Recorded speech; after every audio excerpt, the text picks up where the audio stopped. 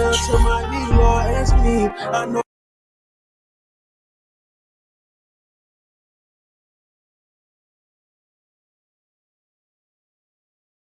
them niggas ain't fucking with me, I keep my DD. I know them niggas don't want no part, I keep us easy. Yeah, oh big ass glizzy. My mama tell me all the time, baby, you gonna be a star. But she don't even like rap music. For real. That's your dog in it, yo, that nigga won't get your pee. I had to stop fucking with niggas, I knew they won't fuck with me. And I can't wait to run touch, we gon' run these mix. Shit, I can't wait to scope touch, we gon' kill the niggas. I know them niggas ain't fucking with me, that's why I brought new blitz. I know them niggas ain't fucking with me, that's why I put an extension. I know them niggas ain't fucking with me, y'all make your mama miss you. I had to move up out my mom's house, I couldn't bring the tension. Cause when I leave about this bitch, I gotta bring the clips. Hey, when I leave about this bitch, I don't know if I'll come back in.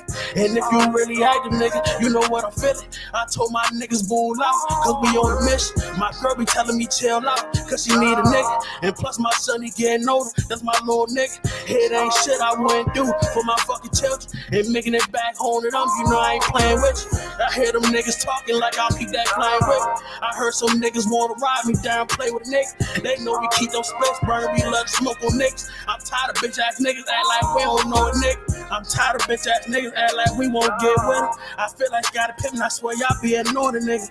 I feel like gotta pimp me, young nigga, I keep a Jordan with me. I feel like gotta pimp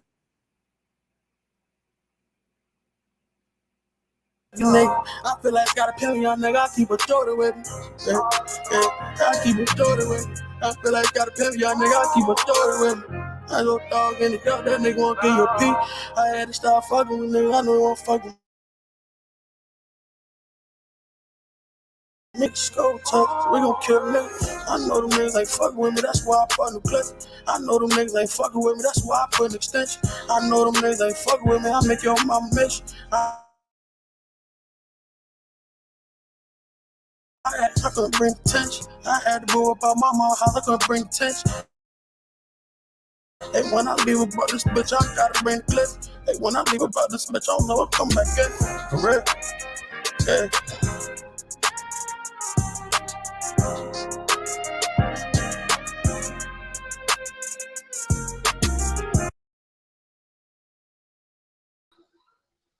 Yo, what's going on? You got some more BAP? You want to play real quick?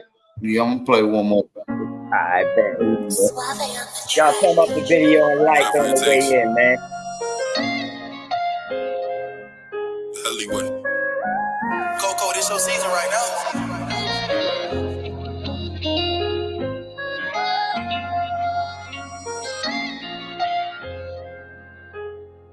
They won't see me. They won't let me hear you. I gotta sleep with one eye open, you been making me nervous. I take a piss, my hand on the stirrup. I know the eyes wanna murder. I got a feeling, deep my stomach, paranoid, yeah. I won't let them, yeah. They won't see me, yeah. I gotta sleep with one eye open, you been making me nervous. I take a piss, my hand on the stirrup. I know the eyes wanna murder. I got a feeling, deep my stomach, paranoid, yeah. I can't let them, yeah. They won't see me, yeah. I put attention, all of my blood, all of my veins. They started with perky, now that hair by numbers veins. You started with serving, now them drugs drove you insane.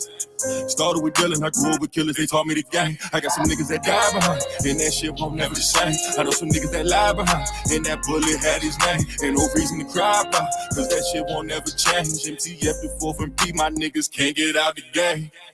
I gotta sleep with one eye open, you been making me nervous. I take a piss, my hand on the stirrup. I know the eyes wanna murder. I got a feeling, deep my stomach, paranoid, yeah. I won't let them, yeah. They won't see me, yeah. I gotta sleep with one eye open, you been making me nervous. I take a piss, my hand on the stirrup. I know the eyes wanna murder. I got a feeling, deep my stomach, paranoid, yeah. I can't let them, yeah. They won't see me, yeah. Lost, see, I glossed to it, shit ain't been the same. Heard the ops talking to the feds, giving names. Who gon' feed my family if they take me out the game? Keep one in the head and one eye open, that ain't change. I'm quick to catch a body. When I shoot, he shoot, I know bro shooting right beside me. Them hollow tips go through the wall and then they hit his body. Them hollow tips go through the wall and then they hit his body. I gotta sleep with one eye open, you been making me nervous. I take a piss, my hand on the stirrup. I know the odds wanna murder. I got a feeling in my stomach, paranoid, yeah. I won't let them, yeah. They won't see me, yeah. I gotta sleep with one eye open, you been making me nervous. I take a piss, my hand on the stirrup. I know the odds wanna murder. I got a feeling in my stomach, paranoid, yeah. I can't let them, yeah. They won't see me, yeah.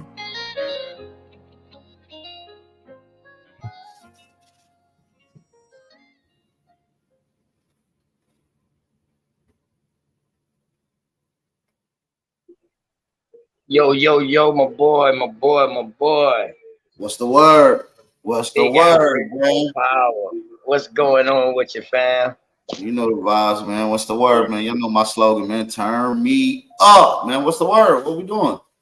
What we doing? Well, you see it on the screen, man. You know, appreciate you for letting me do this interview with you, big bro. For sure. You know what I mean? And I really appreciate this because what I plan on doing is I plan on interviewing you, A1, Top Cats. Hopefully I can get Dane. You know what I mean? I want to get the originals who built this avenue and this lane for, I'm gonna say, for people like me that have a lane to come into, you know what I mean? And giving an opportunity, you know, people like y'all boys give us an opportunity and a chance to voice ourselves and, you know, never look down on us or nothing like that, man. So it's people like you that need to get their flowers while y'all here. You know what I mean? So we gonna turn it up, man. Got some good questions for you, man. Got my boy Straight Smoking here too. What's going on, Straight? As always. Okay. Yeah, BAP. So man, whenever you ready, man. But like I was saying, I appreciate you, man, for coming through. Appreciate the work you're doing out here. Keep doing the work. I hope y'all don't stop no time soon. You know what I mean? Still some more things. We just getting started for real, man. We just getting started for real. I swear to God. Okay. For real, man. Me and you was talking about this for about a month now, huh? About doing the interview. You know what I mean? Yeah. We heard now. You had a major one the other day with Root Words, man. And I told Root last night, I said, bro, after I listened to your info, I had a different thinking about you. But after that interview, I had even a better understanding of you. You know what I mean? And that's more. This is needed, man. You know what I mean? More. This is needed. And now they can understand why BAP says the things he do. Why BAP does the things he do. You know what I mean? Right. That's real. That's real. Now the Root Words interview definitely was dope. We got a gang of other interviews over there. Go check it out. We got one of the OG legendary Aborigines, OG legendary Moors, OG legendary people in general on the channel. You know, I even got one of the exclusive interviews with Sinetta. Exclusive sit down. You know, so go check them out. I got some with Big Dog. I got a couple of them over there, man. Hawk School. Who else? Aboriginal TV. I mean, it's a lot of them. Yeah, man, definitely. You might have to recycle those back up front so people can catch them as soon as they come in. You know, especially with Brother Hawk School too, man, and all them other brothers that you name. Bunch of powerful people, man, and I'm glad that you're doing what you do, man. Like I said, just keep doing it, man, because it's people like you also too.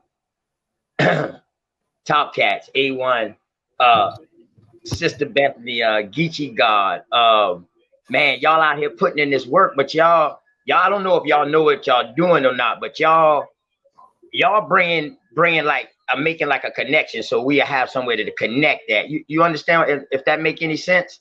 Yeah, we just doing what the ancestors provoke us to do. You know what I'm saying? We don't want too much shine for it, too much credit for it. It's just the ancestors, but we do put in a lot of work to sustain this. So shout out to the brothers and sisters that is putting in the work. You know what I mean? We just regular old dudes, you know what I'm saying? We just like you. Right. Salute. I salute for that, man. Pretty sure, man. So if you're ready, man, we can go ahead and get into these questions, man. And you know, let's get it. Let's get it. I bet, man. You know, hey, y'all hit the like button. I'm gonna go run my little one situated in like 5 minutes, so I'll let you know. But we can go and get to a couple questions real quick for sure. Okay, I bet. Y'all thumb up the video, like, share, subscribe. You know, on my side, man, y'all subscribe up to Big Aboriginal Power. And if y'all on that side, you know, just tune into my shows or whatever like that. Don't subscribe until you comfortable with what I got going on over there. And then we can go from there. So I start with the first one, man. Where your ancestors from? That's a good question. Most people got a gang of ancestors. You know what I'm saying? If you go back a couple generations, you'll find them 16, 36, 47, 48. You know what I'm saying? 100. You start going back in them numbers, it triples, it quadruples, and it multiply every time. So my general and immediate ancestors come from Georgia, South Carolina, Tennessee, shit like that. You feel me? Right, right. Facts. And you know, that's where I'm at in South Carolina too. So yeah, my family from the North Carolina though, like from like Asheville, Robertsville, shit like that. Yeah, that's right next to the mountains. You actually cross through Asheville to get. That's how we travel when we go to Tennessee that way. You know, when I go to Chicago and stuff, go through Asheville. Yep. Knoxville and all that shit. Okay. So you know, you straight Southern. You know what I mean? Southern boy, pretty much. You know what I mean? So you got them Southern roots, man. So what kind of childhood you had? Where was your childhood at? Where did you grow up at the start, like the prime of your life? And if you moved, let me know. Just go ahead. I want you to just build. Just go from like. I've been in Tennessee my whole life. I'm from Tennessee, Knoxville, Tennessee. You feel me? Regular old life, you know, grew up in a little regular neighborhood, black, dominantly a Negro dominant neighborhood in the west side of Knoxville. My family from the east side, but I grew up on the west side. Just a regular ass little life, you know, getting into shit, regular, enjoying it, you know, as a kid, not knowing shit, just regular.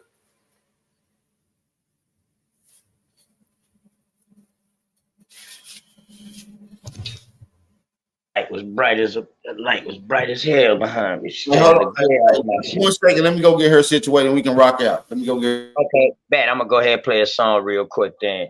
I'll play a song real quick straight until he come back. For sure.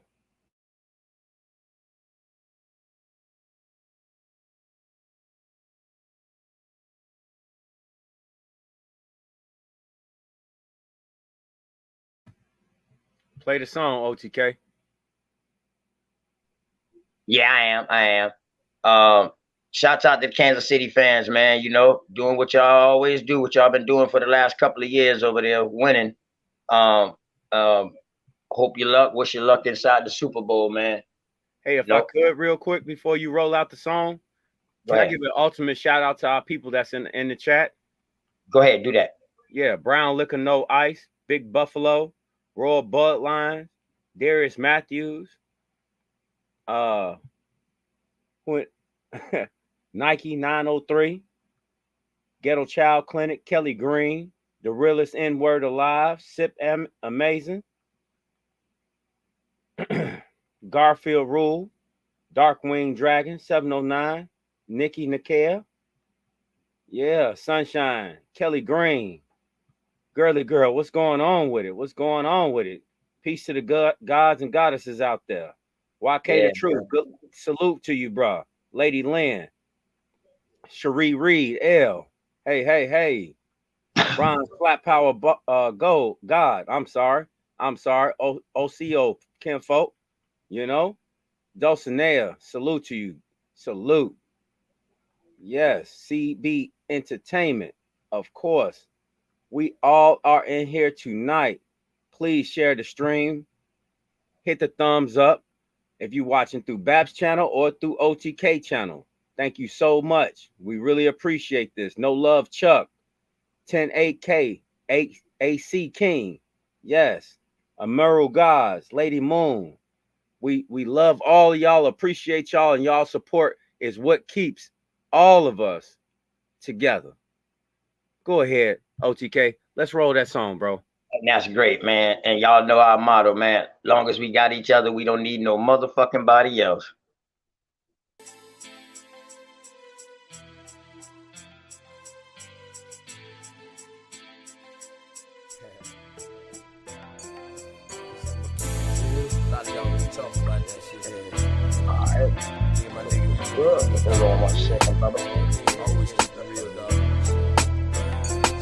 Man, I'ma keep it real until the day that I die. Ain't no ifs, ands, or buts, no need to ask why. I can't lie. Hey, man, you know I keep it 100. I can't lie. Hey, man, you know I keep it 100. Man, I'ma keep it real until the day that I die. Ain't no ifs, ands, or buts, no need to ask why. I can't lie. Hey, man, you know I keep it 100. I can't lie. Hey, man, you know I keep it 100. Every day of my life, man, I gotta stay 100. That's just how it is when you coming where I'm from. Hey man, I rock my own clothes with my name on my shirt to let everybody know the L is the same and the B is for Blizzle. Yes, I make it snow, but just keep that on the Lizzo. My bloodline is filthy, most of us is criminals. The jack of all trades, but the master counting decimals. Sticky situation, so I keep my heat accessible. I'd rather your beefs than my peeps looking pitiful. It's crunch time. Hey man, I do this for y'all. Just in case you didn't know it, man, I die for my dogs. My only fear is counting too much money. The same cats that help me get it might try to take it from me. My deepest fear is goons pulling up beside me, ready to lick shots, pop, pop, and try to blind. I'ma keep it real until the day that I die. Ain't no ifs, ands, or buts, no need to ask why. I can't lie. Hey man, you know I keep it 100. I can't lie. Hey man, you know I keep it 100. Man, I'ma keep it real until the day that I die. Ain't no ifs, ands, or buts, no need to ask why. I can't lie. Hey man, you know I keep it 100. I can't lie. Hey man, you know I keep it 100. I came from a family where females were go-getters. Granddad was an alcoholic, grandma was a bootlegger. Hey man, that's where I got my hustle. Plus my Aunt Julia was never scared to bust ya. And Uncle Dan, he was a fool. He didn't care about too much. You smoke, you too. Taught us that drug dealers didn't last too long. That's why I put my all into each and every song. I see death around the corner. Lord knows, where will I be without Joanna? She helps me focus and keep my eyes on the prize. Man, your boy been hunted. Man, I put that on my life. And I'm just trying to live right. I know goons that was killers that committed suicide. One thing's for certain, two things for sure. You can take my breath away, but I'll never sell my soul. And I'ma slow real until the day that I die. Ain't no ifs, ands, or buts, no need. All right. Just a short little break. We back. I'm back. It ain't take long. We back. Yo, y'all boys turn up, man. Appreciate y'all boys, man, for coming through and checking out the interview to bring us up and close with our brother BAP. We always see him on the other end, dishing out his information and giving us a space to come and debate and all of that. But now it's time for my brother to sit back and relax. You know what I'm talking about? Yep. We just chilling, man. Hey, I'm here for whatever. Where? So, you grew up with both parents or one? Nah, I grew up with one parent. My mom, my father passed away at like a very young age. When I was a young age, he was young too though. But just moms. And then I eventually I was raised with my grandma from like the age of 5 till, till forever, Yeah, and shouts out to the grandmas out there, man, who helped raise us. Man, you know what I mean? Yeah, my mom was young when she had me, man. You know what I mean? She still had life. She still wanted to go party and all that, man. Shouts out to grandma, man. You know what I mean? Hell yeah, mama didn't want to go party. Grandmama like, fuck it. And so, So my grandmama ended up taking care of all her children's kids. You know what I'm saying? Both of her daughters' children. You feel what I'm saying? So my grandmama raised 6 of us. So all y'all like brothers and sisters then? All my brothers and sisters and my little cousins. My cousins and shit. Right. Oh shit, them ain't your cousins. Y'all grew up in the same house. That's brothers and sisters. They like brothers. You know what I'm saying? My little cousin and my little sister, they like twins. They birthday like a couple months apart and shit. They like twins and shit. Where hey, that's crazy, right? How grandmama kept she always had space. You know what I mean? Yep. grandma, and granddad too. Shouts out to granddad too. You know what I mean? Those of you who had grandfathers too, that was in your life, you know what I mean? Granddaddy. Yeah, man. But grandmama had this certain thing about her. You know what I mean? She had this certain connection with herself to it, you know. And I see you came up just like how I came up as far as like my grandmama was rough though. You know what I'm saying? She wasn't like a strict church. I mean, she went to church and shit, but my grandma was like gangster. You feel me? Like my great grandmama was a gangster. She was a bootlegger. She was the candy lady. She sold cigarettes, motherfucking everything, bro. My grandmama, man, my great grandmama smoked weed. I swear to God on my grandmama soul. She used to smoke joints. I remember nigga, my grandmama smoked, nigga. Oh shit! I can see. My grandma was known to pull guns out on motherfuckers when she was younger, even when she was a little older too. You know what I'm saying? So, you know, I can't. You mean to tell me that's your grandmama that they showed? Don't be a menace by drinking a 40. Grandma rolled with Kept that 38 special, huh? Yeah, grandma. Kept that 38. That's crazy, Bap.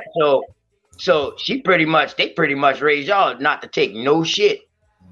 Yeah, I mean, to be honest, they had us in the church and shit, wanting us to be in the choir. You know, she liked singing, so they grew up listening to the Whispers, the Commodores, the Temptations, and you know, she liked that shit. She got us in the church. She used to want us to be a little group. All her little grandbaby, y'all all go sing, and you know, had us dancing and singing and shit.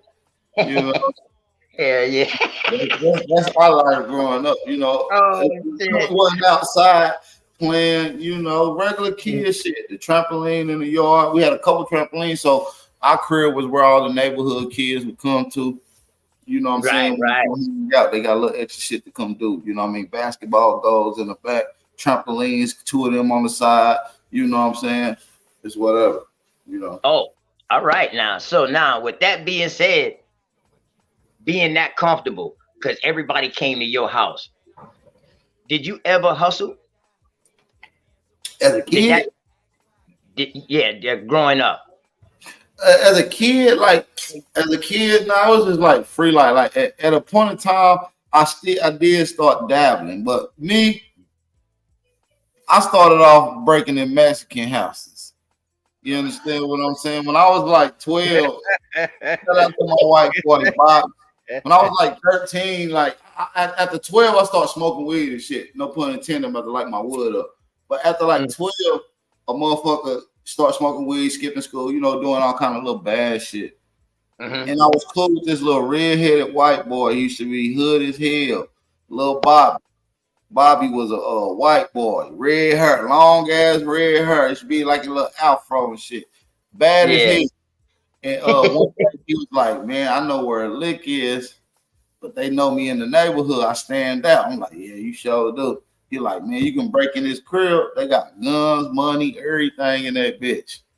So I'm like, I'm scared than a motherfucker. So I'm like, all right, I'll do it. He like, do it this day, blah, blah. I'm like, yo, gang, I'm gonna do it, OTK. So I rolled the little bus, the little city bus to the little area, you know, free bus for kids and shit. I jump on the bus. I ain't got shit. You know what I'm saying? I'm just going over there about to go try to break in this crib. So I knock on the door. Nobody come into the door. Okay, you know, the ghost is clear. You understand me? OTK. Yeah. I'm ready to go in. So my mind, I'm like, I ain't got no gloves. So you know me, I'm like, I don't gotta bring too much, but I'm gonna leave with a lot of something. You understand what I'm saying? So I took my socks, my shoes off, and you understand what I'm saying? Over the hands. Yeah, I put my socks on my hands. Yeah. You feel what I'm saying? It's a real story. So listen, P-Gang. Go ahead. The window's high as hell. You feel what I'm saying? I'm a little nigga. I'm like 13. You know what I'm saying? Little skinny. Right. This skinny ass. So it's a big ass motherfucking window. It's high as hell, like 9-10 feet. But it's a van parked directly under that bitch. And I done checked all the shit. I'm looking scary as hell. You know what I mean? Down there suspicious at this motherfucker. You know what I'm saying? So I make the wise idea to get on top of the van and check this last window. Boom, the bitch open. I jump in. My heart beating. You know, this first time look Ab, I ain't broken nobody shit before. You know, and long this some illegal immigrants. We don't know what the fuck they up to. They could be in this motherfucker sleep. You know what I'm saying? So I go in that motherfucker. I try to walk, but my leg is shaking. I'm talking about that motherfucker shaking. I'm talking about I can't walk.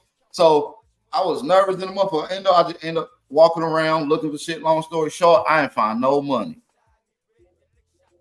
Didn't find no money. Didn't find no little weed that we was looking forward to the weed, but I found like 15 guns. Uh-oh. Now I'm 13. I ain't never even touched one before. Right. And these are immigrants. So you like shit. They ain't about to report these motherfuckers. Bro, I put all them bitches in the motherfucking pillowcase, and it was like 15 I took. And I took them, jumped out, left, took the little bus back, and called the little white boy Bobby. Bobby wasn't nothing in there. Wasn't nothing in there. Damn, wasn't nothing in there. I had a few guns. He like, all right, boom. I got somebody that you can sell all them bitches to. Long story short, I end up knocking them bitches off. You feel me? And so I thought that was an easy way to get into things. You feel what I'm saying? Then eventually I start dibbling and dabbling a little bit in the streets. You know how it go. I was pretty much at the time of you dibbling and dabbling with that. Did you get involved with gangs? Did you ever get involved with gangs? Yeah, my city was infected with gangs, bro. My city was infected with gangs. I see, you know, I'm a 90s baby, so I was born in the 90s.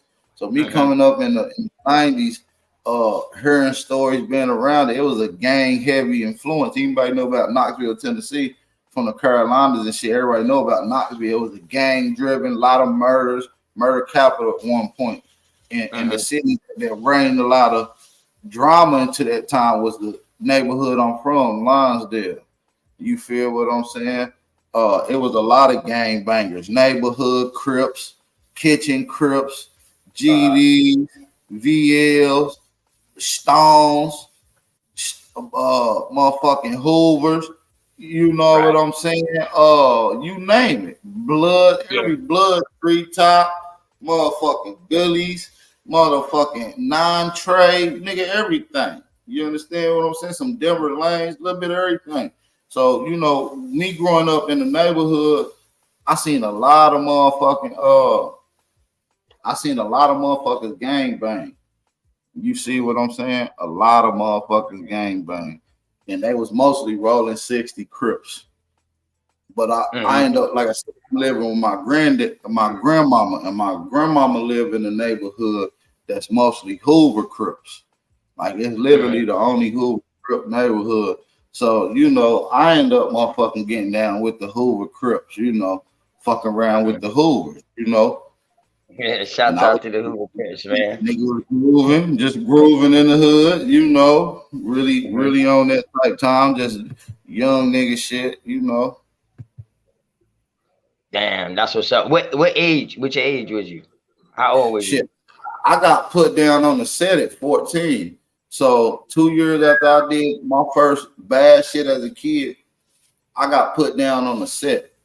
When I got put down on the set at 14, I was selling crack. You understand what I'm saying? So, you know, niggas was making hella good money back then. Shit, yeah. Hell yeah.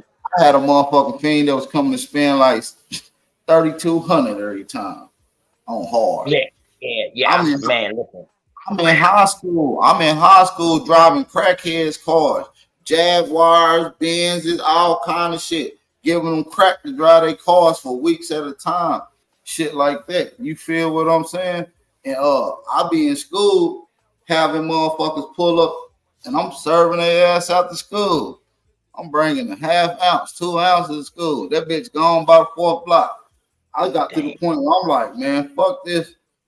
I don't even really feel like going up in this bitch. So I end up not really going to school. That's when I got the bright idea to drive to Cali.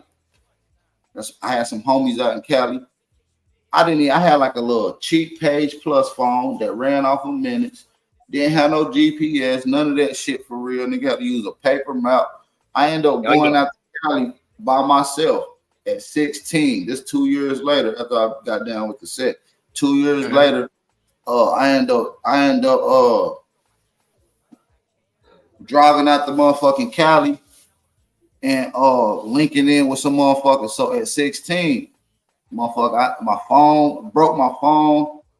I'm thinking it's a 3.5 day trip, you know, my estimation from where I was in Tennessee.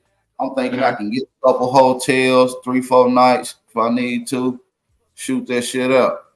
You see what I'm saying?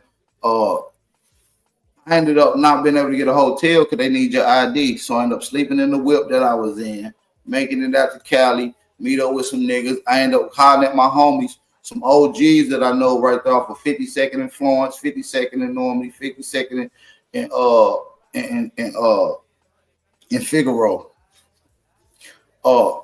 I ended up getting locked in with them, re-sanctioned, and I took another phase. So I took a 5-man fade, 1-on-1, 5 niggas, and then I did a 5-man pack out where it was 5 niggas on me. You feel me? So I did 5 dudes 1-on-1 with 5 niggas all the way out, and then them 5 niggas all at one time. You feel me? 52 seconds. You feel me? Got put down on the set. You feel me? And hey, y'all niggas in the hood and y'all niggas in the chat know what y'all talking about. Let me tell y'all this. Talking about Hoovers ain't Crips. Y'all stupid as fuck. 5 deuce. I just said I was off 52nd and what? That's 52nd, bro. 52nd Hoover Gangster Crips is the only Hoovers that still claim Crip. All the rest of the Hoovers from 111, 103rd, 8 Trey, 9 Trey, they even 7-4s, they all are criminals. They criminals. So nigga, check y'all shit. Y'all don't talk gang shit. Y'all don't know. Check y'all ass on my mama. And I'm gonna let you rock. You know what I mean? I save my info for when it's my turn, but I'm gonna let you rock. But yeah, I know what you was talking about when you were saying Hoover Crips. You know what I mean? You know, put some respect on my set is the Hoover Crip. My set 5 Deuce is the only Hoover set that never changed to be criminals. 5 Deuce, the 5 Deuce card is the only ones that stayed Crip. You see what I'm saying? So we never called ourselves criminals. Everybody else was criminals though. Criminals, yeah, okay. All right. You man, tell us about the babies, man. We see one of the little Bapsters came in the background yesterday, man, for a quick second. You know what I mean? How many kids you got, man? I got 1. You got 1. Yep. That's a shout out, man. What's her name? Her name or his name, man? Go ahead. My little girl name is Sarah. Sarah. Yeah. Sarah. It means princess in Arabic or in Algonquin. Oh, so that name translation. So is that the same? Nothing. I'm gonna leave that alone. So Suit is a princess, man. I will leave that alone. Okay, all right, bet. What brought you to being an abo, and was you anything prior to abo, like leaving out of the church, like Muslim, anything like that? Go ahead. No, you're right. That's a good question. Obviously, you know how it is, bro. OTK, you from the South. Most of us grow up Christians. Yeah. You feel me? Of some sort, whether you are apostle, Presbyterian, A&M, Baptist, Southern Evangelist, we can keep going on and on, right? Yeah, you're Christian, right? And so I grew up Christian, bro. I grew up Christian to about the age of 20. You feel what I'm saying? Yeah. To the age of 20. And at the age of 20, what happened? At the age, well, doing leading up to 20 at 18, leading up to 20, I was like in the crib. Some of that time I was in a wheelchair. You feel what I'm saying? Which we skipped that, so that may be for a whole nother interview. I was in a wheelchair.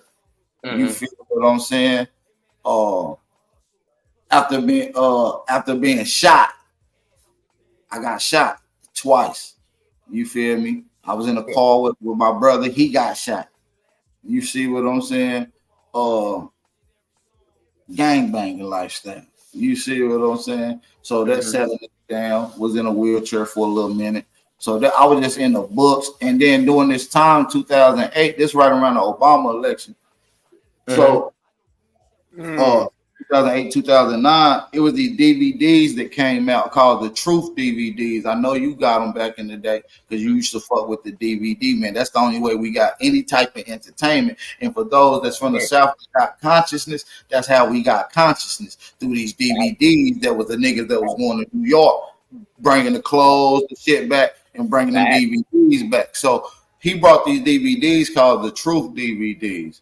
Now the Truth DVDs was the Illuminati DVDs that people was talking about back in the day. Talking about Prince, talking about New Rule, talking about all this shit. So it just kind of took me all the way away from the church. Like, yo, fuck that. I'm trying to see what this shit. You feel what I'm saying? Yeah. And so that kind of got me on a conspiracy type thing. So I guess the conspiracy shit is kind of what got me away ultimately from the church religion type shit, you know, going to church and shit. And that's because these conspiracies, that what they call it conspiracies, are starting to become true. Well, at that time, like it was like, nigga, it's a conspiracy, nigga. We didn't.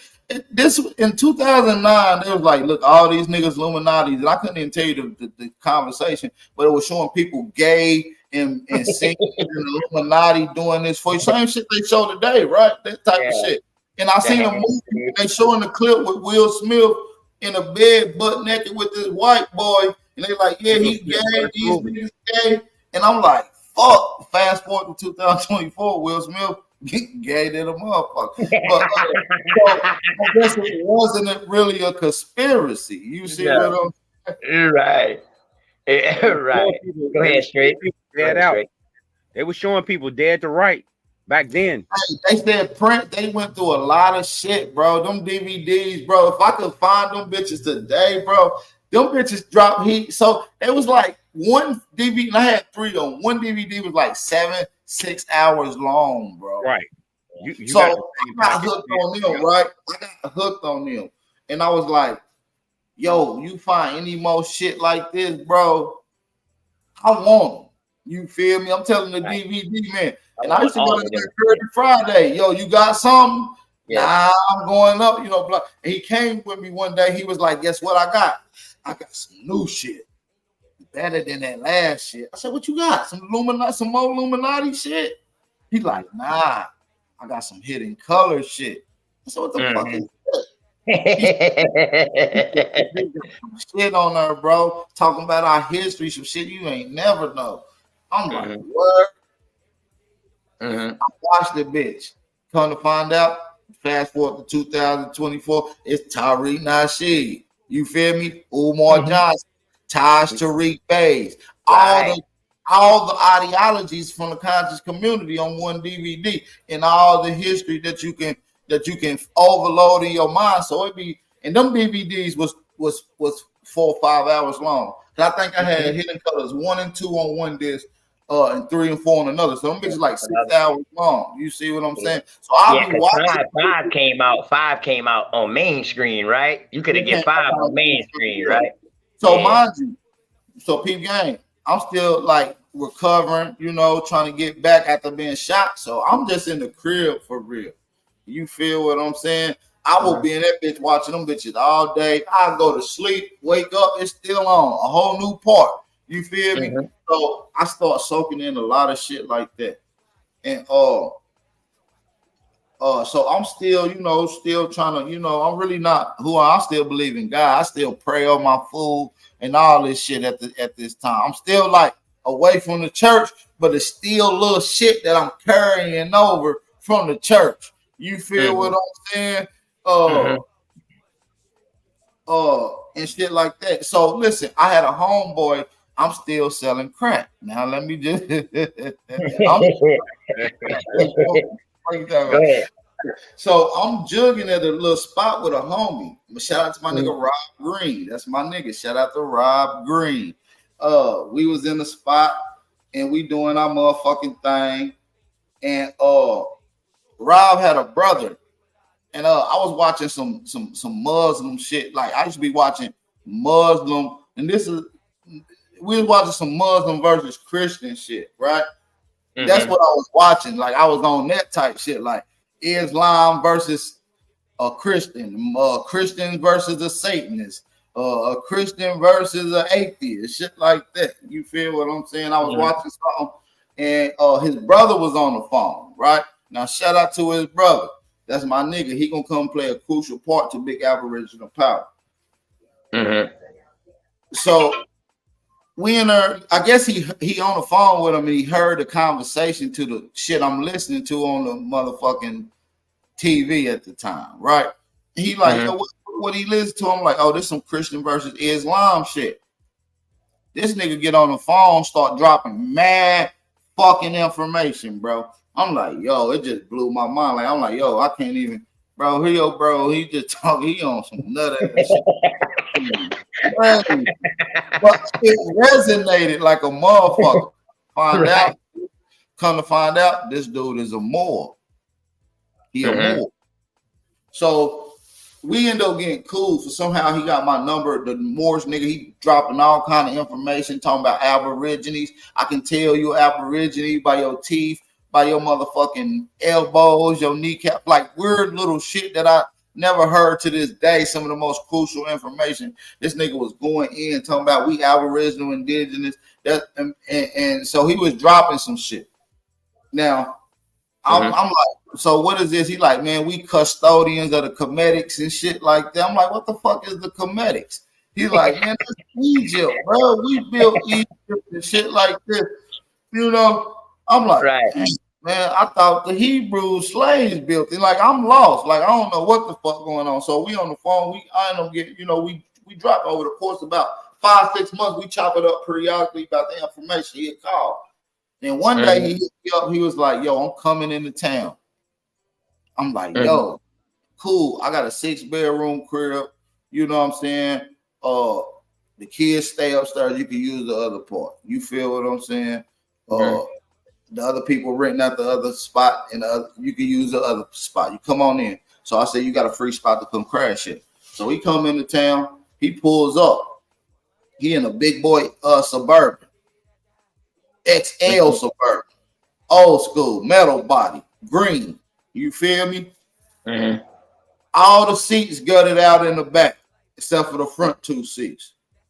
Only thing in the back, I'm talking about filled to the top. Number DVD. Books. Oh shit. Books, bro. Nothing but books, bro. Never seen that many books in my life in one person's possession, bro. Swear to God. So he grabbed book after book after book. This nigga ended up staying in my crib for like 45 days, bro.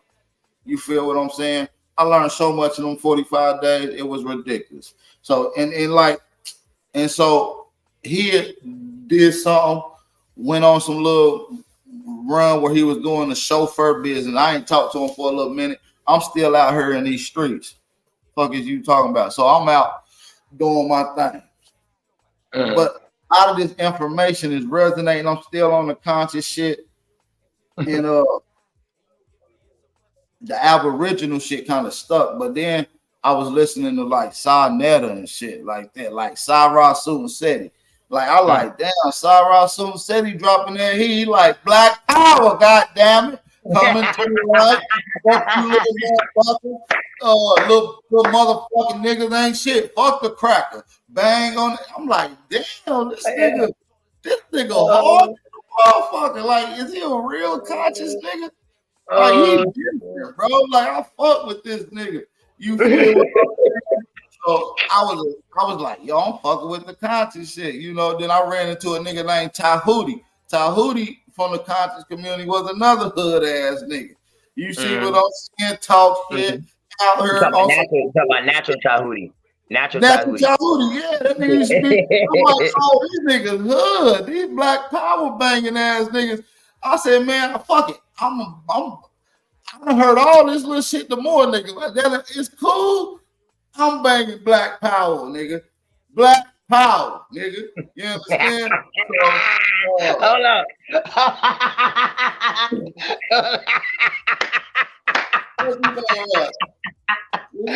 Oh, you were only here first, man. Straight out of BAP mouth himself. So y'all don't have to hear nobody else say it. He's telling you how he was in there.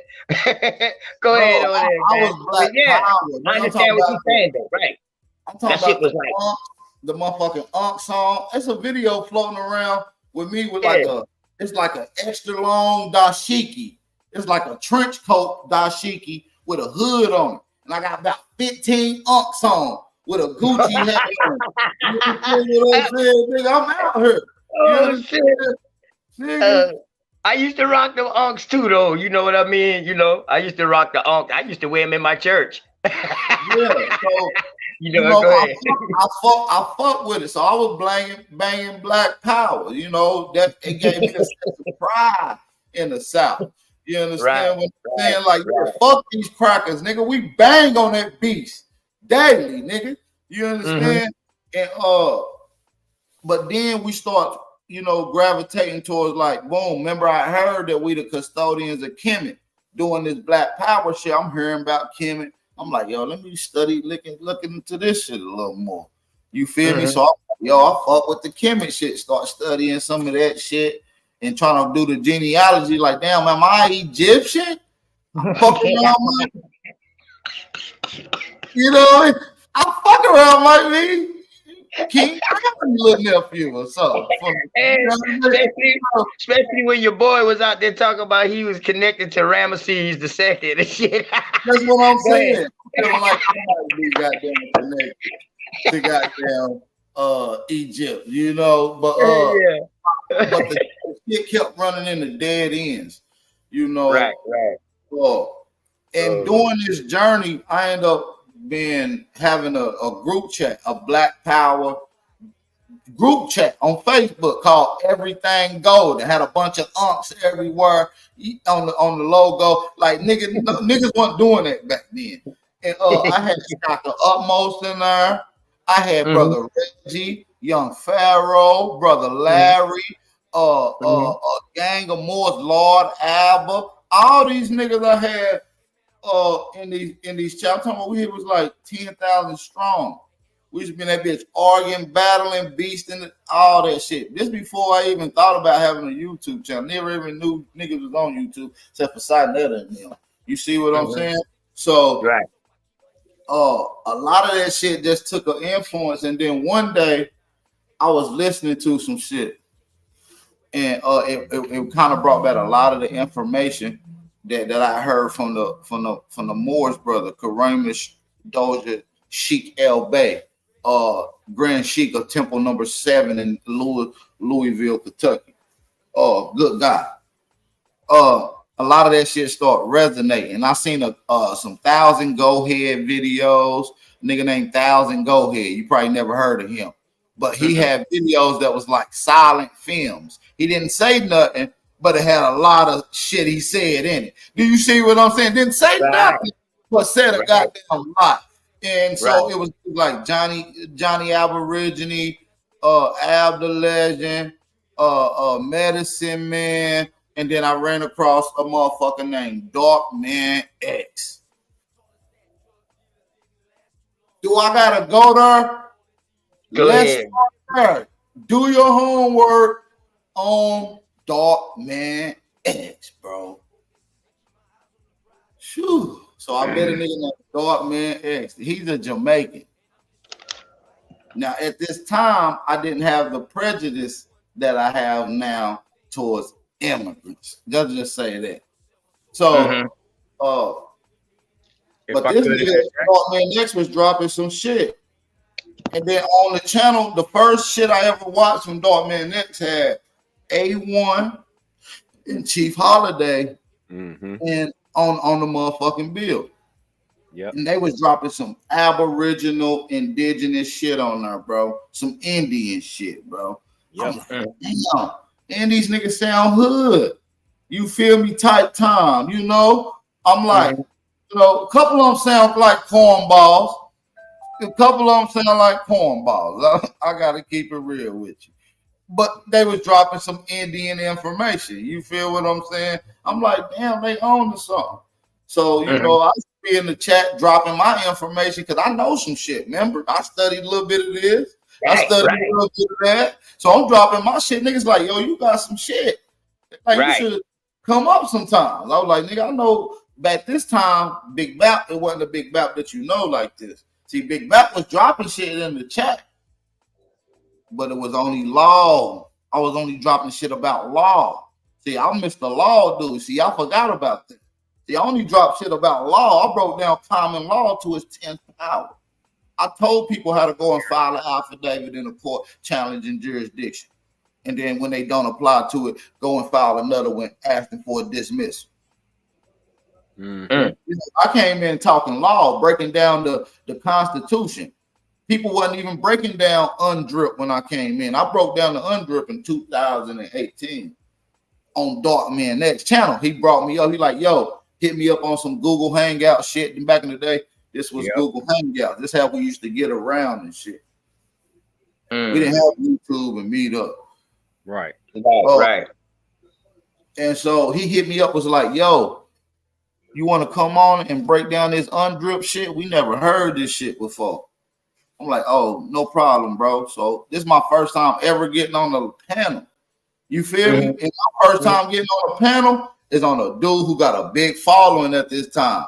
Dane Calloway been over there, Kalinago them been over there, A1, Chief, Phoenix Moon, all these names in the Aboriginal community. So I'm like, yo, I gotta come on here and give a lecture too and break this shit down.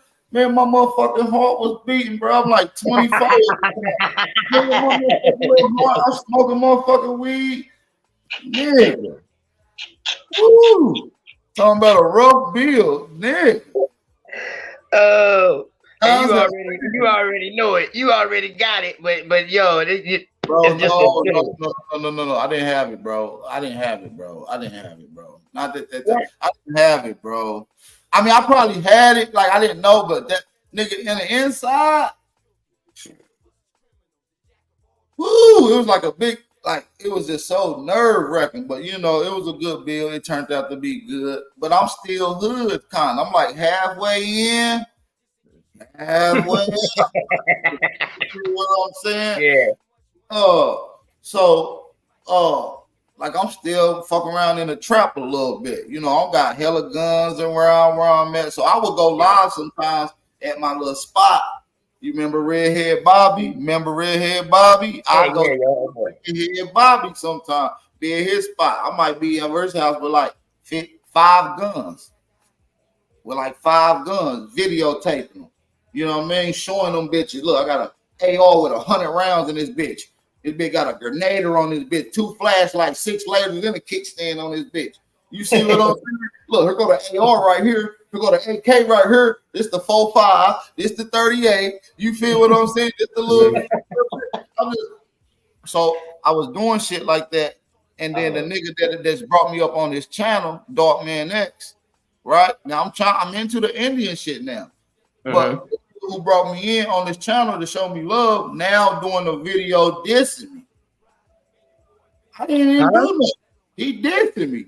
Yeah. After the first show. He talking all kind of Jamaican accent. Wagwan, fuck you, Aborigine power. You's an agent. You's a motherfucking agent, nigga. You's a police. You's a motherfucker. You got military guns in your video. Them illegal guns that only the black ops got. I'm like, what? Bitch, this just a regular AR with all the attachments on it. This ain't shit. This ain't nothing, dude. What are you talking about? He like, blase blah. He talking shit. So I'm like, damn, that's weird. I don't even got a YouTube channel, fam. And you only did one build with him. I only did one bill ever. At that time. You feel me? But listen, let me go back. All right, let me go back. So after I did that bill on his channel, everything was cool. He got into it with this nigga named Chief, with my brother named Chief Holiday, right? Now, Chief was on. I told you, I seen Chief, A1, and a couple other motherfuckers on dude channel too. Right. Well, Chief, he started beefing with Chief, right? Mm-hmm. And now I was cool with Chief and everybody because I fuck with them. I subscribe to their channel, I watch their videos and shit like that. You feel me? Mm-hmm. Chief hit me up behind the scenes. Now, Chief hit me up, was like, hey, you see this shit? That nigga Dark Man X going at me for no reason. I said, yeah, man, I fuck with Dark Man X. He said, nigga, I don't know why. He said, he gonna go with you next. I said, go with me next. I said, nigga, you crazy old motherfucker. Nigga, he ain't gonna come to me. He ain't got no reason. I didn't do like, he just invited me up on his motherfucking channel to do a build, Chief. Yeah. Why the fuck would he come at me? Nigga, right, what I do? Lo and behold. Less than 2 days later, the nigga did a whole video of me, dude. Lo and behold. Chief called me with that little laugh. Said, I told you. Word. I can hear Chief say that shit to your ass now. So that's how I really got locked in with Chief. He was like, I'm going to have you come on another brother's channel. Because he was talking about Chief and A1 at the time. So that's when I first got introduced to A1. Me and A1 that he never knew who I was, never heard of me, none of that shit. I came on his channel, we were going back and forth, and that was my introduction to the community, bro. But I'd already been dropping information on the chat, on phone, on like Google chats and shit. Like I was having conversations with beating up on Garfield and all these niggas before I even had a YouTube channel. Okay. And I used to be cool with a lot of tethers. I used to bring all the immigrants into the community. All the immigrants, Jamaicans, all the Caribbeaners, motherfuckers from Canada, Australia, Europe. I was cool with all the tethers. Every tether turned around and stabbed me in the back. I don't trust none of them. Hold on. You brought them around and they stabbed you in the back. Bro, who you think brought Corey Mayo around, bro? Oh, go into that. I didn't know that. Go ahead. I heard A1. I heard not A1, but I seen inside the chat the other day, man. You know what I mean? That he stole somebody's work. That A1 information for years, but when it comes to like bringing them into the builds, conversation, it was brothers like me and Jaguar Omet. Right, I heard of him too. Yeah, from the Jaguar, and they was cool through the 420 drop shit already, and so we was cool. It wasn't no animosity. We hear your accent, and we could tell that you might be a Mexican.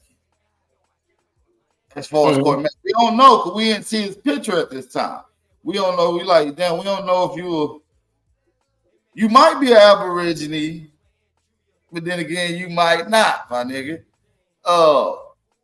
So, you know, me and him was cool though. You know, he was coming on my channel, he was coming on around in the community and shit.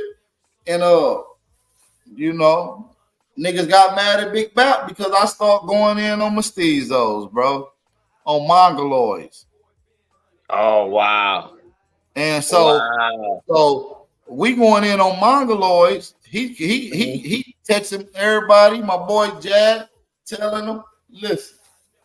Tell these niggas they can't talk about mongoloids no more. Huh? Who can't talk about mongoloids? Oh, okay. Then don't say nothing else. Don't say nothing else about no motherfucking mongoloid. This is what Corey Mayo saying. Right. I'm like, damn, this nigga said we can't talk about mongoloids. Nigga, I'm about to do a bill talking about every goddamn mongoloid I can find, nigga. Nigga, you can't tell me that. Are you serious? You're an immigrant yourself. Can you tell on this? You's a mongoloid defending your mongoloid ancestors. So we caught you. You're not one of us, and you've been stealing it. And a lot of our black people in the community think that little Mexican ice is colder. The information he talk about, he either got it from A1, Dang, then got it from 1,000 Go Ahead, or goddamn 423 Drop. He was in a Rastafarian and shit like that. He was into Jamaican spirituality. Now, mind you, he's not even a Jamaican. So he's just a drifter to all nigga culture. He a Mexican. Just soaking up the information. He a grifter. He gonna go with the flow. Wherever the wind blow, he already on it. Word. But shout out to Corey Mayo. That's all love. I ain't mad at them. No Mexicans or nothing like that. But right now, I gotta be honest, I am now. See, last year, you could have got away. But nigga, immigrants is taking over, brother. Y'all need to know. Hey, listen, I'm glad you say that, man, because I'm gonna skip on to that question. You've been going in lately, doing shows lately about the immigrants and stuff like that. Right. How do you feel? I want you to tell me exactly how do you feel about it, and what do you think is a solution?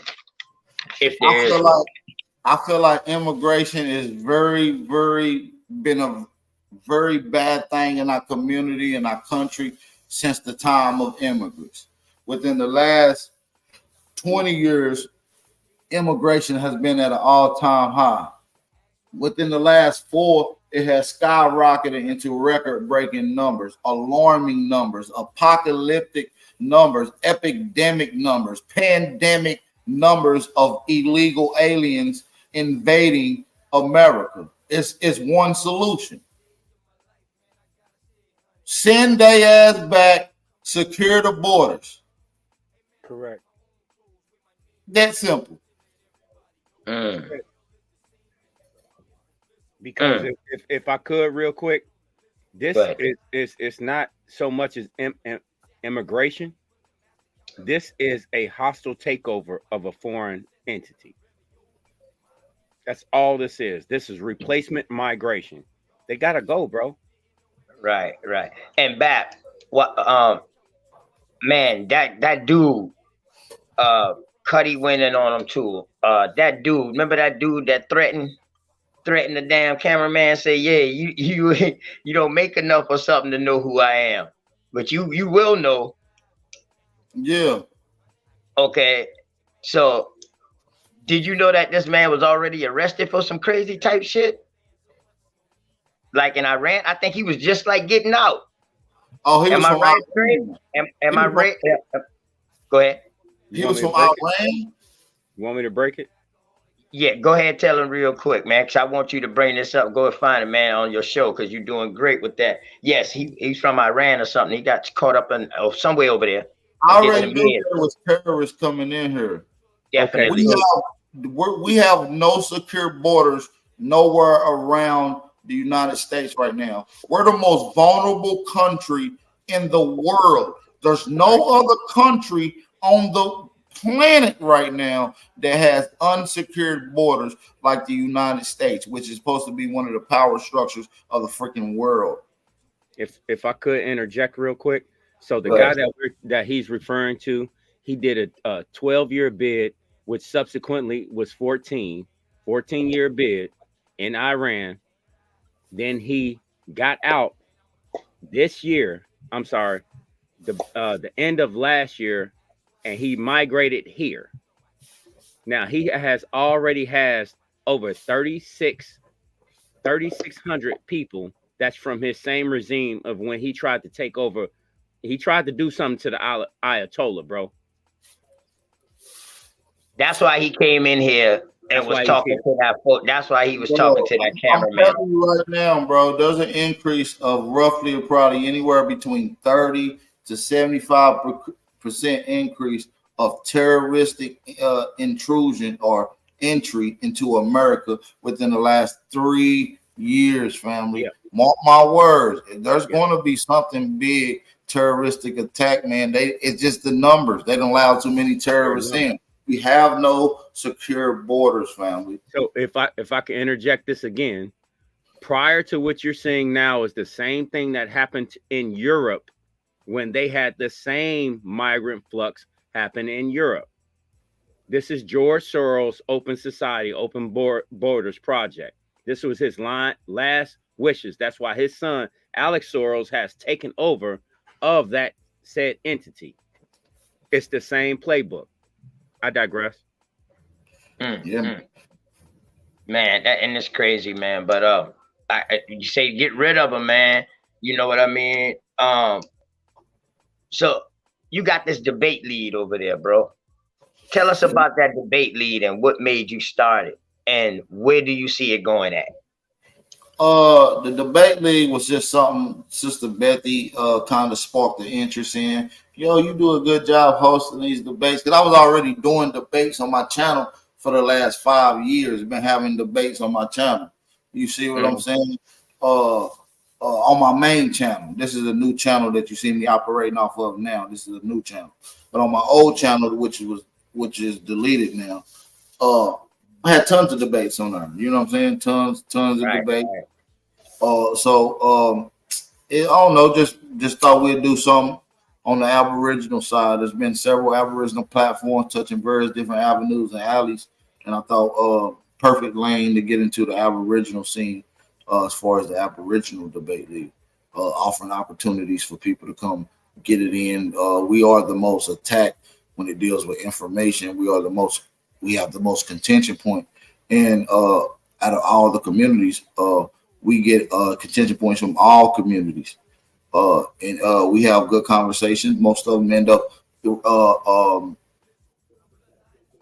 being engulfed into our information and becoming Aboriginal or Indian, if you will, still holding on to some of their religious ties, whether they're Moors, whether they're Hebrew, whether they're Islamic, whether they're Christian. They still realize who they is as an Indian or Aboriginal. It kind of doesn't take away from it, because being an Aboriginal or knowing your bloodline isn't a religion.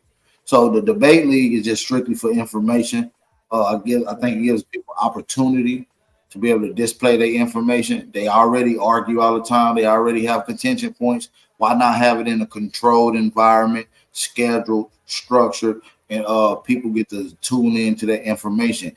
All the information from one particular topic crammed in a particular time frame in a condensed form. It's a lot of information. A lot of people can get both perspectives in a short period of time and be able to make a rational decision.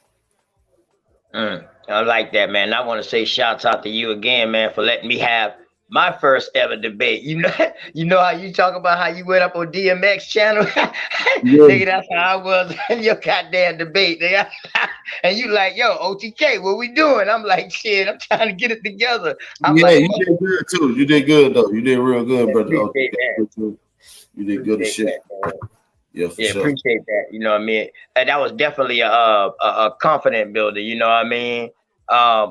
Hey, BAP, put your Cash App on the screen, man, for people, man. You know, some people might want to support, man. Hey, family in the chat. Can y'all put the Cash App in the chat? For those that's listening on my side, I'll put it on the screen. Yeah. Oh, I can't put shit on the screen. I'm tripping. I ain't even on my live. I'm tweeting. Oh shit. Yeah, somebody please put his Cash App in there, man. You know what I mean? I know it's $. I know it's just $ Aboriginal power. You know what I mean? I know it by heart. You feel me? Yes, and appreciate it. Yep. Yeah, man. Support.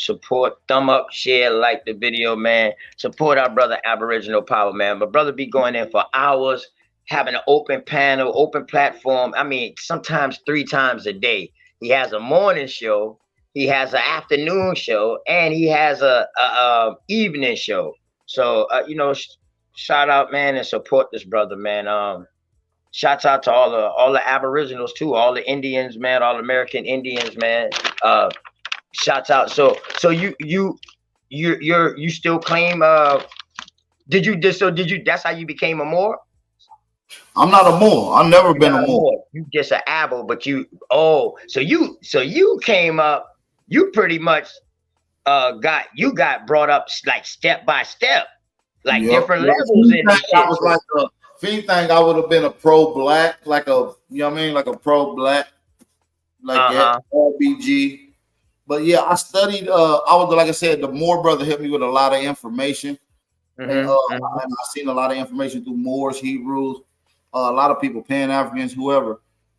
Yeah, but I've never became a Moor. Never became a Moor. Like, yo, I'm a Moor. Like, nah, I never was on that type of time. But I did fuck with his information though. I fuck with that. Right. So that's crazy, man. So you pretty much had different schools of thought just by accident. Somehow by accident they came into you.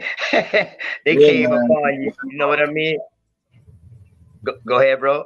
No, I was just wild. Like you said, it was a wild chain of events that had happened, you know. It was very wild. And that's what made, and this is what brought you up to this point today. Yeah, pretty much today. A lot of the information I learned from some of them early conversations, I still bring to the table a little bit at a time. And most of the time when I bring information from back then, people like, damn, I never heard that before. You know what I'm saying? So dude really dropped a lot of critical information that maybe I don't even realize how much information he dropped. You know what I'm saying? To time go on. So I call the brother all the time, be like, yo, bro, appreciate you. Because, you know, at the time, like I said, I'm still in the streets. I call him all the time, be like, yo, bro, I appreciate you. He be like, man, for what? I'm like, bro, just gave me a lot of information, bro. Like, I'm doing a lot of shit, like with the YouTube shit. And he like, oh, you be on YouTube? Like, he don't be on it type time looking and shit, like all that. Like, I'll be like, yeah. And that's when I have my main channel. I'm like, yeah, we doing millions of views. You know what I mean? You got 50,000 subscribers and shit like that. And a lot of it is, you know, the guy that you kind of push me towards. You feel me? He was like, man, crazy. Just keep doing what you're doing. You know what I'm saying? So, you know, shout out to the OG, Sheik El Bay. Okay, shouts out to Sheik El Bay, man. You also battle rap. Do all kind of things. You also battle rap. Let's just say I battle rapped a couple times. I'm not a battle rapper. Like, let's just say that. Go ahead, explain. I took my first battle. I took my first battle last year. Was it last year, y'all? Hit me up. I think it was last year. I took my first battle last year with a brother by the name of Blue. You see what I'm saying? And it was Lex Vortex Battle Rap League. They hit me up. He was like, yeah, man, we got the Battle Rap League. And I was just talking shit for real. I was like, I'll smoke all y'all stupid ass Pan Africans. He was like, yeah, all right, man, you ain't serious. And I was just like, I'm really a competitor. Like, I challenge a nigga in some shit I ain't never even did before. Like, nigga, fuck it. Give me best out of 3 type shit. You feel me? So I like, I'll do it. I'll try it. He's like, let's put a thing together. Can you find somebody else? And there was another Aborigine on the panel who was a rapper already. You know what I'm saying? He rap already. He like, I'll battle rap too. And I'm like, all right. So we'll go with these 2 dudes, which is 2 Pan-Africans versus 2 Aborigines. So the theme was Pan-African versus Aborigines. So it was a whole theme. It was a whole event. It was promotion. You know, I got 30 days to write my bars and shit like that. And we went in, made it classic, man. Went in and made it classic. It was fire. And when you gonna post that up, man? He showed it one day, y'all. Man, that rap motherfucker got excuse me, shout out to Lex, man. But that motherfucker, he ain't gonna give it up. He hiding the motherfucking ball. That's why I say all my next shit is gonna be on my platform. That I gotta have full rights. To the battle, man. But listen, I got some shit on my channel though with Sir Drop. We did one last year. We did one last year with Sir Drop on my channel. I battle Sir Drop. Yeah, that's the one I heard. Yeah. That's fire. Yeah. That's the one you actually were showing on your channel. That's actually posted on your channel on one of your shows, right? So they can actually see that. It's on Talk Your Talk Media. Talk Your Talk Talk. Media. So if you ain't Yeah. subscribed to him, go subscribe. He got that over there. Go check out that battle. It's fire. He got the complete battle. And those guys was on the panel. They was spectators on the battle. They have a Freestyle Friday thing that they do over there. Bring your own bars. Shout out to Talk Your Talk Media. They got some shit going on over there too. So shout out to them. Right, y'all boys go over there to Talk Your Talk Media, man. Also, BAP, you got other channels too, man, that people might need to subscribe to. Hell yeah. I got a new channel. We ain't went live yet. We're gonna go live when we hit 500 subscribers. Once we hit 500 subscribers over there, I'll do my first live stream. It's called Question Everything Podcast. We're gonna be getting into all kind of shit. We're gonna be getting into the spooky stories, time traveling, dimensions merging, Mandela effects, goddamn the Montauk experiment, the Philadelphia Project, shit like that. Bigfoot, aliens, giants, you name it, man. We gonna be talking about everything over there on that channel, man. Right, and that's Question Everything. Yep, Question Everything Podcast. Y'all make sure y'all go to subscribe to that, man. He already has a couple of things up there that's been passing through that he has up there already, man. That's another channel to go subscribe to. Also, my brother BAP is also a hood journalist. Yep. What made you come up with that name? What made you a hood journalist, man? Because I'll be nosy as hell. I'm nosy than a motherfucker. You understand me? I always be wanting to know what's going on with everything.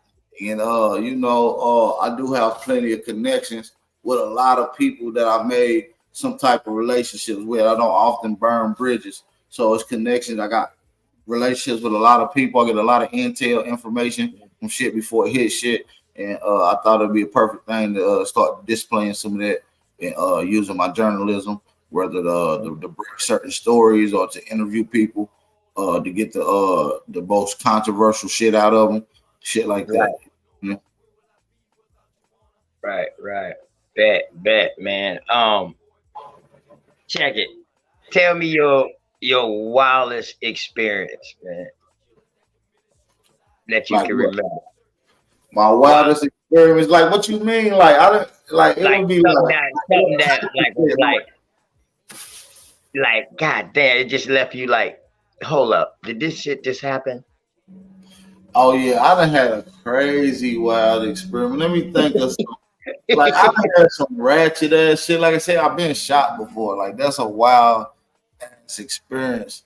Yeah, that's real wild, man. That's real wild, bro. And not only that, my brother was killed during that shootout in the car when we got shot. He ended up dying in the car. Damn, rest in peace.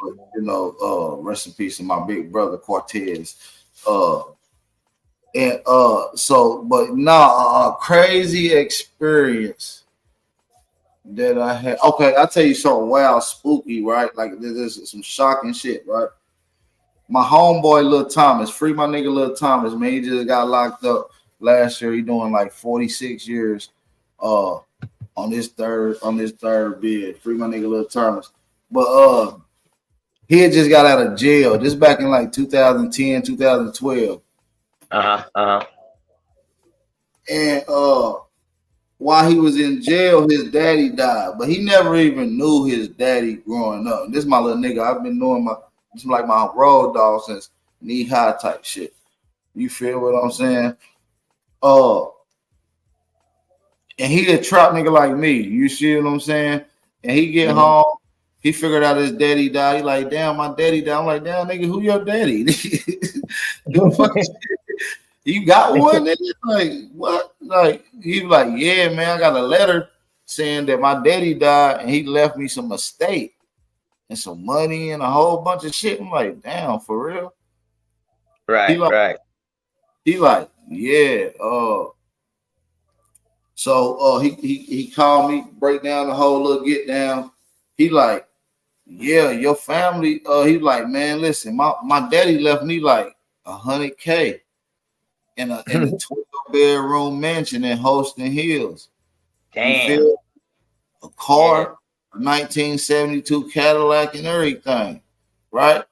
He said, I think I'm gonna stay there and take this shit. I'm like, why would you, nigga? Show your fucking daddy, your daddy gave it to you. So he ended up paroling out to that house and shit like that. So long story short, we over there, we having parties over that bitch, all kind of shit. It's a mansion, pool room in that bitch, inside jacuzzis and shit, a hidden room with cameras and shit. Like, this bitch loaded. Like, it's a crazy ass mansion, bro. His daddy turned out to be one of the first black surgeons in the state of Tennessee. His daddy was the first black surgeon in the state of So we over there one night. Now he tell us the story like this. He like, yo, my brother that I never met used to stay in this house. This was his crib. He fixed it up like this, got all the hidden rooms, all the bells and whistles, the pool rooms, and all this shit in there, right? He like, this is my brother I never met. He got killed outside of here. Somebody or killed him trying to rob him, breaking in the crib to get the money and all his dope that he got hidden in the secret wall in here. Nobody had found the secret wall. So for like months at a time, he was like, now mind he like, this bitch haunted low key. Like, I be hearing shit. So we'll be over there, but I wouldn't stay the night type shit. You feel me? I'm not like, it's a nice crib. You got it, fam. He would call me sometimes like, bro, like, over here, bro. I'm like, where you at? I can sleep by the bar. Like, I'm scared to really go around this motherfucker. Like, it's a 12-bedroom, 3-level, like, it's a huge ass motherfucking crib. So one night we had a gang with like a party over there. We chilling. It's kind of low key, and some bitches over there. We chilling. You feel what I'm saying? My homeboys and over there, we over there chilling, and they telling ghost stories and shit like that, like little experiences that they had.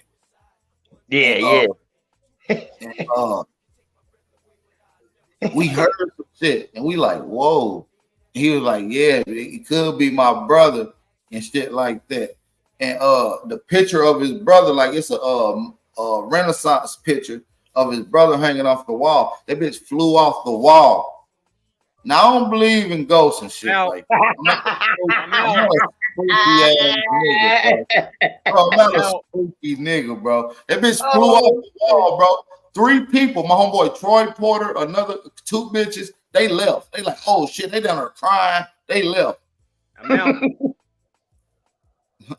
So that was a shocking ass moment, bro. Cause like everybody was like spooked as fuck after that. Like, nigga barely went to sleep around that bitch. Like, that was my first time staying over there too. I was scared as fuck. Now I see why his ass sleep by the bar where the motherfucking light and shit is. So listen, P Gang. Go ahead. We didn't know it was a secret room with a camera in it, right? Right. So I'm there another night, and I'm walking upstairs on the 2nd level. And it's dark as fuck though. It's dark as hell. I can't find the light switch. And I'm trying to go get some. I forget what I was trying to get. And I seen like a blue light shining through the crack of the wall. You feel me? I'm like, what the fuck is this? You feel me? I'm like, yeah, yo, cuz, come see this. We didn't real fucking enforcement, bro. Come see. He like, what? I'm like, bro, something ain't right up here. I can't find the light switch, some more shit. And so he put his I think came up there with a flashlight or some shit. Shit. It turned out to be a room behind the wall, a room. And in this room ain't no bigger than like 6x8 square room. And it got like 15 cameras in this bitch. 15 cameras in a safe. It's cameras on the inside of the house. It's cameras on the outside of the house. I'm talking about this bitch loaded up. It's a secret room, like a safe room. Nigga, right. We thinking we found this. Way the bricks. We low key can fuck around, might find the secret room. Right. With the brick. Ain't no more scaredness now. We ain't scared no more. We went on a little mission though, but nah, man, we found all kind of shit. Little bars of gold that was left around hidden. Damn. All kind of shit, jewelry and shit, all kind of shit. Swear to God, put that on everything. Shit was crazy as hell, man. But my homie ended up doing some dumb shit. Now my homie started acting real weird while living there. And now that I think about it, I think it was a real ghost that was possessing him. Because he would go and wear his brother clothes. And these was like we dressed fly at this time, brother. We wearing polo. You feel me? Jabot, motherfucker. Yeah, he got 100 bands. You know? Yeah, he supposed to be fresh. Dressed like Prince, wasn't he? This nigga start wearing all his brother clothes, corduroys, little brown, little jack, like some old man shit with Kangos and shit, right? Long story short, he done ran through that little 100K. He done ran through that little 100K with his little bitch. It's my homie. Mind you, still on parole and shit. He just like he acting different, like he fucking with this little girl. And it was a couple other weird niggas that used to be over there, and I'm thinking like, yo, dude acting weird, like cuz acting different, like I don't know. He wearing corduroys, found like brown suede corduroys, like he possessed or something. 1920 shit. And listen, next thing you know, I see him again. He in a Jaguar. He fresh as hell, right? He fresh as hell. I'm talking about in a Jaguar, brand new Jaguar. He got like 80 racks on him. He got a suitcase, a pillowcase full of pills and shit, all kind of perks, Xannies, you name it. You feel me? I'm like, damn. He like, yeah, nigga. I robbed a pharmacy last night. 2 days. Stop it and cut it out. I swear to God. Stop it and cut it out. Oh, man, so listen, stop, man. Keep game. I swear to God, he robbed another one. Got away with it. Clean. Another getaway. He up now. You feel me? But he's still on parole. He can't really act like he got the money. You feel what I'm saying? So he working at the Great American Buffet. If y'all, a lot of y'all might not even know what that is. He is smoke know straight smoke know because he in Kentucky. He at the Great American Buffet.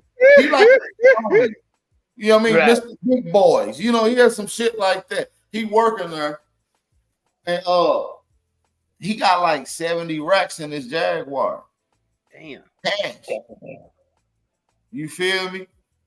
Because now, mind you, because he don't want to keep shit at his crib, because the little weird niggas that he was chilling with kind of know what's up too. You feel what I'm saying? So he keep everything with him. So he at the job smoking, bragging to one of the workers, like, yo, I got like 70 racks in the car. Nigga, on my mama. Go outside, they smoking, show the nigga in the car, go back in. Little homie come outside for a smoke break. Bust in come back in. Door, and never went back in. Took the whole. Oh shit! What you expect though? Oh shit! So what happened after that? Go ahead. So my homie mad as hell. You know what I'm saying? He mad. Boom. Long story short, he go to try to hit another pharmacy. But by this time, now mind you, when he hitting the other two pharmacies, he dressed up, right? Mm-hmm. No, he's not. He dressed up like his brother. He just wearing them same brother clothes with the Kango hat, no mask, no nothing. Right. So you wondering what's wrong with him. Right. All the time he on a fucking mission. Go ahead. So he go back in there again. Oh shit. The little corduroys, the little old man outfit, the little glass, and the Kango. They bam him up. You feel what I'm saying? His ass ended up doing like 16. You feel me? He came home. This was in 2000. Like I said, this had to be around, like I said, 2010. He came home in 2019. You feel what I'm saying? But he done hit this bitch for like 150 bands. The first 80, then the 70 got took. Man, I don't even know how much that nigga hit him for, bro. Damn. I know I came up off a few little bit shit too, you know what I'm saying? But You understand me? You understand me? I was gonna ask you like, yo, 500 of these. Nigga, I need about 100 of these, nigga. I was about to say, yeah, he keep calling you now. He ain't calling this boy for no reason. This is my little homie though. We done been through hella shit. High speed chase. I'm talking about some crazy high speed chase where I jumped out the car. I had to talk about that. Bro, I jumped out the car while it was going about 35 miles per hour, bro. I thought I was James Bond, bro. Swear to God, bro, I thought I was James Bond, bro. That adrenaline is a motherfucker, man. I'm gonna tell y'all this last story, man. Real shit. Go ahead, bro. Y'all want to hear one more before we go? We got 109. We got 109 go ahead, bro. on my side, man. Hey, put your YouTube channel in the private chat right quick. Put your link to your YouTube channel in the private chat. All right, Straight Smoke, you can do that real quick. I'm on it.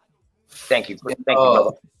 What story am I gonna tell y'all again? I forgot. Dang, I don't know. You was about to tell us something crazy though, man. Damn, what story was I was about to tell y'all again? I forgot. You were saying about the high speed chase. Oh yeah, I'm about to tell you. Give me just a second. Let me let him put this in the chat. So we're gonna stand everybody over here. Put it in the private chat, gang. You gotta put in the private chat, Smoke. The private chat.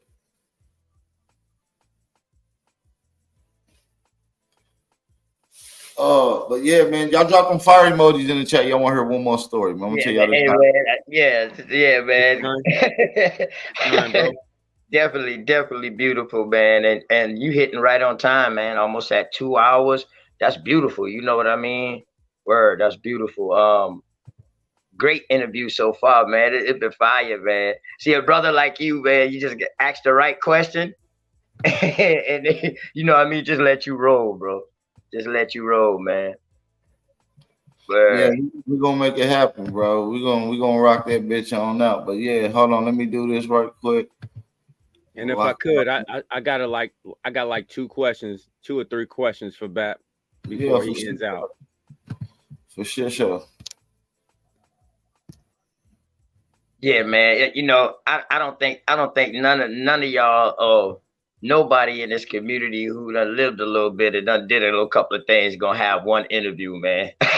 Because as you doing the interview, you start remembering other things.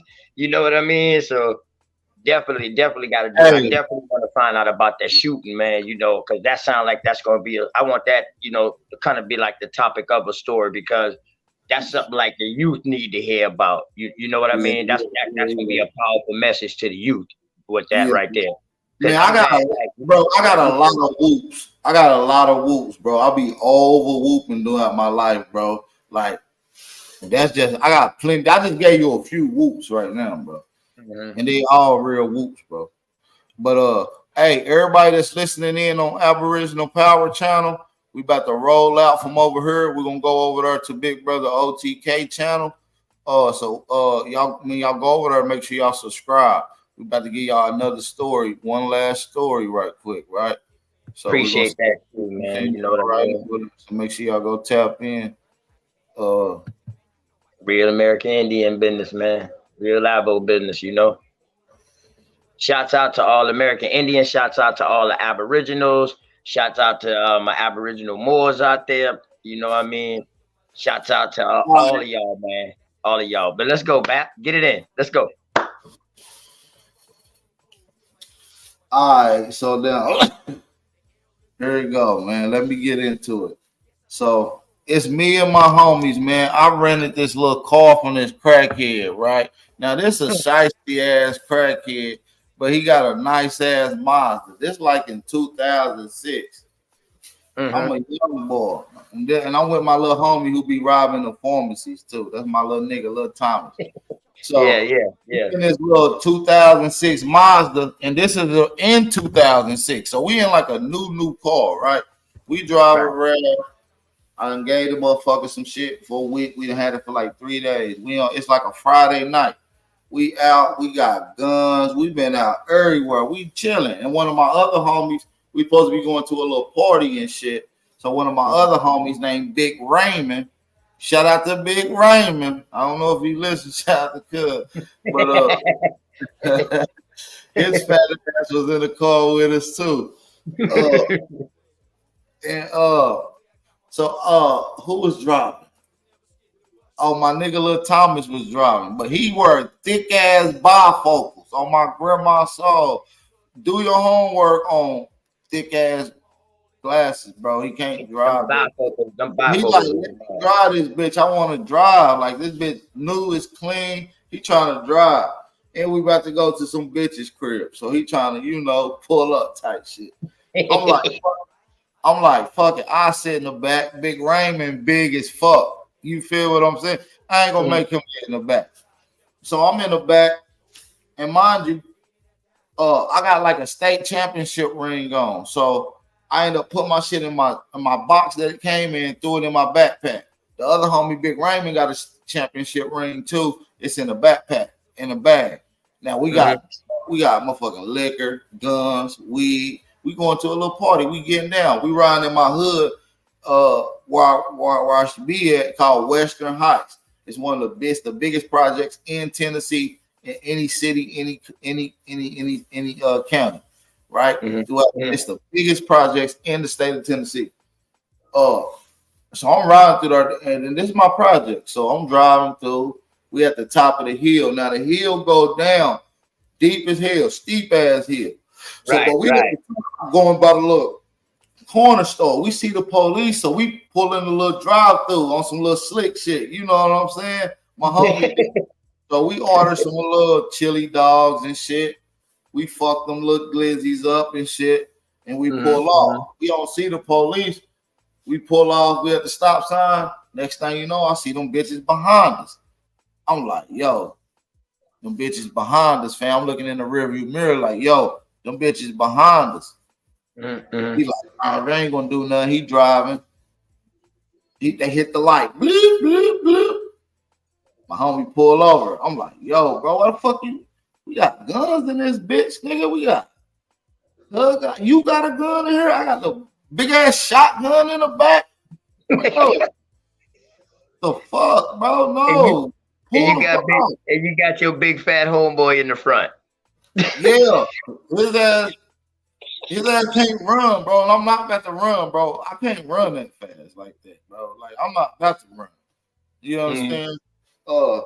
He like, so they pull over. He like, so this conversation happened in like 30 seconds, bro. Within the time we pulled over, within that little 30, 45 seconds, the motherfucker on the police speaker said, "Turn your vehicle off."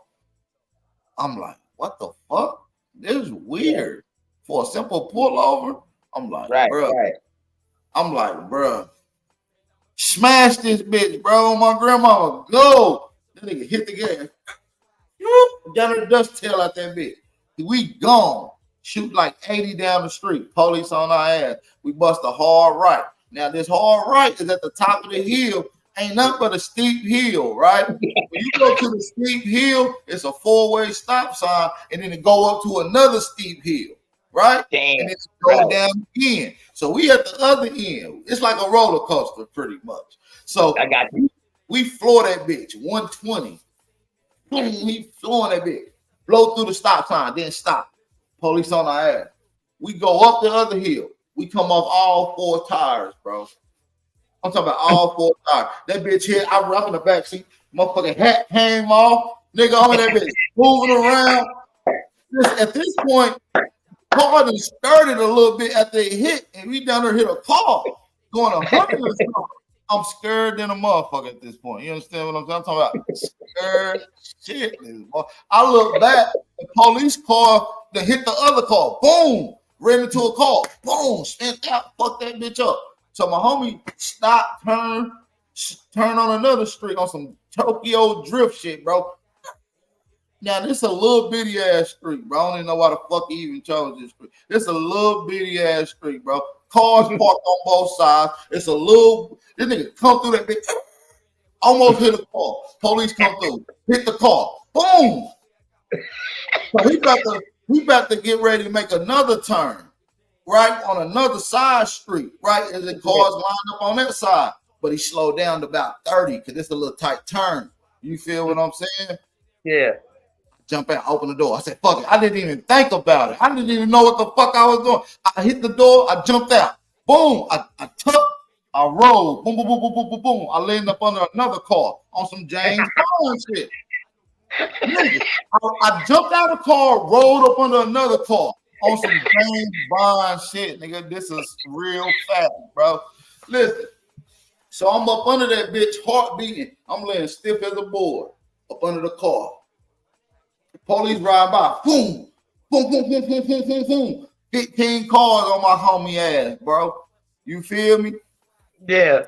So, I get up after they pass, dust my little shirt off, my little hat in a row, put that bitch back on, and I look up. I'm like, oh, I'm in front of my other homie crib. I run over that bitch, knock on the door. I'm knocking. Oh, let me in. And at this point, I see my homie come through an alley. They still on his ass. I'm like, oh, God, okay, I'm knocking on the door. Some more shit.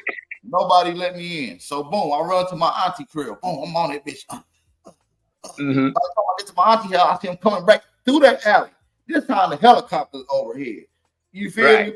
Homie, oh, yeah. Damn. He getting that bitch on my mama. You feel what I'm saying? So I run to my auntie house. She like, nobody at the house. I'm like, fuck. I'm like, damn, the nearest store like 6 miles away. Oh shit. Open. That's open. So I run 6 miles. I'm like, yeah. This nigga turned from bat bond to bat marathon, man. Bitch, I'm out of breath. Goddamn running, man. Now, mind you, Big Raymond and Lil Thomas still on the car.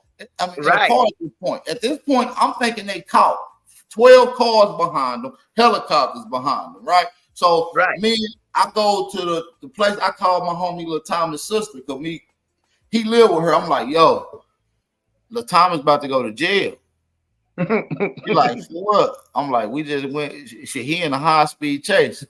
She like, damn, what the hell y'all done did? And I'm tired. I'm barely can talk on this little store phone. And cause I left all my shit in the car. My phone in the car, my motherfucking weed in the car, my drugs, my state championship ring with my name on it, my backpack in that bitch, everything in that motherfucker. I didn't even think about it. I just jumped out. You feel me? So this real facts, bro. Listen. So I get to the thing and call. By the time I make it to 6 miles away, it's like 45 minutes. 30-minute run, pretty much. I get there, I call my homie sister. I'm like, yo, Lil Thomas about to go to jail. She like, for what? I'm like, cuz we was in a high-speed chase. She was like, nah. She was like, nah, he right here.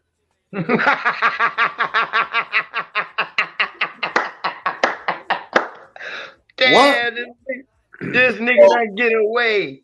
So I go over there, they pick up and shit. I'm like, how the fuck? I'm looking at this nigga in the car. I'm like, bro, how the fuck did you get here? So boom, this is his side of the story. All right. He said after he hit the alleys and shit, after he hit the little alleys and shit, they go up to another little side street. He said the lead police that was on them hit a car trying to block the street from the other cars to get on. But he had hit a car. He said when he had hit a car, it was his opportunity to get out. He said it kind of slowed down. The car was still going. He jumped out, hit a cut, headed towards the other hood in another way, which is headed towards his house. Big Raymond tried to get out and run, but the car was moving already in his direction, and it knocked Big Raymond ass down. And Big Raymond tried to get up and run. Police got his ass. Boom. Yoke big. I'm talking about yoke big Raymond up. His ass yoked up like that. He can put his ass on the motherfucking ground. It's over with. You see what I'm saying? So my homie said he run to the next hood. He get right. He said he stopped at a church, prayed to God, please let me make it to the house. Please, Lord. That's what he told me. I swear to God, my nigga Lil Thomas, he telling me this. This is what he told me. He said, man, he prayed. He said he stopped. He said he thought he just prayed to God for like 2 minutes. He said he took off. He said he walking. And it's a little tunnel before you get to this bridge called Central. And Central is going to take him straight to his house. So he's on the bridge before you get to Central. And he about to go through the tunnel, which is going to take him to Central Street. Police pull up. Police pull up on him. They're like, yeah, we got him. This the one that was just running from us. Right. He like, nah, what you talking about? He like, they like, yeah, you just ran from us in a car. He was like, nah, I just left from my friend mama house, my friend house, and his mama came home from work and said I couldn't stay the night. So she made me leave and I'm walking back home. So long story short, the motherfucking police officer gave my nigga a ride to the crib. And that's how he you can't make this shit up. Hold on. Bap, hold on. Can I go ahead and say this? Ain't that the nigga with the glasses? Yeah. Hell yeah. Hell yeah. The nigga with the glasses get loose, Nigga man. with the glasses. The big bifocal. Yeah, they get busy, bro. Oh, you can't make this shit up. That's how the nigga made it there before me, man. That's a real story, man. Real facts, man. Real facts. Nigga with the glasses. Oh shit, boy, Bap, you crazy, boy. But dog got, hey, I don't know who be having some crazy stories, man. Y'all boys be having some wild stories for real, man. Hey, I'm gonna let Straight go ahead and ask you. Go ahead, Straight. Ask you a couple of questions so we don't hold them up too much longer, man. I appreciate it, OTK. BAP, thank you so much for doing this interview, man. This has been the most enlightening and funnest time. Yeah, I enjoyed this interview. It was dope. Turn your camera on, Smoke, and I'll turn mine off. Hey, Bat Boy, you about to have me tripping out, dog. My dog been hitting and running. He talking about it ran 6 miles. This was skinny Bat. This was skinny Bat. You know what I'm saying? This was athletic football, basketball Bat. Man, I was getting. You had me kind of perplexed when you was talking about the motherfucking Kango, goddamn, in the glasses. I'm like, hold on. He had an outfit on, look just like it, bro. When he robbed that Walgreens, bro. I swear to God. Same jacket, color, and everything. I swear to God. Nigga, are you his uncle? Nigga, you might. I don't know what you're talking about, and I refute that question. But what I want to do is this. Over the time period that you have been doing what you've been doing on the YouTube channels that you have been on, right, what do you think out of everything that you've done, what would you crown as like the greatest achievement in your eyes? I don't know, man. If it was just sparking an interest to someone realizing who they are, what an Aborigine is, and applying it to themselves and their lineage, I believe that does wonderful. Understanding that they not from Africa, that they don't have this victim story, and that they peoples was here. And not only was they here, they have things that they should hold in honor, things that they should uplift, things that they should revere, and things that we should add as compliments that we have achieved, whether it was an innovation or invention here on this land. So we want to wake our people up and have a sense of pride for being here on this land. Customs have driven people to hate America, to make it seem like it's not worth a damn. This ain't our country. I want to go somewhere else, but I have no more intentions to leave this place. As a matter of fact, I will never leave America. I'm a true patriot, and I want the American people to step back into patriotism, to be patriots of this land, to be able to protect this land with integrity. I wholeheartedly concur with that. My second question for you is that now that you see the trending waves of what you do, and how people pretty much gravitate towards the information you put out and the things that you say and how you are as a person, what would be your your way of getting them to engage more and to be boots on the ground, not so much in their city, but as far as what they can provide for the overall community? Well, the first step is to engage into that conversation. You know what I'm saying? And some people might not know how to engage. And for a motherfucker like me, I ain't a people's person. Or I wasn't a people's person. I guess now, talking on the internet, I became a people's person. But you know, it was hard for me to have these conversations. But one of the easiest way is just that, like, hey, bro, let me say this to you. Did you know that African Americans ain't African? And that's going to spark a whole conversation. They can go down multiple rabbit holes for your information. You know what I'm saying? So. Correct. I understand that wholeheartedly. And the last point I wanted to make is something. It's not so much as a question towards you. It's just that I'm going to continue to say it. Please keep the light that's within you. A lot of people are understanding the information that you're putting out as a whole for yourself. That is yours. And a lot of people, just like myself, we lean on you for certain information, because it's not what you're doing, it's not how you're doing it, but it's just the overallness of being able to see something from a different perspective from someone else and understanding or overstanding what is actually being said. And I thank you so much for doing this. And I wish you all the best, and I'll always continue to support you. I appreciate you, brother. I appreciate y'all for having me on. It was fun. Let me know when y'all want to do another one. It was fun as hell. Yeah, man. Appreciate you, man. I'm gonna let you go off these two things right here, BAP, and you can close it out with this, man.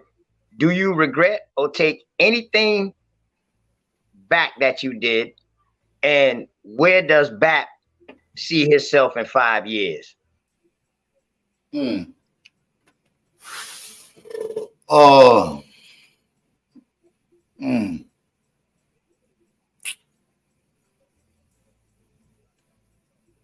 don't really have too many regrets. And where do I see myself in 5 years? Hopefully in some underground bunker, continuing my works and on my inventions. Becoming one of the first black inventors to create over 100 patents. Nigga, the Black Tesla. That's what I plan on be doing in the middle of doing that. You know, straight up. I love it. Damn, that's what's up. That's what's up. And I heard you talk about, yeah, I got microscope and all that. BAP scientist. BAP, you crazy, man. But they don't know they thinking you be joking, man. But you saying real shit. It's just the way that you said it. You say it, it makes you think that you're joking, man. Until you bounce back and be like, yo, look at this. I told y'all. Word. So you don't regret anything? You don't want to take back anything? Nah, man. I think everything that we do, whether negative or positive, it builds character. Yep. You as a person have an aura, you have a soul, you have a spirit, and that spirit is an electric conduit. Electric runs off of two components, a negative and a positive. Without your negatives, without your positives, you won't have that particular energy. Life is like a battery. You got to have your negatives, and you're going to have your positives. It builds character. You understand?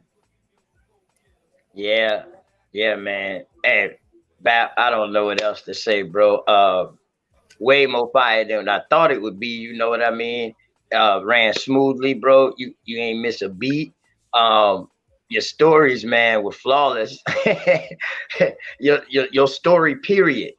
And that's what it's all about. We always tell people, man, find yourself in the story. What is your story? A lot of people can't find themselves in the story or don't have no story. You know what I mean? So that's why they can't relate to some of the things that we be trying to bring forth to them. But, you know, just find yourself, man. And I appreciate you, man. And, you know, I'm always going to be over there supporting you, bro. You got to come back and do another one, man. Definitely, man. Got to. Got plenty more. Got plenty more to talk about, man. You know what I'm Right. saying? We gave y'all some shit tonight. We gave y'all some classic. Go replay it. Put your shorts out. Whatever y'all want to do with it, man. It's all real. Hey, you already know when you hit that shit. Like I had the dashiki with the 1,000 ounces. Hey, let me say this before I go, man. Make sure y'all go support Asteroids, Asteroid Co. on Instagram, man. They got some of the best hand-grown herbs, CBD, oils, tinctures, meds, everything you need. It's all Aboriginal, hand-on and grown, man. Make sure y'all go fuck with Asteroids. Let's definitely get that. If you could, drop that in the back chat. That link to that, so we can go ahead and promo that. Yeah, definitely promote that, man. You already know. Man, appreciate you, man. I mean, anything you want to say, you can go ahead and close it on off. Peace to everybody in the building, man. Appreciate y'all for having me on. Make sure y'all subscribe to my brother OTK channel. I see a lot of y'all that's from the chat already in the chat over here on his channel. You can go ahead and hit the subscribe button. You feel what I'm saying? Shout out to everybody in the building. Y'all know my slogan, man. Turn me up, man. And I'm out of here, man. Y'all know the vibes. Peace, brother. Oh man, that was great. That was real good, man. That was real good. These brothers, man. These brothers got some serious stories. And once I finish with all of them, if I get all of them who I want to get, I'm going to end up putting it all back together in like a documentary form, because they're going to be like considered as the foundation. You know what I mean? And to hear his story on how he grew into becoming the man who he is today, it is fire, man. That's fire. Yes, that's dope. That's fire, man. You know, I'm glad he's still with us. His brother not here with us, but you know, he's here with us. So his brother is here with us through by him, man. And I respect him for that, man. I'm glad you're still here, BAP, man. You definitely got a mission, you know. You can't stop, won't stop, man. I wish you plenty of success on those patents. I know you can do it, bro. I know you can do it. Straight, go ahead. You want to say something, man? Go ahead, bro. The only thing I can pretty much come up with, OTK, is if you want to drop the link to the panel. Let's get some information from the people in the chat. Let's see who wants to come up, and let's just dialogue. Good, bet. Go ahead, drop the link. All right, definitely. I'll see if I can. Yeah, definitely. Everybody, you know, all y'all welcome to come up, man. Let's build. We talk about, you know what I mean? We can talk about the about this right here that just happened, man. Fire interview. I ain't gonna let me. You can't put it? No. Okay. Make sure ain't nobody else going live right now in our community. I don't want to interfere. I don't want to interfere with nobody in our community. You know what I mean? If ain't nobody going live right now, then I drop the link for a second, man. But you know how we respect each other. Correct. Whoever got a show about to go on now, then I'm gonna try to redirect or send everybody over there. we travel like that. As of what I'm seeing right now, nothing. Okay. What I'm saying right now, nothing. Okay. Shouts out to the chat, man. Oh man. He had the chat light up, man, when he was going in over there, man. Oh man, it was beautiful. This was much needed. Yeah, definitely. You know, this was much needed. This is just it's great to get insight on the people that you're talking to. Mm-hmm. You know what I'm saying? They get it's not so much as a backstory, but you want to know how they came to be. You know, like I said, not a backstory, but these are their memories, their times, and their lives. It's not a backstory. It's just how they grew. Right. In essence, yeah, it would be you to drop the link in the chat. Yeah, I'm getting it now. So I post it up in there.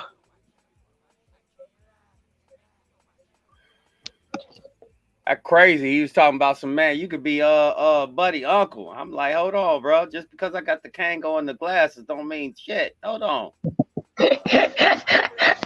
Come on now. You know what I mean?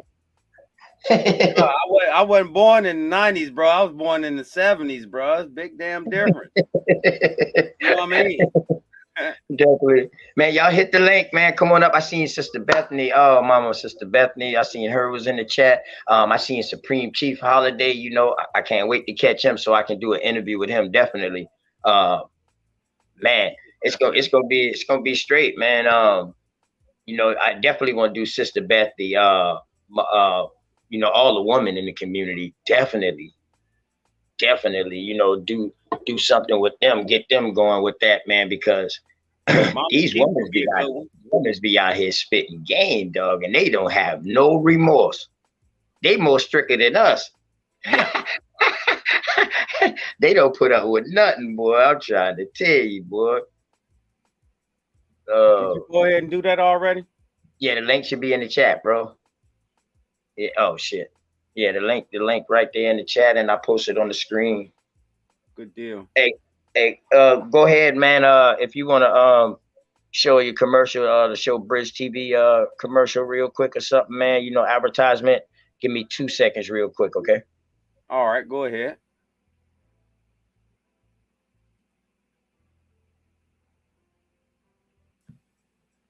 This has been a very, very good, eventful day. This is what's much needed. We need to start being like this with each other all the time. All the time. We shouldn't have any type of disputes or anything like that, because we all are doing the same thing. We all are doing the same thing. We're trying to learn, grow, and be the best that we can be. And that's what's most important. We all have our differences of opinion. We all have our differences way of thinking. But at least this gives us an instance to actually do something different.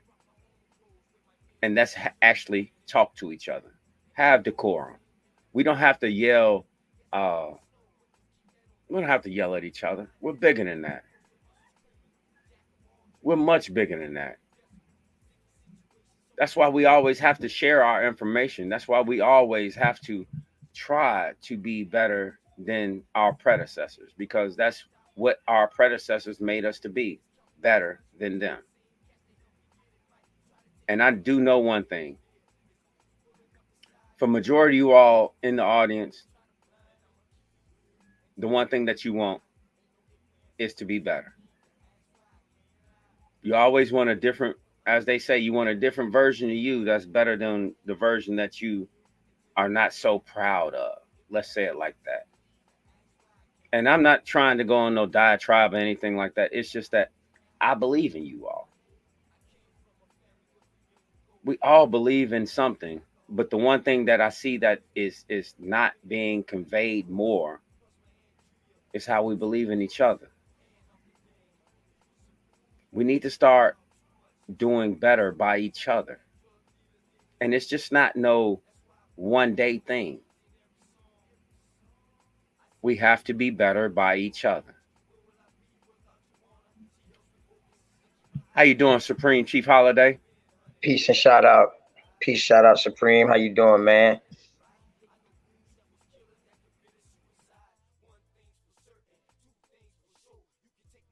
I'm sure he'll get his mic together in a second. Okay. Glad to have you on, brother. Yeah. Then he just had a born day too, man. So Yes, shouts out to that, man. Happy belated to that too, bro. As well, as always. As always. And I want to say this for everybody that don't know. Georgia Peach. Georgia Peach. We lost a good one in Georgia Peach. I think everybody should know that. Yeah, prayers up to her family. Yeah. And our community. Georgia Peach. I'm going to pull this together, OTK. Give me in 1 second, okay? I bet. But yeah, man. Thank y'all for coming through. Sister Bethy, you know you're always welcome. You can come on through if you want to too. You know, hit the link, man. Hope Supreme get his mic together. He hear me in a second. You know what I mean? Might be looking, yo. You back, Supreme? No brown liquor, no ice. That's my dog, man. Yeah, I passed out last night. Kelly Green, what's going on? Man, I think this was a great show tonight, man. BAP is crazy, man. Oh my God. Hilarious, dog. Hilarious. Hilarious.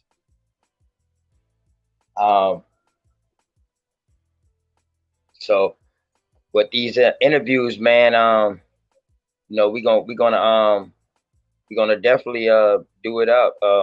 We're gonna promote this, and now when I'm through with it, I'm gonna hand it over. I'm gonna hand it over to y'all, and hopefully y'all can be the next Truth DVDs. You know, or we however they throw it out. You know, live screen after y'all finish with it. You know, y'all can start your own series with it. You know what I mean, and just take it from there, man. I don't know. I love interviewing people, man. Get caught up by judging people by hearing them on these internets and stuff like this, man, and not knowing another side of them, like, you know. So, you know, talking to BAP today, that gives us a closer insight on like why BAP does some of the things he do, why he feels the way he feel about the community. So that's what it's all about, man. Bringing us closer to home, man. That's all, man.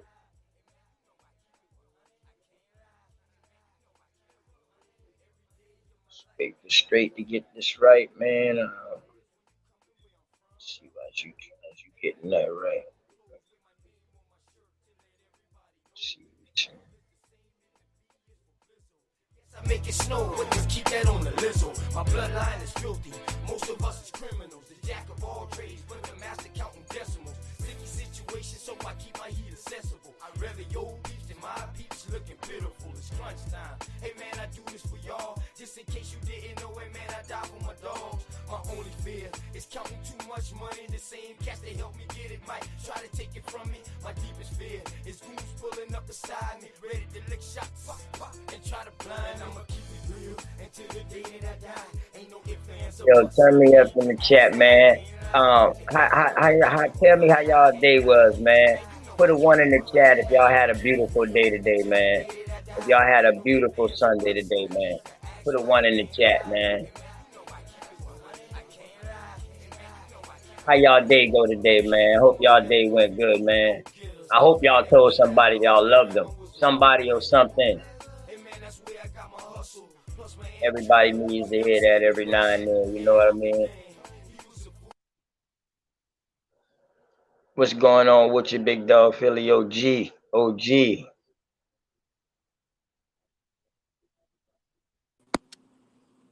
Mic check, Grand Rising, brother. Grand Risings, man. How you doing on this beautiful Sunday, man? Beautiful day, man. Long as I'm breathing, I'm good. Much love to you and the family. Straight smoke, Chief. Everybody in the chat, man. Was enjoying that interview. Listening to y'all, man. It's a beautiful thing, man. Yeah. You know, I got my OG segment too. That's what y'all, you know what I mean? I got my OG segment. Those are gonna be bomb too, man, because you gonna take us into a whole nother level, you know what I mean? Where you got a bunch of stories, you know what I mean? And I know you do, and a bunch of great stories, man, that need to be heard, because just by you be just talking about the beginning parts of your stories, little pieces, when we be going in and building, man, it be sound, you know, I'd be like, damn, I wonder what else happened. You know what I mean?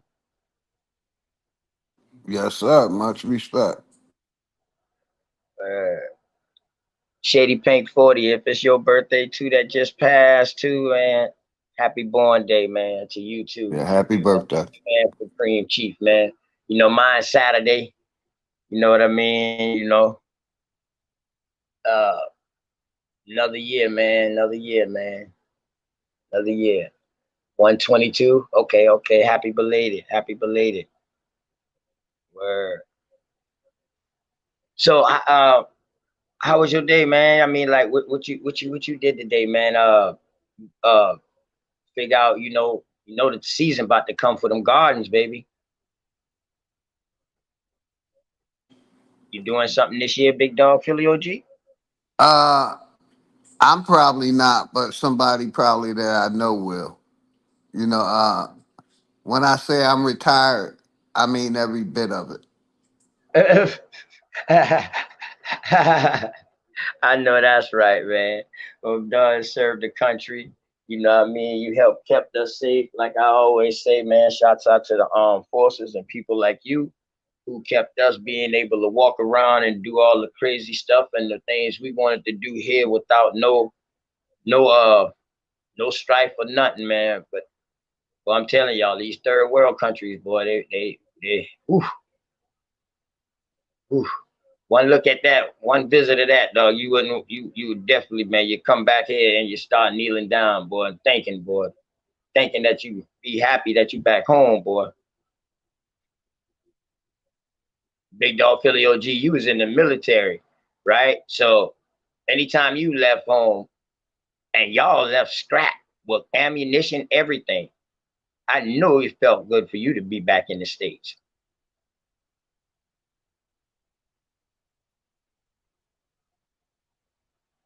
Yes, sir. It felt good, but you know, when you come back home, it's still the same old racist America. You know what I mean? You know, Mm-hmm. you be on an adrenaline rush while you out there, thinking your country respect you to come back home and still be treated like a nigger. Makes you kind of think about it. Mm. Hey, if I could, OTK, I'm back. Okay, I okay. got my share screen up. I just want to do two things. See Big Dog Philly OG in here. Yes, sir. What's up? Salute to you, big dog. Much love and respect, Straight Smoke. You already know, bro. So what I wanted to do is I wanted to bring to the table two things. This is the new thing that's going to kick off between me and OTK, and we're going to bring it to you just like what you saw today. And whenever you're ready, OTK, I'm ready to go. It's in you got it in the back. Yes, Oh, sir. the Joker didn't even alert me. Here we go. First and foremost, right here, this is brought to you in part by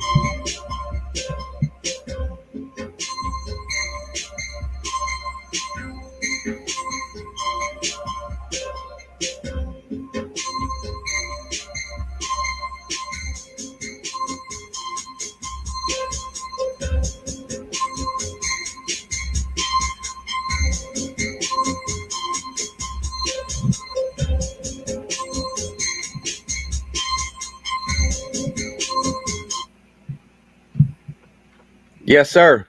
Over the Target News, Straight Smoke and OTK coming to you soon. Facts, man. Straight Smoke. Let them know who did all that work. That was brought to you in part by, that's right, Straight Smoke Productions. So tell them what are you capable of doing, man. Go ahead, advertise your work, brother. Well, from anything from from commercials to videos to documentaries to short length films to actual feature motion picture films, from digital animation also to digital remastering of sound. My work spans over 22 years, and that's what I've been doing for 22 years.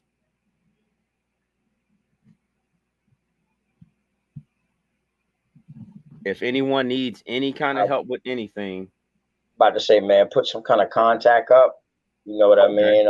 Or say your contact real quick, slow, or where they can find you at, bro. okay. If you could, I would just say, you can go to Straight Smoke on Facebook, or you can go to Straight Smoke on Instagram. Add me there, message me there. We can make it work, guaranteed.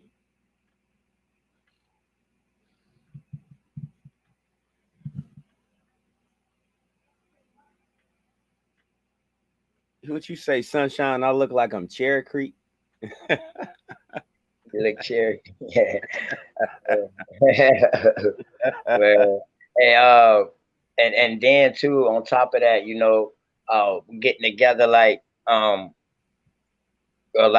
cartoons, man, you know, like cartoons to match your videos or something like that. If you have a lecture or something that you dropping or something like that, or just something you want to drop, you know, he's into that too. Go ahead, straight. Go ahead, straight.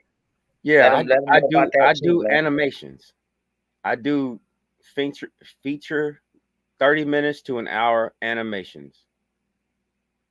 I have no problem with doing those as well. What you would see on this on TV or anything like that, or even some of the things you might have seen through YouTube. I can do that as well.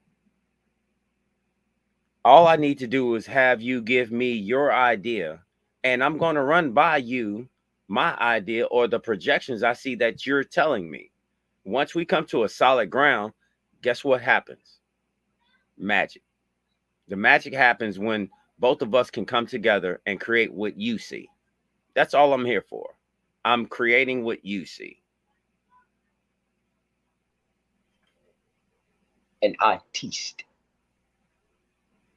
Yes, man. Also, man, shouts out. He did my avatar too, man. You know what I mean? He did some wallpaper for me too that I got from a background. The brother is very talented and gifted, man.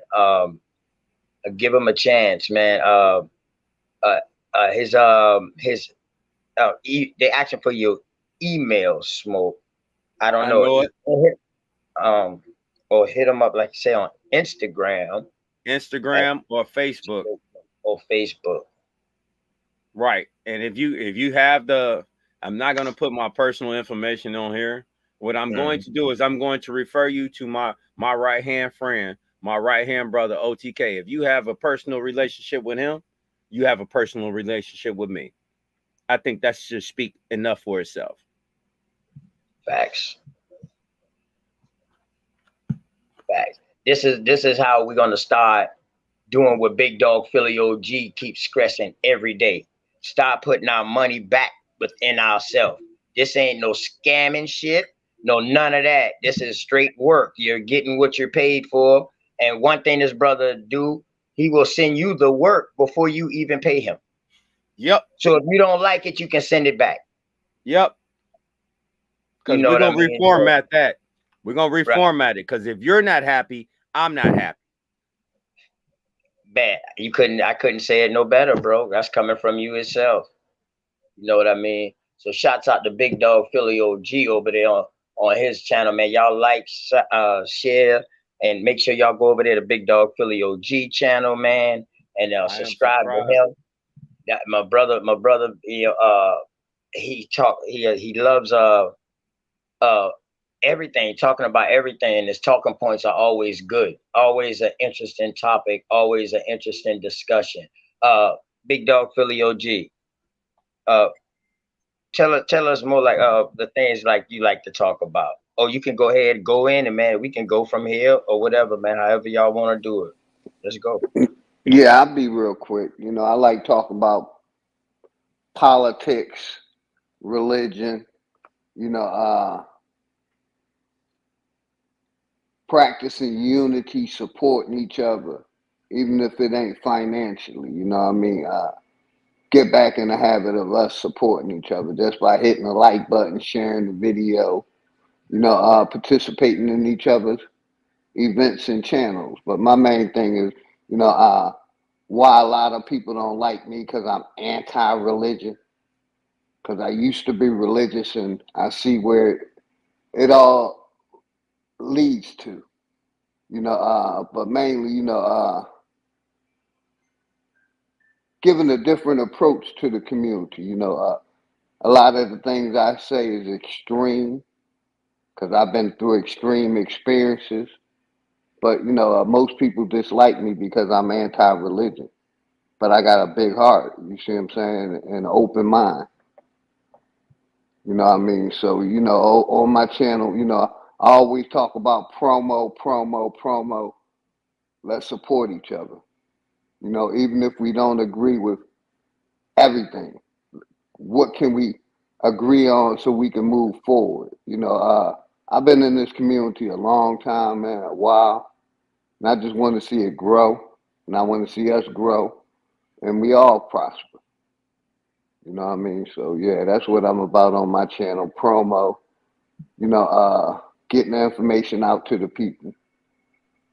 You know And what I with that mean? And being said, Joe G, I go want ahead, you to brother. keep on elaborate. I want you to keep on going. I just want to give you something to elaborate to keep going on this while you right there. Where do you see? Do you feel like this community is going in the right direction now? Us, or do you feel? Let's not call it a community, for they try to say we a damn cult, some shit like that, when we bloodline and all that. But do you see this what's happening now, this awakening that's happening now? Uh, do you see that a good thing that is going in the upward direction in the place it's supposed to be going? I mean, on all sides. And where do you see it in the future, couple of years? Yeah, brother. You know, we want from just getting information out to now we're talking about problem solving and Yes. coming together. You know what I mean? Bringing solutions to the Forefront. conversation. So Mm-hmm. that's where I like where the future is going. We're looking towards solutions, and we also looking towards putting boots on the ground, meeting up. Like I said, I show my face. I don't mind popping up. Me You Yeah. neither. know, if it's something in Well, South Carolina or something in Georgia or something in well, Tennessee. I You done know what I already mean? So told my that's people about that shit. I'm going the to two see big biggest dog. things that I think we need to work on. Basically, doing problem solving, Mhm. bringing solutions to the table, and then putting boots on the ground, man, getting us to meet up. You know, like shout out to Elizabeth Young and Guy to the Geechee. They had something at Joy Lake I attended, you know what I mean, in Georgia. You know, it was a beautiful thing. Mhm. You know, we're Mhm. getting boots on the ground, getting Right. this Right. information out to the people. And I Coming Right. land out right and there, support. brother. Shouts Support. out to Big Chief Talk Cats, man. The boy be going on. I missed the Mexico trip because I was there like 2 weeks, 3 weeks before they went. So I couldn't just make that turnaround trip. Plus, I couldn't get a Hey, passport. I seen him. He had pictures in Philly by the Liberty Bell. I said, my man doing his thing, boots on the ground. Shout out Boots to on the Doc Cat. ground, man. Shouts out to Big Chief, man. You know what I'm talking about? A dog really be going out there and getting the information and bringing it back. So when I see a person like that or a person like BAP that's out here with these channels, man, it's no problem for me to donate. Unhesitate, because they're going out there. I can't travel at the moment, so they're going out there doing the traveling, and they're not just sitting on the information. They're bringing it and they're putting it out. Exactly. Word. You And know, what I love about it, they're concentrating more on America. You know what I mean? As a whole, man. Let's concentrate on that, man. You know? yeah, I was gonna say, like, I don't consider, I'm not a teacher. I didn't come on YouTube to teach. You know, I tell people, you know, if you're looking for a leader, look into yourself. I'm nobody's leader. I ain't trying to lead nobody except for myself and my family. You know, the ones I feel responsible for. But I think we all are leaders once we dig deep down inside of ourselves. We're looking, some of us is looking for a leader. Look for the leader inside of yourself. You know, and then that shine will shine so bright that, you know, people will attract to you. Exactly. Mm. But yeah, man, like I said, I give people my experience. I'm not a leader. I'm not a teacher. I don't think, you know, I didn't get on YouTube to teach adults anything. You know, I just came on YouTube to pass a message. Exactly. Exactly. Hey, big dog, Philly OG. It's so ironic that you would actually say something like that, because this is why I value OTK so much.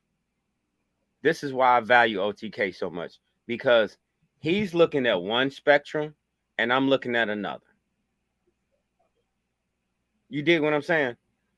He's looking at whatever he wants to look at. I'm looking at what I want to look at. So the mesh in between the two is only going to be great,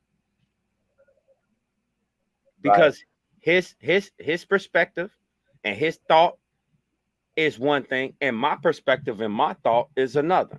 So once we sit down and we talk about both sides of everything, it's like, oh damn, are we really gonna cover all of this? Like, word. Yeah, I love both of y'all names. Straight Smoke, love that.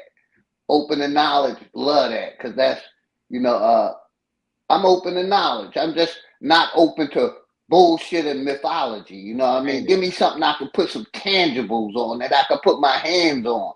Not no mythology. You see what I'm saying? So when it comes to mythology, I'm very closed-minded. But when it comes to open to knowledge, I'm very open-minded. Because you're gonna want that straight smoke with that knowledge. straight smoke. There you go, brother. Hey, in order to become an OG. Right. I get where you're coming from. I love that. That's my whole. That's what you say. You need intangibles. Well, there's your intangible. Open to knowledge. That's bringing you to straight smoke. Straight smoke. Straight big facts, brother. That's why I said I love both of y'all names. I love you too, big dog, Philly OG. For real, Yeah, though. much Like I love, said, back. y'all know my main words at the end of all my shows. Make sure y'all tell somebody or something or someone or something that you love them, man. They need it. They need it. Trust me. Whoever you decide to tell it to, they need it. They might not even know why you said it, but just know that it affected them. Trust me. Trust me, man. As always. Always. And can I tell you something, OTK? That's been my motto for almost 12 years. As always. When I say as always, I love you. As always, I won't bullshit you. As always, what's the point of lying? Right. That's why I always say as always, because my general basis is this. I'm not about to fuck myself by lying to you. I'm not about to block my blessings by being something I'm not. Literally, who does that? And you see out here in these YouTube streets, or in the streets, period, people are consistently lying to themselves, propping themselves up to be something they are not. Big facts, brother. That's why I let people know I came on YouTube for two reasons: to basically expose the government, to expose big pharma, and to expose religions. Only reason I'm on YouTube, they expose the corporation, religions, and the pharmaceutical industry. And you know what's crazy, Straight Smoke? In this process of doing that, he's bringing real life information that's tangible. I know it. So I know it. he's on a mission to get rid of something, but in the meantime, he's still leaving something. You know what's crazy to me? Mm. Big Dog Philly OG has the same disposition I have. Mm. Same thing. And we're probably 15, 18 years apart. And the reason I say, we all need to be our own leaders, because just imagine if they get us and they ask who your leader and everybody point to them fucking selves. Mm-hmm. You see what I'm saying? Yeah. We all our leaders. I'm culpable. I'm the pappy. Shouts out to Kansas City for they went earlier, and shouts out and congratulations to San Fran, man, in the Super Bowl. It's a Super Bowl rematch. The last time them two been in there, Kansas City beat them. You know what I mean? It's gonna be a good one. I'm glad. Congratulations to San Fran. Bring that title back home to the NFC, baby. That's all I can say. That's all I can say. All right, sorry about that, Big Dog Philly OG. But check it, y'all want to comment on Sister Bethy right there? Go off of Sister Bethy. I didn't mean to interrupt you, Straight Smoke, but I had to show some love to American Isness. You know what I mean? It's fine though. Yes, congratulations. And I can't say something to exactly what she's saying. There are those that portray to be who they are not, but that's okay. It's okay to fantasize. Well, my whole thing is that when someone shows you who they are, take them at face value. Just take them at face value. Because no one's saying that you have to trust anybody. That's on you. That's a choice. That's the decisions that we all have to make as adults, whether to choose to trust somebody or don't. You can look at everything that we've all been through in our lives, and it was all about the choices that we made to either say okay or nay to something. So what I can ultimately come to is this. I do know that Sister Bethy is one of my master teachers on a lot of different stuff. She's never led me wrong. So for her to say that in the sense that she's saying it, it's just because you have to look at who you are trying to trust and what they are showing you. That's a choice. That's all it is. It's a choice. It's a choice. Big Dog, you want to go ahead on and say something to that to our dear Sister Bethany? Yeah, shout out to Sister Betty. Always love and respect.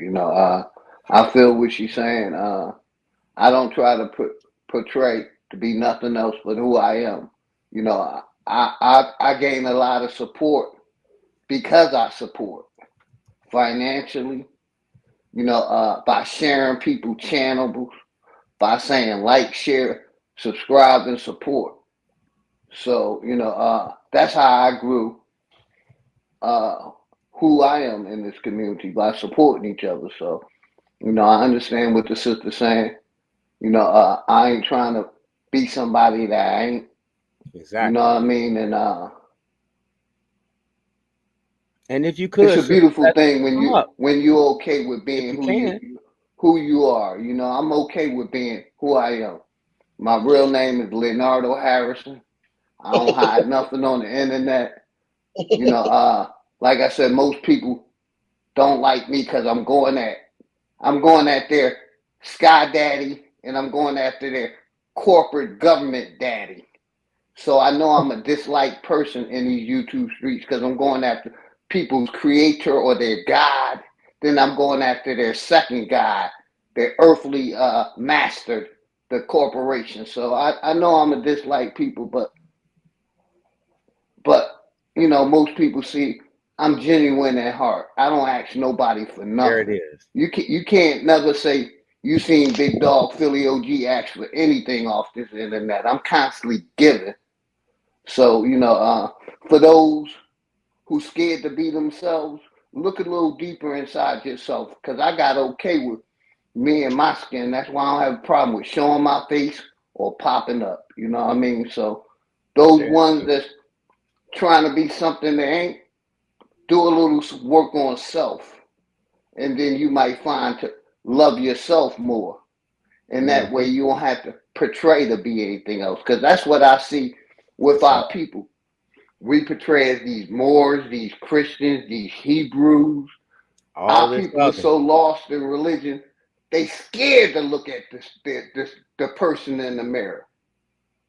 They so stuck in these politics, they need a savior to save them. But nobody ain't gonna come save you until you're willing to save your motherfucking self. And I'm gonna land there. Much respect to everybody. I cannot say anything against that, because that's my whole problem right now.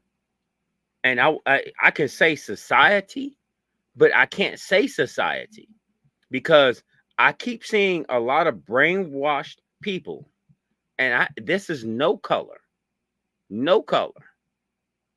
I keep seeing a lot of brainwashed people that just don't get what they're seeing, because they don't even know themselves. So they're used to the confectionate lie, the sweet lie, confectionate. They're used to that already. They accept that already. You heard this terminology before? Um, the a lie can travel around the world before the truth put its pants on. Have you ever heard that before?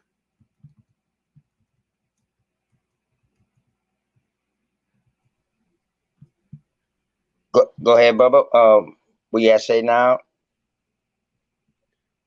A lie can travel around the world before the truth can even put its pants on. Do you know why that happens? Go ahead. Because Go ahead. people are more equipped to deal with bullshit than they are the truth. You don't believe me? I know people right now statistically will know anything about NFL, Major League Baseball, or basketball, but they don't know shit about politics. They don't know shit about government. They don't know shit. But they know baseball, basketball, and football, but they don't know shit else but they job out that. They don't even know how they 401k work. Half these motherfuckers don't even take baths or brush their teeth. There is no moral fabric no more. They're diluting it in front of your face. They're diluting it. So everybody wants to talk about what happened here, what happened there. What it is this. What are you doing right the fuck now? What are you doing now? Because last time I checked, these motherfuckers is cooking up disease X. Y'all hear about that shit, right? Huh? Huh? I just showed you a couple of days ago, didn't I, OTK? How they got a new anthrax vaccine. Facts. Come on, man. What everybody don't get. These people don't want you here. They need to go back to their Georgia Guidestones that says it has to be 500 million people.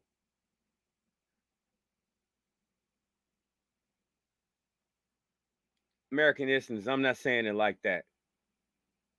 It's certain people that just can't shake the bullshit. It's certain people that just can't shake and get their mind correct. It's certain people that just I think that they love staying in La La Land. Think about what I'm saying. Think about what I'm saying. Do y'all know? Because I can show you doctors that say this. Anybody that wouldn't got this stuff prior, it's called VAIDS. VAIDS, VAIDS. I know you know what AIDS is. It's called VAIDS.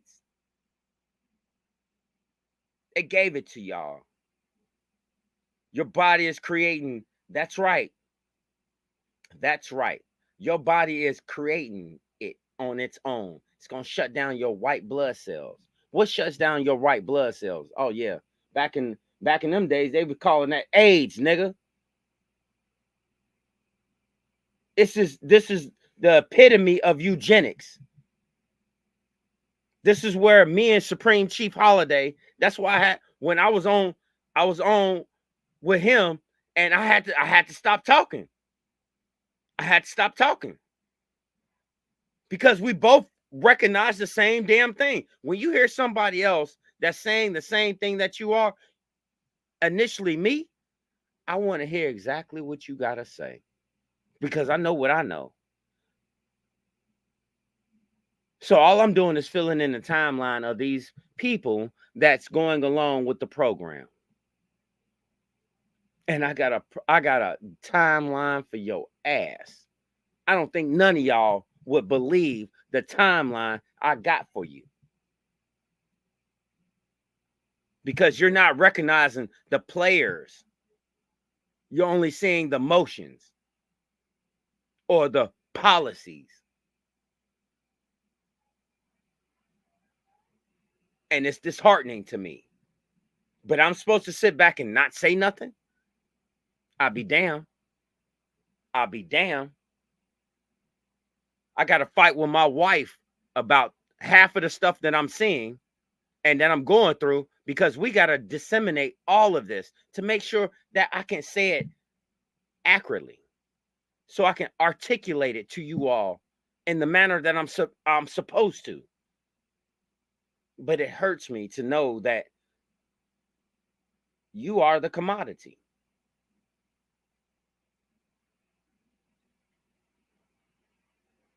Pork belly ain't the commodity no more. Humans are. Once you understand that, you will understand how eugenics works. And I'll land my plane right there.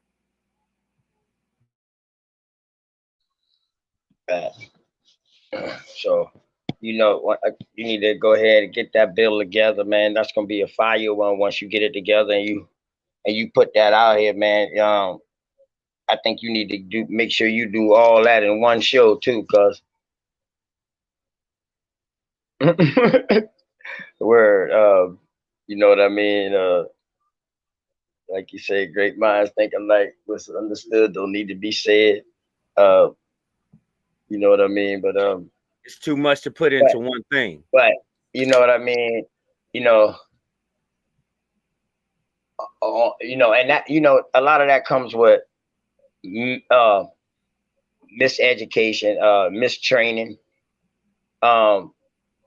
You know what I mean. Communities voting for and putting certain people in the chairs. And that's something that Big Dog Philly OG always speak upon. Like he'll tell you straight up, the Great Removal? Don't vote. You know. Have you ever heard of the Great Removal? No. No, sir. You either, Big Dog? No, sir. The Great Removal was to get all you Negroes out of office.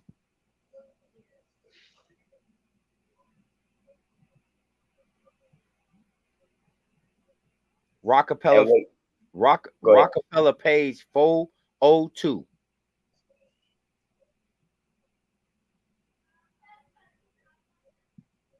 1917. Rockefeller, page 402, 1917. So that's right before the goddamn Great Depression. Who do you think caused the Great Depression? Shit, and turned around and funded it. They funded Hitler too. Oh yeah, we already know about the war. That's They what I'm fund saying. both Come on, sides. man. Yeah. Yeah, they fund both sides. That's how they make money. That's the only way to make money. No, it wasn't to make money. It was to ascertain control. The whole thing. See, everybody keep thinking about money. This is about control. It's not about money. They got all the money. Why do rich people That's want why. more money? Hold on. All right. So it's not all about the money with them because they're in control because they have all of the money. They which took makes over that you money want from the more jump. control And go over ahead. you But and that your was their thoughts. first control for them to get leverage, for them to have enough money to give to people so people can give their land and stuff away. They had to have enough money to lend it out when the bank crashed and shit. So you know what I mean? They had a well put together plan. What happened in the end of that? They ended up getting the US bars.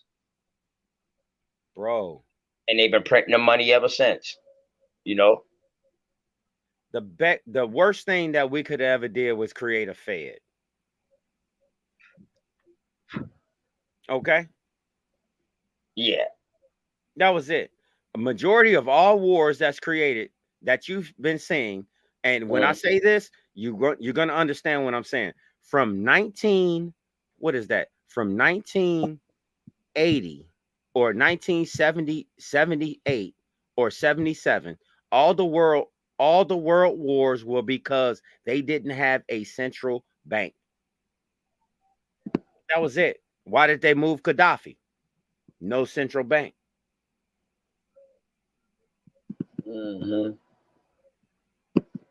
Right. And see, stuff like this is what trips me out. This is what I'm telling you. They fund both sides of the war. This is crazy. No, it's not. You're gonna help. You gonna look on the screen. I see it. That's crazy. I mean, No, it ain't nothing new. I mean, it ain't nothing new, but it's crazy that today, in this day and time, we still out there giving money away to people in these, I mean, other countries and stuff. When we have homeless people here, we have an immigration goddamn problem. We got people who can't even pay their goddamn mortgages and working damn near 2 jobs. Correct. Hey, brother, my bad. We had a homeless problem here, and they've been letting more immigrants and migrants in. We had a homeless problem here in America, all over America. Go ahead, brother. Go ahead, bro. Keep on going. Yeah, it's crazy. You know, like I always say, this foreign corporation been letting these foreigners in. They've been lying and say we're the minority when the whole time we've been the majority here. But that's their history and their science, filled with lies, deceit. You know, you gotta go through it very carefully. You know, but this corporation, like I said, they've been letting these migrants in and these immigrants in when we already had problems with the homelessness, when we already had problems with drugs, drug abuse. You know what I mean? They opened the floodgates. You know, but what's really crazy is like when Trump was in the office, he said he wouldn't let the people from the shithole countries come in. But we know who those shithole countries is. You know what I mean? Now all of a sudden they letting all the shithole countries in and the other countries, the other shithole countries.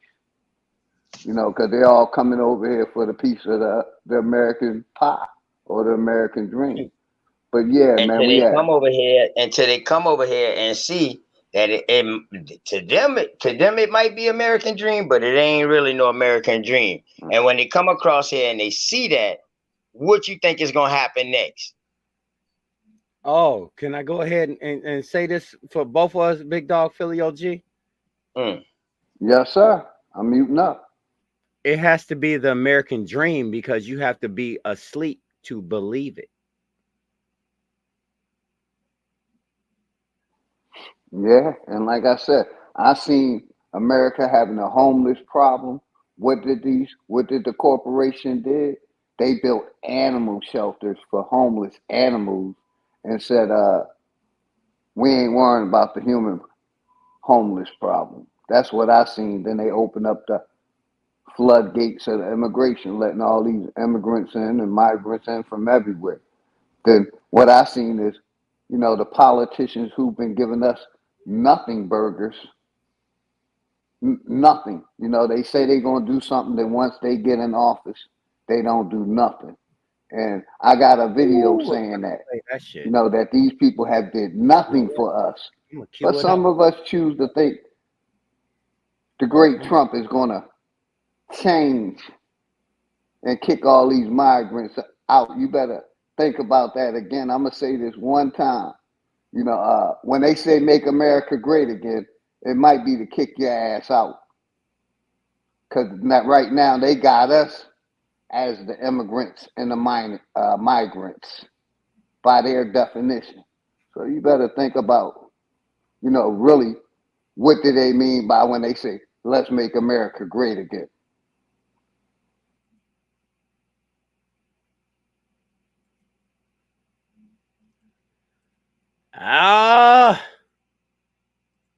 I don't know.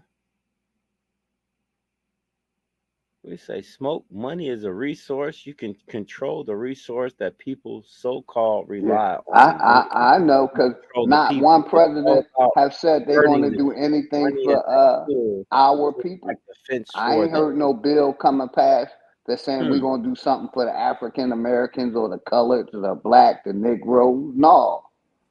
That's why I said you better think about making America great again because they ain't talking about doing nothing for us, but they talking about Ooh, doing for these I don't. immigrants. Well, Go ahead, brother. I want to kind of hint this towards you real quick because um you how can I say this without mildly putting it? Mildly putting it, okay? I mean, literally mildly putting it. So what if it was on the table that once this take place, everything that you're saying that what you're saying, what if it took place that it was going to be an issuance of 7 countries getting sued on the behalf of the United States and its people?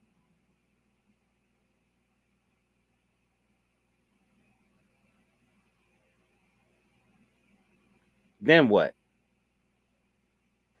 I'll have to see it because these people, they haven't honored none of their treaties since day one with us, man. And that's I another understand thing what we got to remember. They haven't honored no treaties. They broke every so-called treaty that ever existed between us. So you got to show. I got to show it. They got to show and tell. And brother, I'm gonna you're jump saying. off and jump back on because I want to play this video real quick if you don't mind. Oh yeah, okay. Go ahead, straight. So look, I'm still gonna be listening, brother.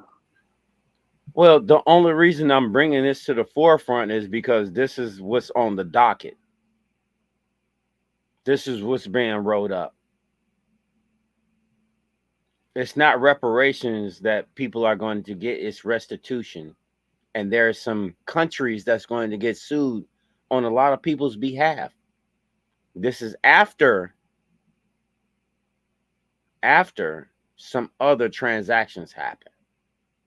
It's really going to go like, I can't make this shit up.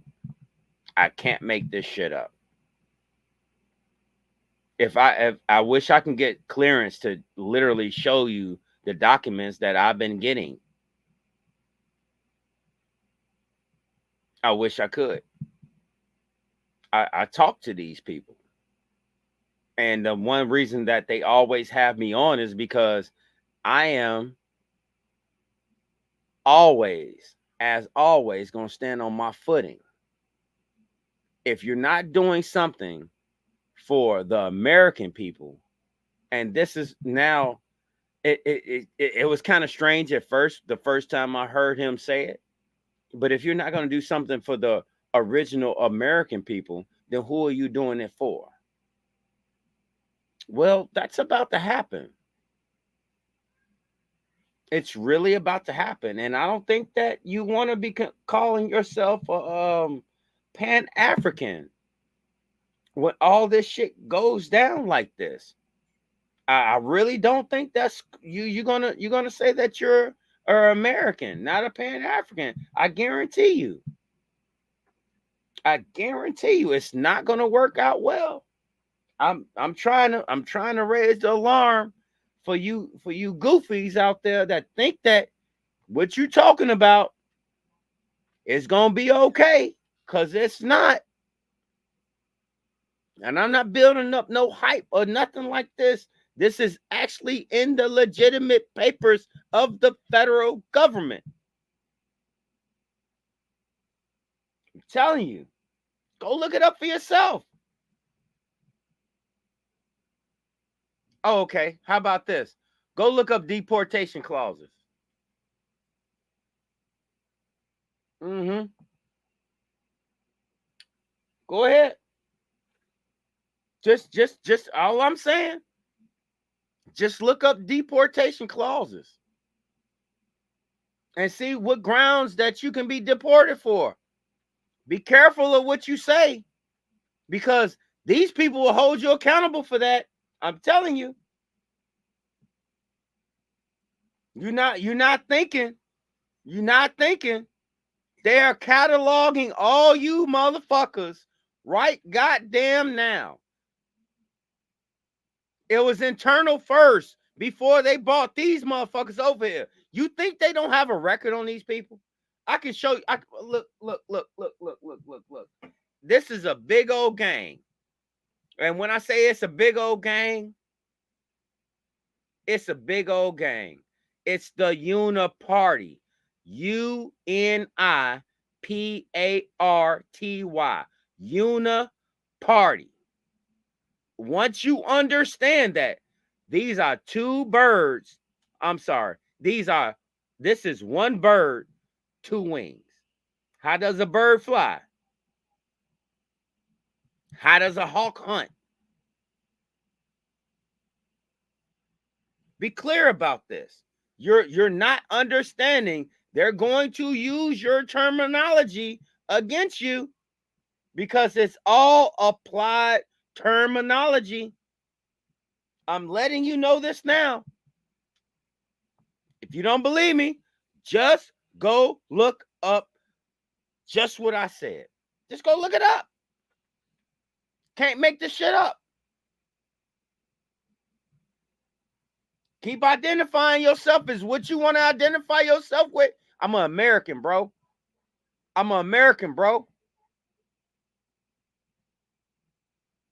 Let that sink in, because you're gonna need those credentials. Guarantee you.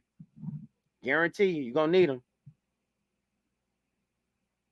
Keep on playing. Keep on playing. This is not for the weak-minded, because that's what they're preying on, is you weak-minded people. You have to know that. They're preying on you weak-minded people. Guarantee you. So just know you've been warned. You have been warned. And you know what? I'll do one better. You know what? I was gonna say this for our opening thing. You heard me? OTK, I was gonna save this for our opening thing. If I showed you this right here, it's in the back. Please don't pull it up. It's in the back. But this right here is letting you know what is going down.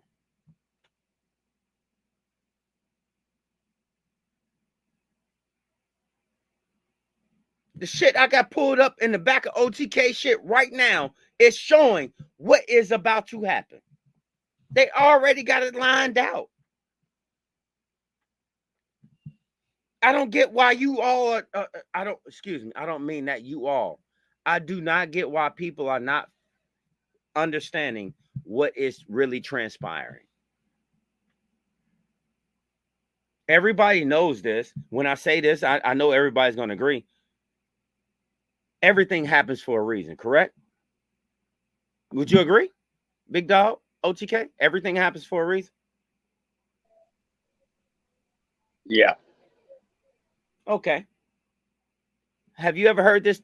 Have you ever heard this term before? Causation is I can not. agree with that, brother. What is that? Causation is not. Causation is not. I can't even remember the term now. I can't remember the term now. These are all applied terminology. These people are well above where they want to go. What they have to do, and they're going to show you bit by bit. If you shut up, there it is. You want me to roll this? Because I'm not trying to get your page. I'm not trying to get your page motherfucking knocked. I know I can do this on my Rumble channel. You are going to be on my Rumble channel, OTK. When I host this right here, this shit right here is serious. This shit right here is serious. That right there is enough. They do the work from there. Kill switch. You know, respect to you, man. I appreciate that too, bro. You know what I mean? Weren't caring about me, you know what I mean? And you got to show me about that Rumble thing. You got to show me about that Rumble thing, man. You know what I mean? So, well, yeah. see, the whole thing about Rumble that I rock with it, YouTube is gonna strike your channel. Rumble ain't gonna strike shit.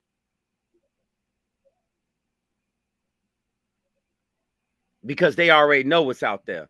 So if you play somebody else's shit on your Rumble channel, guess what? Oh, you can't play that. Rumble ain't doing that. YouTube is going to do that.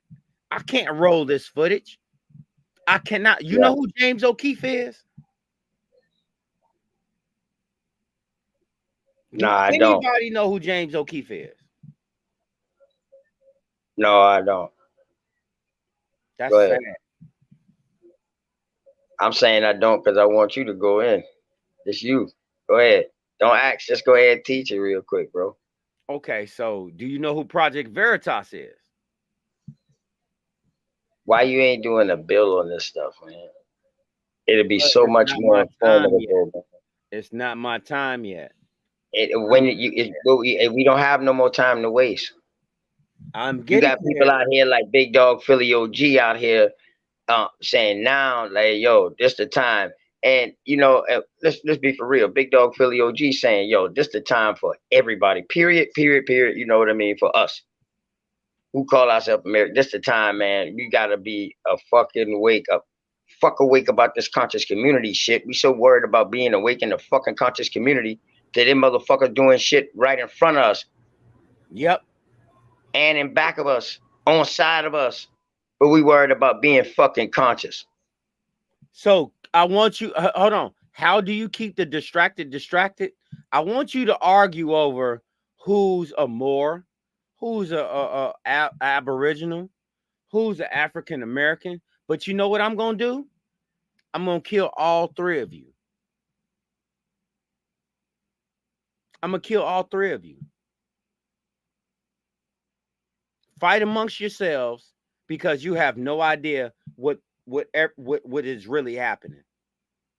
So when you get faced with something for real, you're just gonna bow down and you're gonna go alone. That ain't me, dude. You got the wrong one. That ain't me, dude.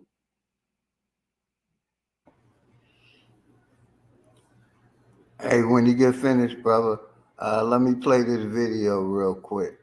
Oh yeah, dude. I'm gonna kill my screen. Please. I'm gonna kill my screen. Got it. Shit. Let me know. Hey, yo, bro, just to listen, I got my computer on in the back too. And I was looking at just the outline of that, what was on that shit, man. Listen, that's serious now. That's something that if somebody don't take interest in that, and you know what I mean, like, hey, that's them. That's them, bro. That's them. All you can do is lead them to water, but you can't make them drink. All I want to do is the right thing, OTK. Go ahead, big dog. I'm sorry. I'm sorry. Yeah, you good, brother. No, you good. You good. Go ahead, bro. Go ahead. I was about to say, yeah, you're right. I just want you to think, man. I'm trying to get you, help you. Oh, matter of fact, this is more than thinking. This is, I want you to know. I want you to know. That's what this is going on right now. Over the target news. Over the target news. I'm not fucking around no more. I'm not fucking around no more. It's over with, man. I'm not about to sit on my hands. And I know that these motherfuckers is about to, bro, look, big dog, go ahead and run your video, man. I ain't got to say, oh my God.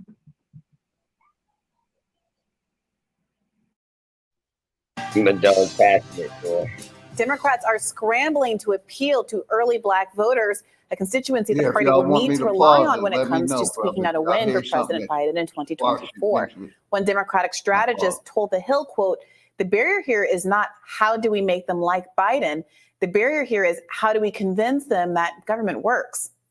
President Biden continues to laud his administration's achievements for the Black community, but Fox polling from 2020 and 2023 shows his popularity among these voters plummeting, while Donald Trump has seen us rewind that back because people losing faith in the corporation. Listen to what they said. People losing faith in the corporation. Democrats are scrambling to appeal to early Black voters, a constituency the party will need to rely on when it comes to squeaking out a win for President Biden in 2024. One Democratic strategist told The Hill, quote, "The barrier here is not how do we make them like Biden.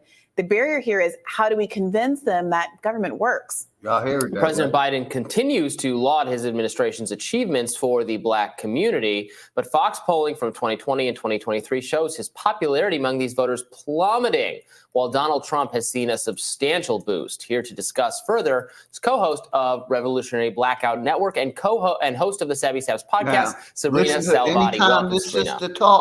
Good morning. Thanks so much for having me on. Thanks for joining us. So do you buy, the administration's claims that everybody, including everybody in the Black community, should just be all fine and dandy with how things have turned out? I do not.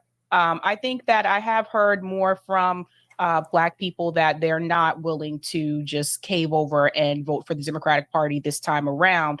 I think that poll is very telling. This is the first time, at least since I've been eligible to vote, where I've seen 20% support from African Americans for a Republican presidential candidate. So Donald Trump's support among African Americans has actually increased compared to where it was in 2020. And I think the Democratic Party should be very concerned about this.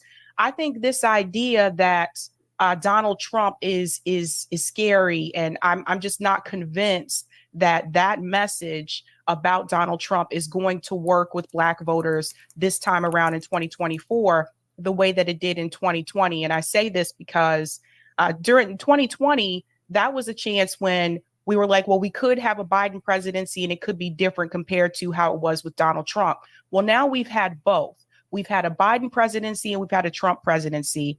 And a lot of African American voters feel that economically their life is not improved and it's actually become worse under Joe Biden presidency. So I think that the Democratic Party should be very concerned because they cannot win without African American support. And this could. Go ahead, brother. I'm just going to lay this out here to you.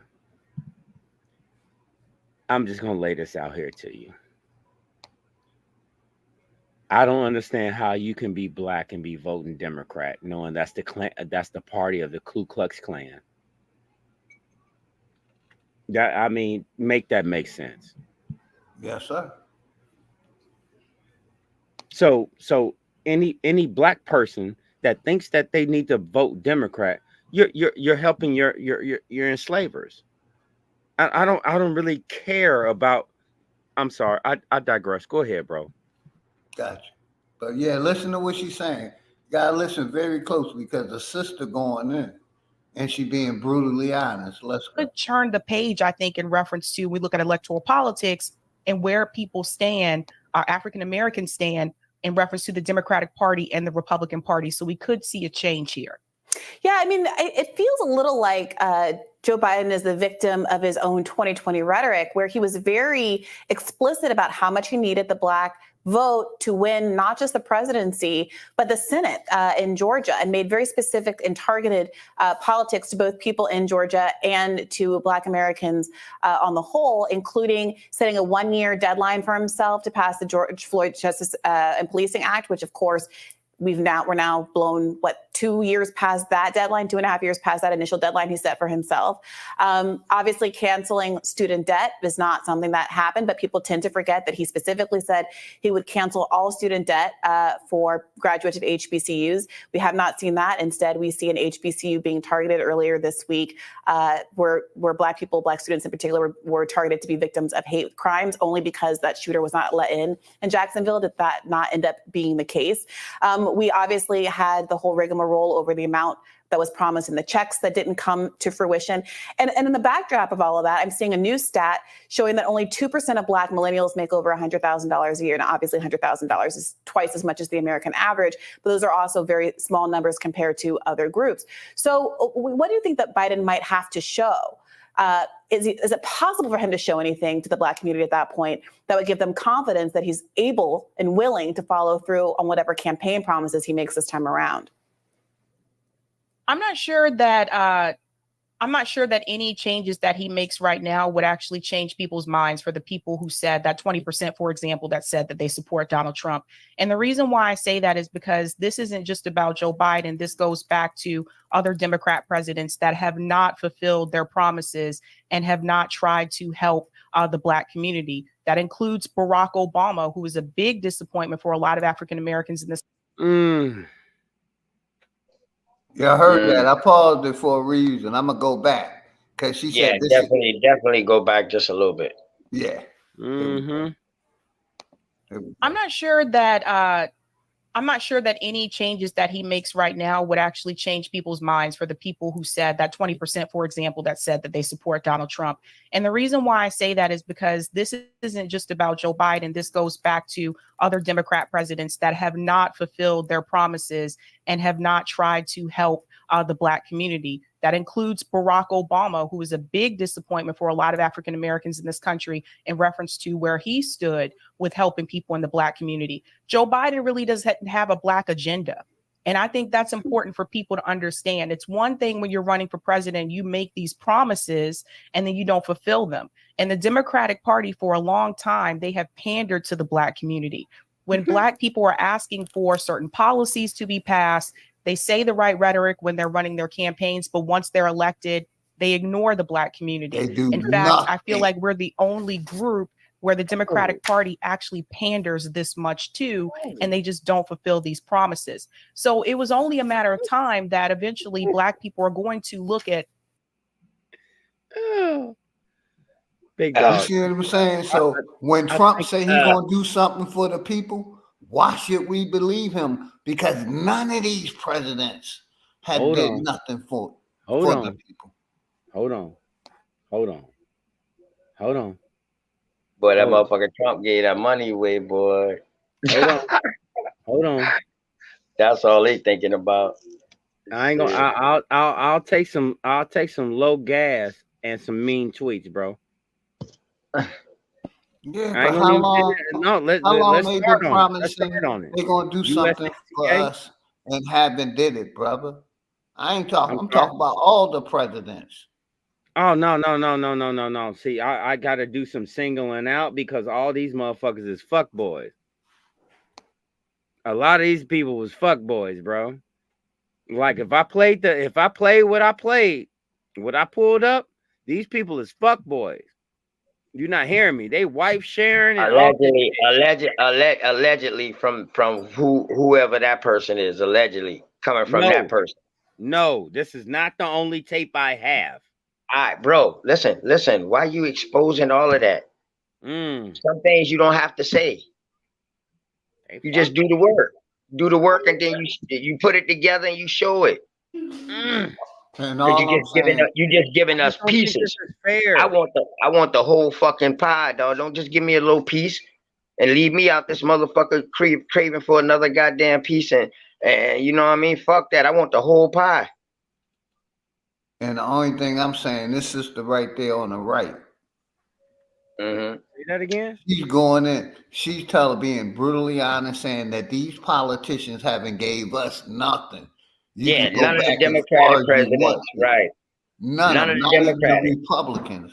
But yeah, let me run that back one more time. Yeah, okay. She only said but then she said the Democratic presidents also fulfill them. And the Democratic Party for a long time. Let me go back a little bit more. Biden, this goes back to other Democrat presidents that have not.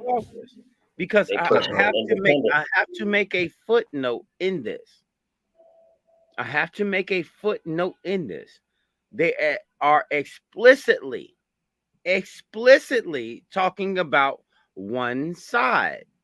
Yeah, Jewel, one of them whites only pies from life. Now, I don't know if you're listening, but yeah, she going in on both sides. She's saying Republicans haven't gave Republicans first, and then she said just like the Democrats. Right. Then she said just like the Democrats on their side. One side. Do you know what that one side is? That's why she can't say it out loud. That's the problem with the fucking brother. No, she would talk about them at first. She would talk about Trump from the jump. No, y'all. Oh my God, it's okay. Now, what I'm saying is, hold on real quick. If you go back to the beginning of the video, when they said black people are losing their faith in the government, she said that from the beginning. Go ahead, bro. Go ahead, play. Bring it back to the beginning. Y'all don't get it. Oh yeah, we get it, but we know. Listen. We all can read the same book, brother. That don't mean we have the same conclusion, but that don't mean each one of our conclusions ain't right. Democrats are scrambling to appeal to early black voters, a constituency the party will need to rely on when it comes to squeaking out a win for President Biden in 2024. One Democratic strategist told The Hill, quote, "The barrier here is not how do we make them like Biden. The barrier here is how do we convince them that government works." President Biden continued. That's right there. There it is, right there. Hold up, bro. The whole thing was about how the government works, not how to. Hold up. Listen to what she said. How she closed that off. She said the concern is not really to how do we get them to go this way. The concern is how do we get them to trust government. So that's everybody. Republicans, Democrats, incompetents. That's all they ask. That's all they ask. So guess what you're just letting fly over your head? This is the uniparty. Bro. All right. Okay. All right. I didn't. Okay. Man, how am I letting it fly over my head? I'm gonna pull this back up. This is the thing, bro. Hey, listen. I'm gonna tell you what you be doing, bro. You be talking to us like we know the shit that you know. You see what I'm saying? You saying we letting this shit fly over our head, bro. We don't know what you know. That's your lane. Okay. All right. Get it together and teach us. Come and teach us, bro. Let's get this shit together. The shit that you kicking out, dog. We need to know this shit. You know what I'm talking about? For real, for real. Man. Word. Put that shit together, dog, and bring it to us. Don't spoon feed us. The point I'm trying to bring out is not big ups in the Democrats or the Republicans. I'm showing how neither party has did nothing for the people. Yeah. Neither party, they all say they're gonna do something till they get in, then they look past us like they always been doing. Right, and right. That's what this sister in Go ahead, man. Hey, shout out to everybody who said, like I'm saying, man, he trying to spoon feed us like a little baby and then telling us second and third grade goddamn level work like we supposed to know. Come on, man. Don't spoon feed us like a baby and then act like it's going over our head. You goddamn right, because we is the baby. when it comes down to this. So you got to teach us like we babies coming up in this. Well, me per se, I can't speak for other people, but I can say me per se. You know what I mean? Because you done brought up like 7, 8 fucking goddamn your own names I don't know nothing about. You see what I'm saying? Right there, that should let you know, okay, boom, I know what I need to do a bill on. All right, yeah. Yeah, I got it. And let's do it. I ain't think of it like that. I'm sorry, OTK. I'm sorry. I didn't think of brother, it. We ain't never sorry, Governor. Chill out. Yeah, man, we ain't never sorry, man. For real. All right, go ahead, Big Dog Philly OG. Gotcha. Gotta release some of all that goddamn knowledge in your head. To be victims of hate crimes only because that shooter was not let in Jacksonville. Did that not end up being the case? We obviously had the whole rigmarole over the amount that was promised in the checks that didn't come to fruition. And in the backdrop of all of that, I'm seeing a new stat showing that only 2% of Black millennials make over $100,000 a year. Now, obviously, $100,000 is twice as much as the American average, but those are also very small numbers compared to other groups. So what do you think that Biden might have to show?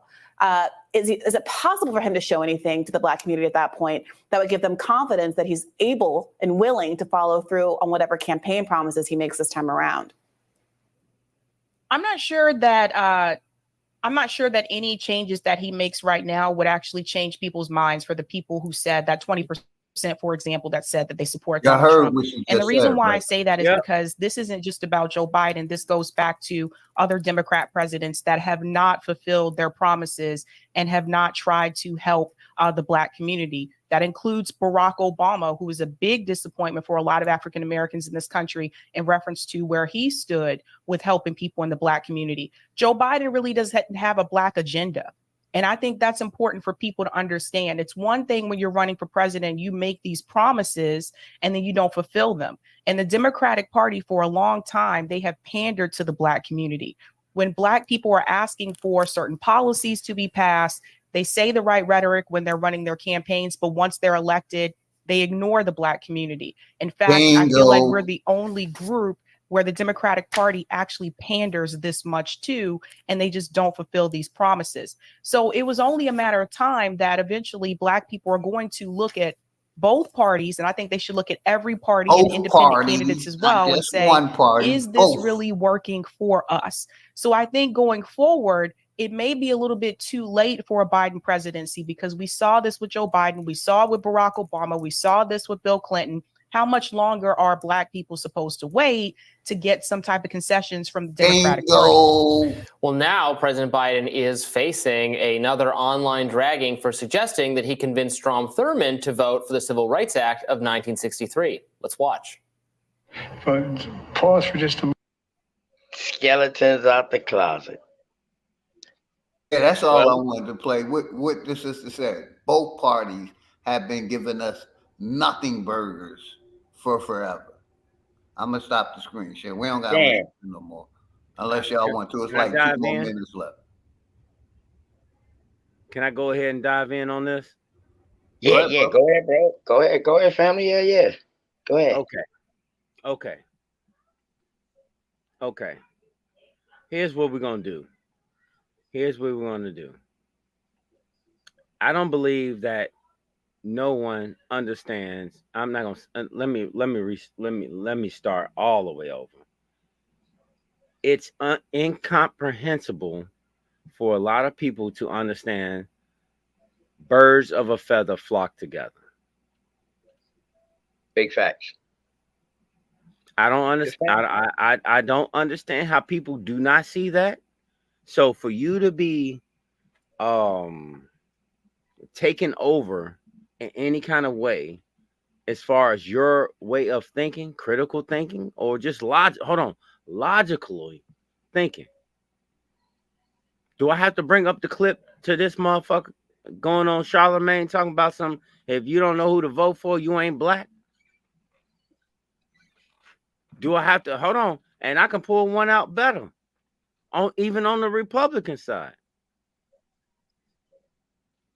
What I'm trying to tell you, it's the same thing. You're funding the same thing. These people share wives. Didn't you hear about the dude that got bent over in the motherfucking White House? What are y'all not seeing? Like if I'm gonna share, you know what? Fuck it. I'm just gonna share my screen. I'm gonna play it. Fuck it. You know what? Fuck it. Fuck Bro, it. how 1 minute you gonna say you don't want my channel to get strike, and now you ready to play something that you I'm possibly not gonna think do it. Now that my you said channel that, I'm not strike? gonna do it. I'm not gonna do it. I'm not gonna And do it. Now that you said that, I'm not gonna do it. I mean, I'm Because just man, putting you I on can't something that stomach you it no put me more. on. I can't stomach it no more. You understand what I mean? It's disheartening and it's discomforting because of the sheer ignorance. It's sheer ignorance. It's sheer ignorance. We're not doing our due diligence on these people, and we are allowing them to control the money. And then we want to complain about how the money's being controlled. Who does that? Oh, I know who does that. That sounds like somebody that works at a job that's getting underpaid. That sounds like somebody that just does not like the way things are going. Kill switch, you done checked it out? You checked it out in the back? You looked at it?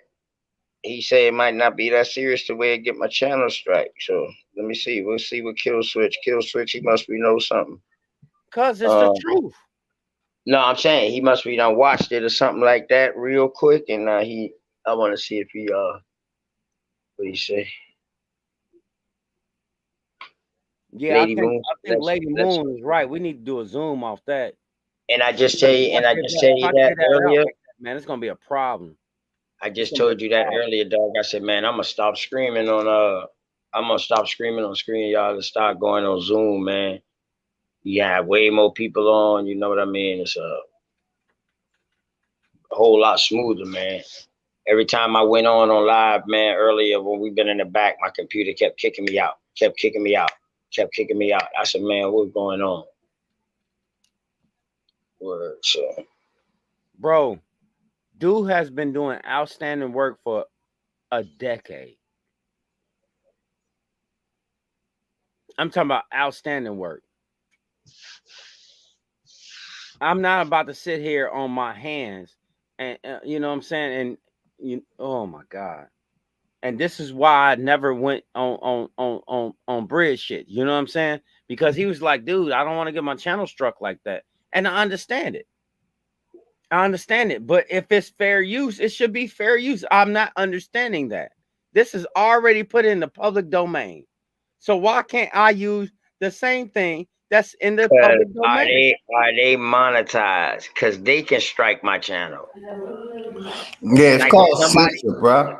Yeah, they like if somebody the information that we putting the fuck out. You can't show nothing about the pokey wokey. You can't show like nothing that. against the transformers. Right. You know, it's censorship. You know, that's the thing. Right. But we're talking about Rumble. With Rumble, you can show these things. Do all of that on Rumble. Yeah. I can do all that shit. I mean, every bit of it. See me, I don't care. Why don't you do a bill like on Rumble?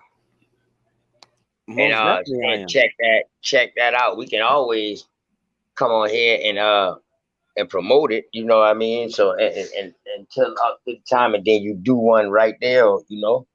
And then we you know, I jump over there with you, man. I'm gonna check that out, see how that is, because I don't like censorship too much. But you know what I mean. You couldn't find the video, Kill Switch. Oh yeah, like this. If he couldn't find the video, then that means something. You might got certain access, homeboy. Man, I'm not playing this shit, bro. Yeah, bro, straight. You know I go on terrestrial radio sometimes. You know I go on terrestrial radio. I talk to these people. I'm not fucking around, man. I'm not fucking around. Yeah, man. I mean, it's a time and a place, and it's a time for everything. You know what I mean? Dog, listen, you got that's your part in the movement. And that's why I say you always you my right hand man with this shit, bro. You know your end of shit. I know I mine. definitely ain't gonna fucking guide you wrong, and I definitely ain't gonna tell you to do something that I wouldn't do. And for one, I ain't gonna tell you nothing. All I can do is just give you a suggestion of what I might do. Now it's up to you. That's all I got is an opinion, because I never tell you like, nah, brother, go ahead, do this. No, no, no. It all depends what kind of situation. Like if I'm showing you how to fish, something like that, I'll be like, yo, go ahead, do this, and I guarantee you catch something. Now that's something different. But can I go ahead and address kill switch in the chat real quick? Oh, he said he found it. He said just a wild dude talking about everything we already know. Okay. See, kill switch. Kill switch. Kill switch. Like I said, bro, I was speaking for me. See, the things you talking about, people, yeah, they might understand it. Some people, that's why I couldn't speak for them. But I'm speaking about me. That means that you did not see the video. If you said it's just a white dude talking about everything we already know, that is patently false. That's false. I'm gonna let you know that right now. Great Smoke, why don't you break down what he talking about in the video? I can do exactly that if that's cool. Yeah. Yeah, shit, you definitely can interpret. Shit, ain't nothing wrong with that. You giving your peer review on the video. So, in essence, you have Democrats working for Republicans, and you have Republicans working for Democrats. They're staffers.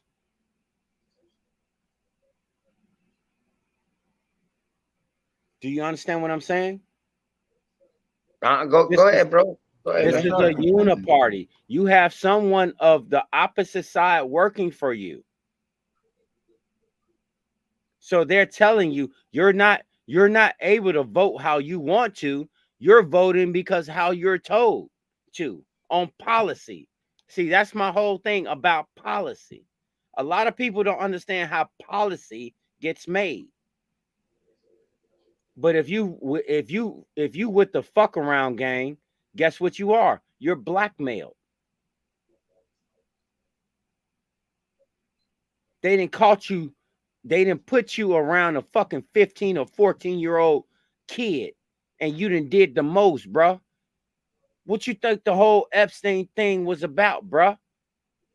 For real, for real. These people are fucked in the game, and they have to save face. That's why they can never get nothing done. This is not a game. It's reality. These people are sick individuals. They are literally working together to fuck us all. And have been doing that for over 40 fucking decades. So basically, that's what nobody is understanding. You saying what I'm saying, Straight Smoke. Basically. It's sick.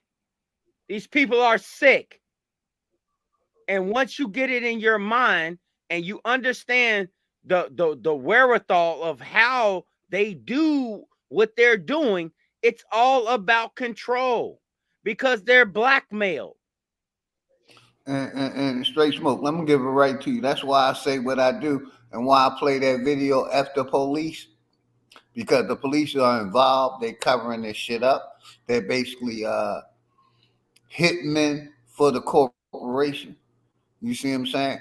They know about all these underground tunnels, the kids missing, and all they did was cover it up. These corrupt ass police officers, corrupt politicians, basically doing things with the children. You know, that's what basically the brother's saying. You know, the whole Congress, the whole corporate entity has been doing some slimy things for a long time and getting away with it. You know, and that's what I feel like the brother talking about. You know, I've been hearing about you know, they're going to start prosecuting all these people. For the last 10 years, I ain't seen nobody, none of them rich ones get locked up. I ain't seen none of them basically lose their riches, lose their properties by taking over by the corporation or the police. That civil asset forfeit. You know what I mean? They ain't losing their shit like when we get out in trouble, lose everything. You see what I'm saying? That's what I see straight smoke on. They doing, you know, the kids that's been missing, they have a part of all that. You know, because but go ahead, Street. This is their way of commodities. This is their trade. Remember, everything started with a trade. Everything starts with a trade. It's not the money. Fiat money is nothing. Them little dollar bills you have in your pocket means absolutely nothing. It means something to you because you believe in it. That little money you got in the bank, it means something to you because you believe in it. The reason that those monies is there for you is because they have an alternate agenda of the commodities that makes that money possible. You don't believe me? How about this? Didn't you see Trading Spaces with Eddie Murphy and Dan Aykroyd? What was they selling? Pork bellies, wasn't it? Pork bellies. Okay, pork bellies. That's bacon.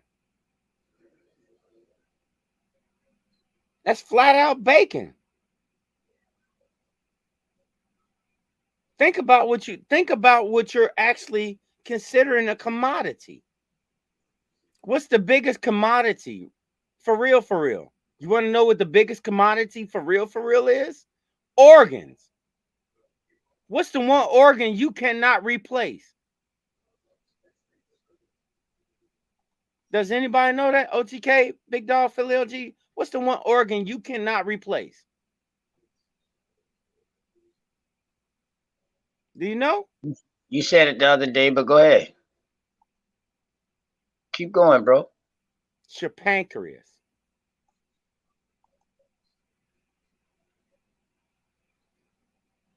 It's your pancreas. You know that motherfucker that regulates your insulin in your blood? You know that one right there? That right there. So what do you think old folks want as they get older, especially a rich billionaire, as they keep deteriorating? How many surgeries did John D. Rockefeller have before he died? Do you know?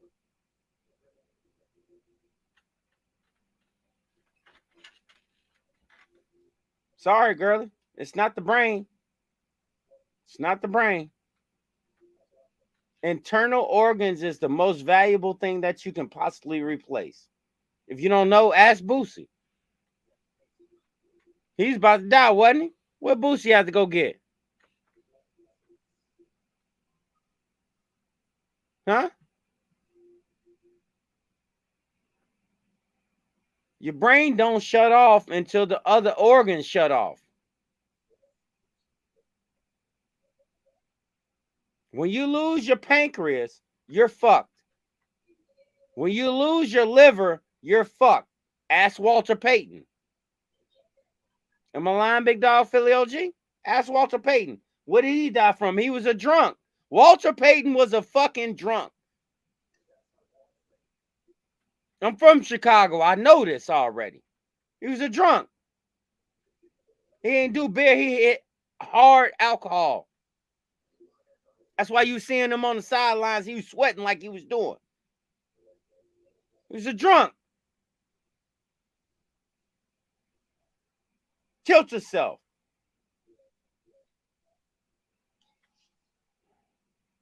This is really hard to stomach. This is really hard to stomach. The biggest thing in the game right now is organs.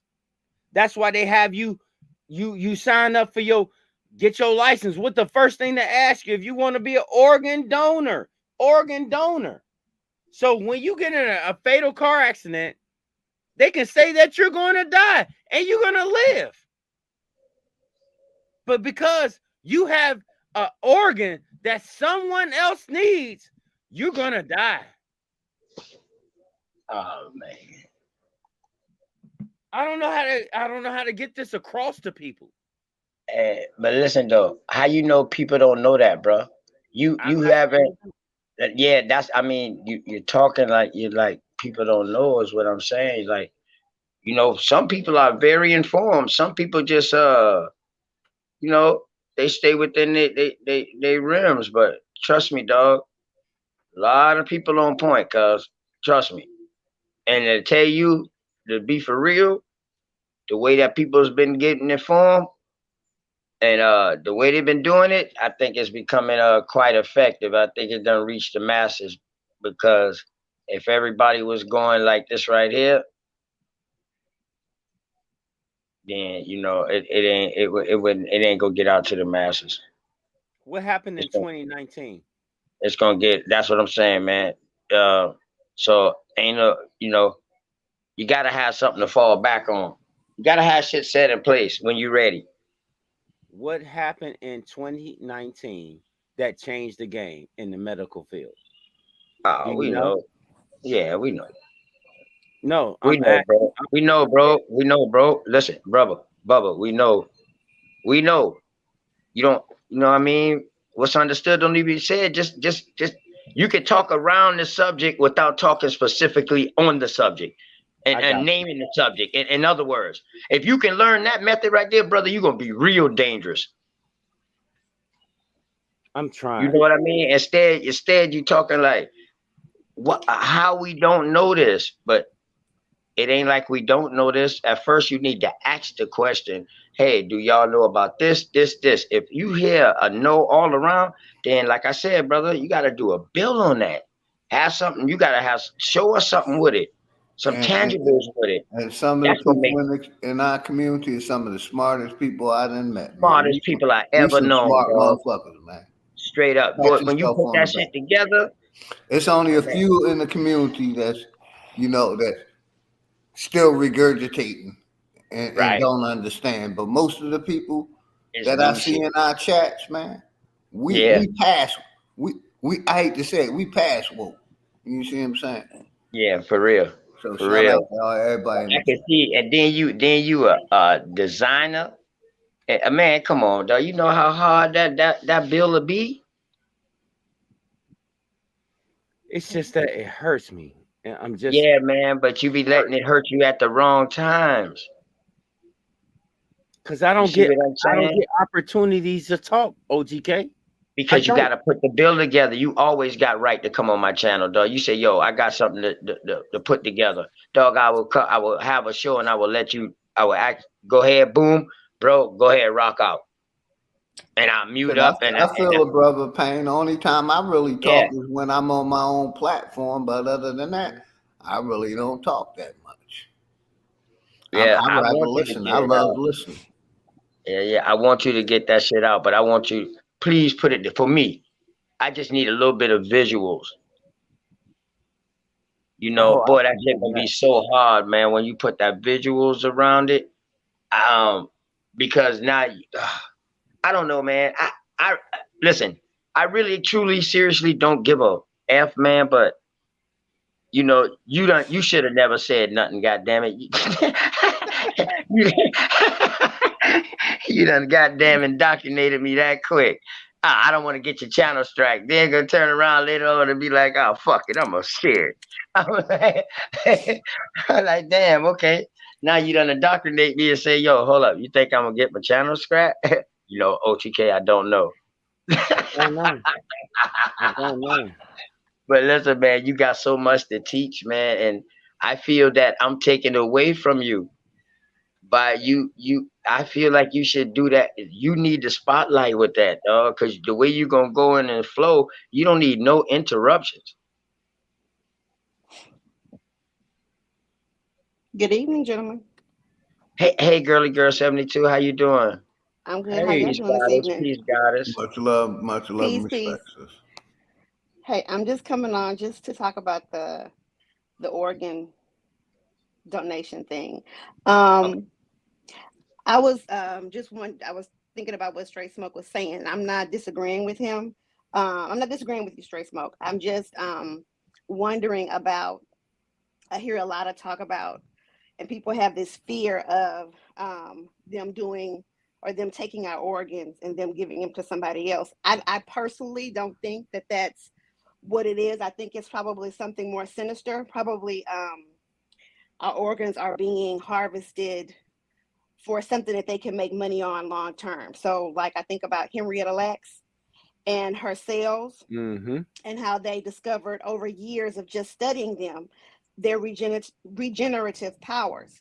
And I think that that's probably what they are taking our, if anybody's harvesting organs, because to harvest somebody's organs and to give them to somebody else, for them to be a transplant patient, it's a complicated process. You know, like, essentially you got to have somebody that's brain dead, that everything else on them is working, and they harvest things one by one. The last thing to get harvested is the kidneys, because you need the kidneys to continue to bathe everything. I mean, you need the kidneys in place before you can have a healthy liver. So you're gonna leave the kidneys there, then you're gonna take the liver first, and then you can transplant that. So those organs get kind of harvested one by one. Then you got to find a match for them, the whole 9 yards. So you would have to have people in place, somebody that was a match for that donor. It's way more complicated than just saying, hey, they're gonna get us snatches, and I wake up and I'm missing a kidney. Well, that could be the case, but that doesn't mean that whoever is going to receive the kidney is not going to die from rejecting the kidney.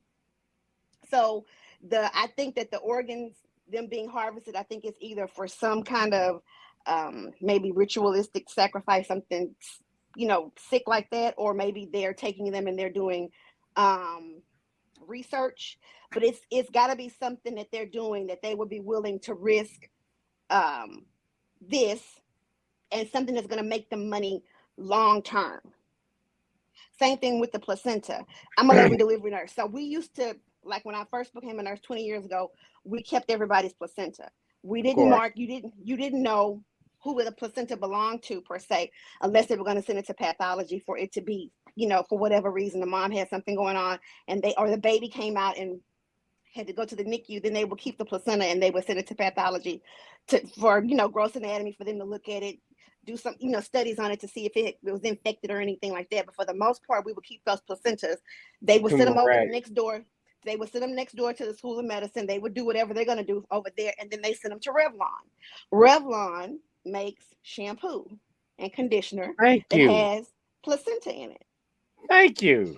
So it's things that, yeah, like I said, I'm not disagreeing with you, but it's sort of something I'm thinking, if they're going to risk, kidnapping somebody and, taking their organs, it's got to be for something that's either for, somebody rich and it's for extreme pleasure. It's something that they're doing to get off on, or it's something that it's a money maker. So, girly girl, I'm going to back you up and say this one thing, okay? The reason that they have to do all of the things and the acts that you're talking about is because they're specifically targeting bloodlines or blood, what do they call that, Michelle? Blood types. Right. Because they need to figure out who has the cancerous gene and who does not. And that specific blood type. That's why we have people that has sickle cell and all that other stuff. Listen to me. Right. It's for that very reason. Oh man. Okay. OTK, you're right. I'm gonna shut up. No, you must be see what I put in the chat, right? But just think about it. If you had, I tell you, go ahead talk. I told you, go ahead talk your talk, dog. I know you passionate. Go ahead talk your talk. If they strike my channel, fuck it. I got 2 more. Well, no. I don't want to say something that's gonna get your No, not you, not you. Go ahead. No, not you. No, I'm talking about brother Straight Smoke. But go ahead, y'all. Go ahead. Great bill. I'm sorry. I apologize. Go ahead, y'all. Okay, no problem. So it's just that we've got to, I want us to make sure that we understand, like, that we're not coming across as like some sort of I don't know, some sort of fanatics, that we're just all leaning towards this, because I know that as a community, historically, this is what we've done. And not that I am somebody that's pro-medicine or that's, you know, I'm not. I wasn't happy about having to receive the vaccine. I mean, actually, none of us was. The Black nurses, the white nurses, none of us wanted it. I mean, because we're all saying the same thing that y'all are saying. How do I know that what you injecting in my body is designed to help me or hurt me, or do something else that in 25 years I don't know what, you know, I'm be walking around with an arm growing out the middle of my forehead. Who knows what exactly is going to happen to me?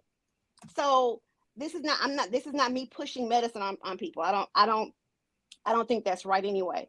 But it is me saying that I want to make sure that we have an understanding of what we're saying and what we're putting towards our community, because we don't want people to sit at home and not seek help from somebody that if you have a condition or you have something that could save your life, just because you're afraid of somebody doing something to you. You don't know how many people I have heard about, you know, that have withheld medical care from their child because they're thinking, and it's something that could have potentially saved him or her, their lives. So that's the only thing I always want to caution people on, is that, you know, you want to, that's a thin line that you want to tread lightly, because people are believing in what you say. When you get on here, people are listening to you.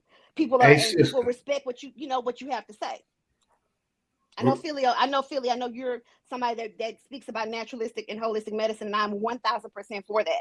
You know, this is something. Yes, ma'am. I wanted to ask you a question. Yeah. I didn't, it's never no disrespect. Like, I just wanted to ask you a quick question, because, like, my mother's, she about to turn 90 years old, right? Oh, that's a blessing. Mm-hmm. And basically, they want her to get her heart is at 30%.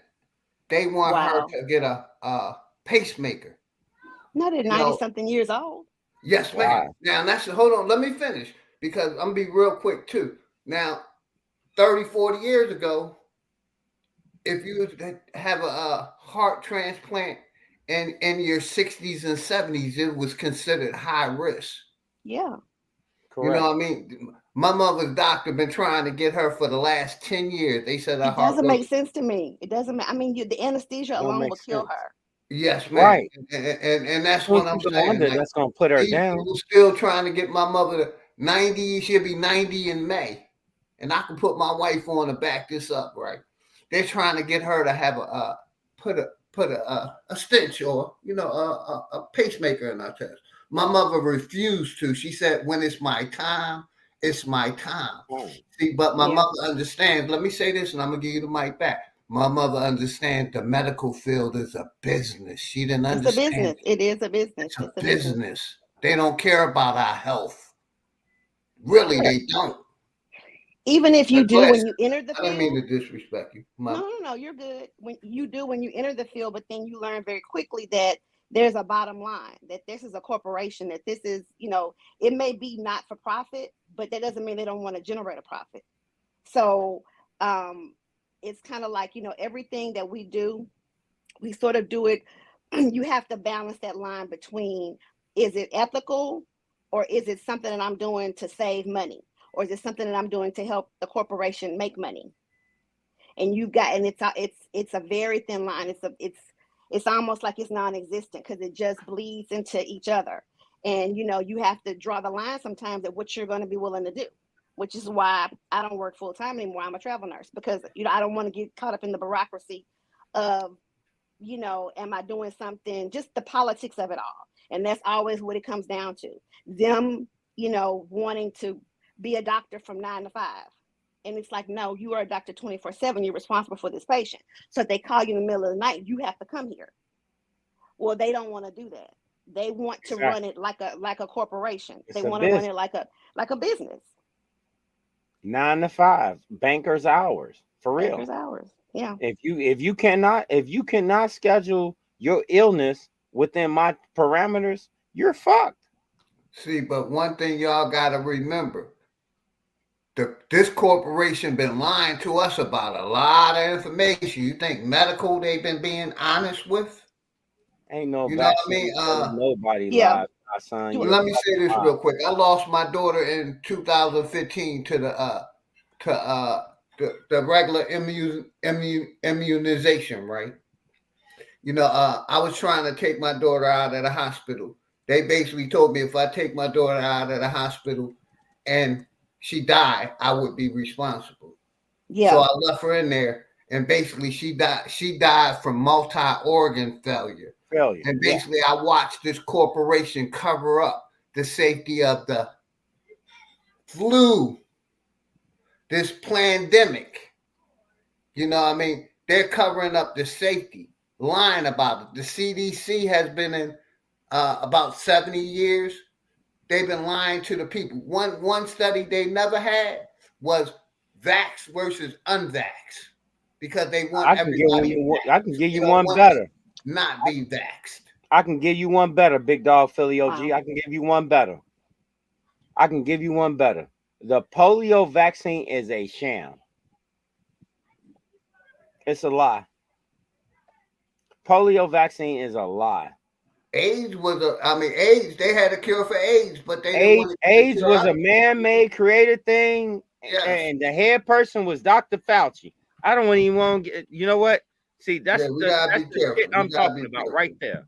I'm just, like that's what really woke me up to, like, I tried to sue the pharmaceutical companies for like 8-9 years over the death of my daughter, and I watched how they covered it up. You could barely sue these doctors. You can barely sue for the pharmaceutical industry. That's why I don't trust it. I deal with herbs, and that's how I can say I'm 58 years old, no pre-existing condition, don't take Tylenols, haven't took a Tylenol in over 30 years, because I took. I wouldn't take it either. I mean, I can tell you honestly, like my dad, he never took a Tylenol until he absolutely had to, but he could no longer take Motrin because he was a dialysis patient. And so, you know, anybody with hypertension or any kind of kidney involvement, they don't want them to take Motrin. It's contraindicated. So he only took Tylenol at that point because that was his only option for anything over the counter. He worked at a chemical plant. Is selling these. I forgot what they call it now, but it's been taken over by somebody else. But he said that was one of the things that they had runs of was acetaminophen. And he said he watched them make big gigantic vats of this. This was in the 70s and the 80s. And he said he would never put that stuff in his body. He said if you saw what they did and how they made it, you wouldn't take it either. He said it's a chemical. He says nothing in it that's natural. He said everything is a chemical. And they make it right here in Houston, Texas.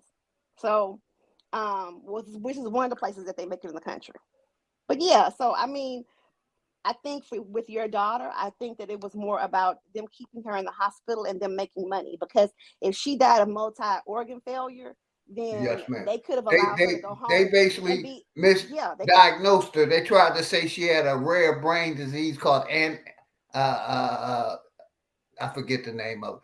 But they diagnosed her wrong. But basically, what she died was from the side effects of that immunization shot we gave her. But they covered it up. You know, and that's why I don't trust these doctors, because they take hypocritical oaths.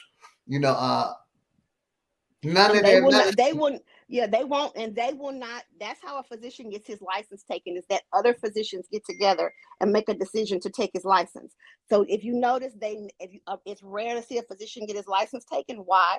Because they won't get together and come against each other. They will never do it. You will hardly ever see them say anything just like the cops. against each other. The cops don't come after each other. I totally agree. Not even to each other. Like they will, if they have those conversations, it is away from us, from the nursing staff and from everybody else. They do not speak badly about each other. They close their mouths almost. If something is being said about another physician, they stop talking. And that's over the 20 plus years I've been in this industry. They just don't do it. So because when they speak badly against each other, it's because at that point, he's making it bad for the rest of us. He is putting a stain on us, on all of us. So we got to get rid of it. Not because he necessarily did something bad. Because if that was the case, how many of the rest of them would have their license revoked? Think about it. They only ever take a physician's license when other physicians get together and say he needs to be removed from this. He needs to be removed from what we do. because he's making it bad for the rest of us. That's the only time. Think about it. I want you to go back in history and think about physicians who got their license revoked. How often do you see it happen? Girly. You know, I'm gonna have to say a couple names. You know who Dr. Peter McCullough is? Was he one of those ones that was on that television show that I think he's the one that worked in Dallas, that did all those botched orthopedic surgeries on people? Mm-mm. Okay. Then do you know who Dr. Jane Goodall is? Yes. Okay. Do you know Dr. Sherry Tenpenny? It sounds familiar. You see where I'm going with this, don't you? Yes, I do. Okay. So these are all people that got ousted at the height of a certain time. Okay.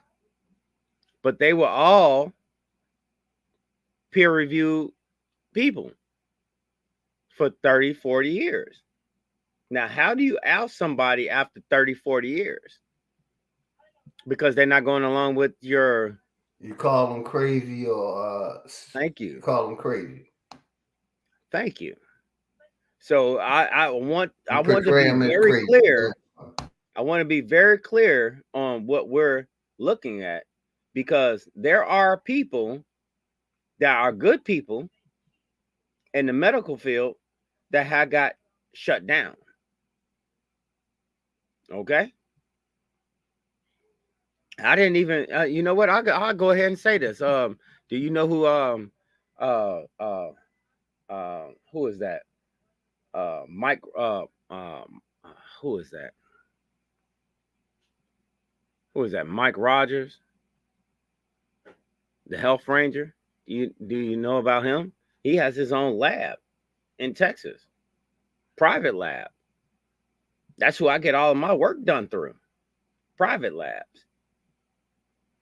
You gotta start looking at the realness of things, because I'm not no big based person on factory medicine or factory pharmaceuticals. I'm not a big person on that. I like small, intimate people that are certified. Now, a lot of these people that I'm talking about, they are certified, but they are no longer registered. But why are they no longer registered? Because they didn't go along with the controlled narrative. And I have over 52 doctors on that same page. What, they decided they wanted to leave because they didn't want to play? They're not playing that game. Oh yeah, now that's true. But I was gonna say, what about those what they call them, those basically the acting physicians that they put on the TV, crisis actors that's in the physician's role during the pandemic. I mean, this corporation it's dirty, man. Those wasn't crisis actors. Yes, they did. They had crisis actors out there, bro. Are you talking about the ones that was on the steps? No, I'm talking about different events that they had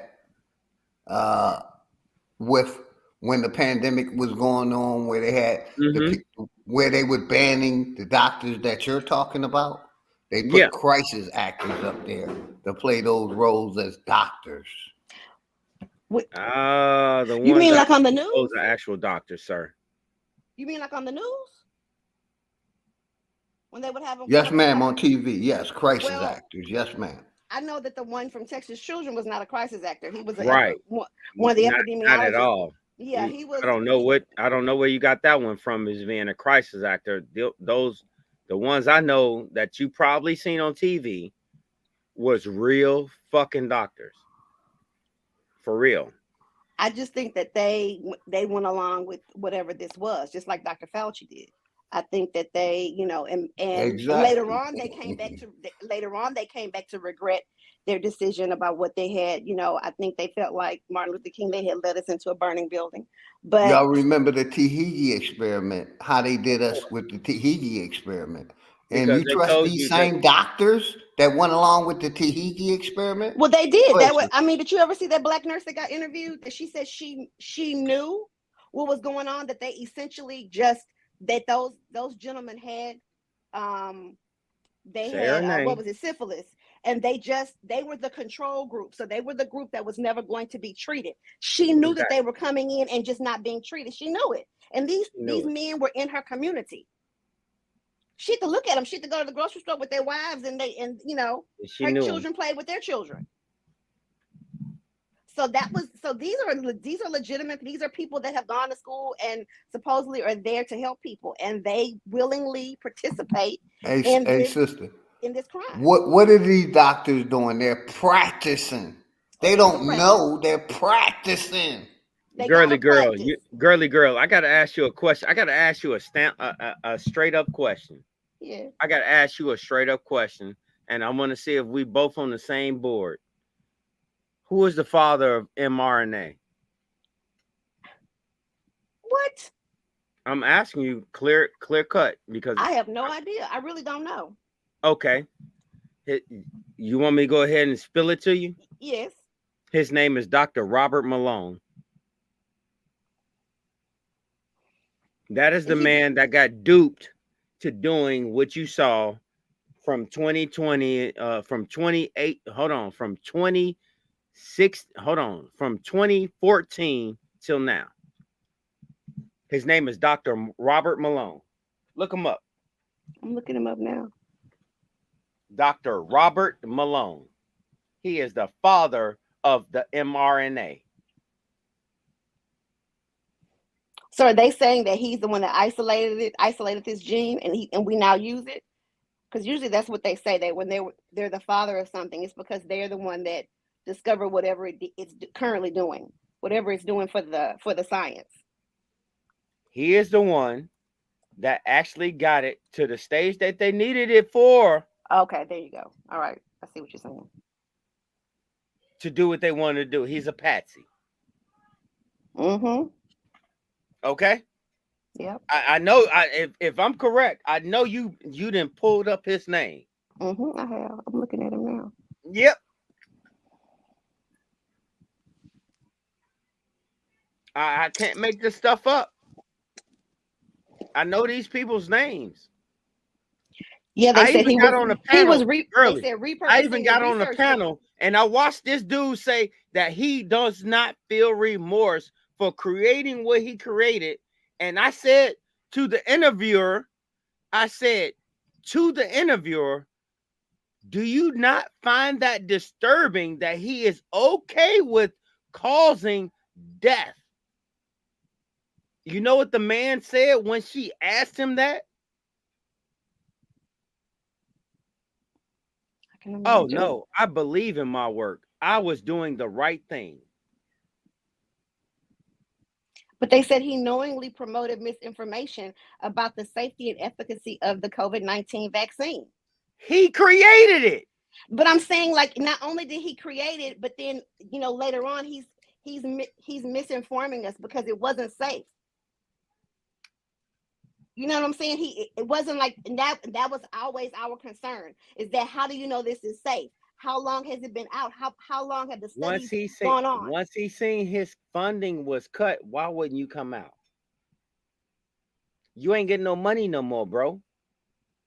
You see what I'm saying? Yeah. That's how this shit works. Hey, real quick, the way I see it works, like these doctors get paid from the visits. Then they get paid by the prescription. They get paid for writing you basically experimental drug that's new. Oh yeah, they get do that. Extras from the pharmaceutical for writing you that drug and don't know what the side effects is. So, we got to look at both ends of this spectrum, brother. They that's why they take that hypocritical oath. And it ain't to the people. But whole thing is these doctors work for the corporation. That's who they work for, brother. My whole thing is this. Big Dog Philly OG. It's not so much that these doctors work for the corporations. These corporations go find useful idiots that's very intelligent to do the bidding of what they want to have happen. So they can take it and then do what they want to do with it. If that was just rolling off what you're saying, if that was the case, I disagree, because you got to look at all the oath takers that's in the corporation. Doctors take oath, brother. I'm listening. I'm gonna mute up so I can hear you. But doctors take oaths, like judges, like lawyers, like politicians. Okay, what I'm saying, when you have a useful idiot that's going to do what you want them to do, you don't need them to take an oath. Just go and do the research for me and bring back the findings. These are people that didn't do that. If I showed you Buddy's breakdown on which I have right here in my laptop, I show you Buddy's breakdown of everybody he's in work with. Why are 94% of these people dead?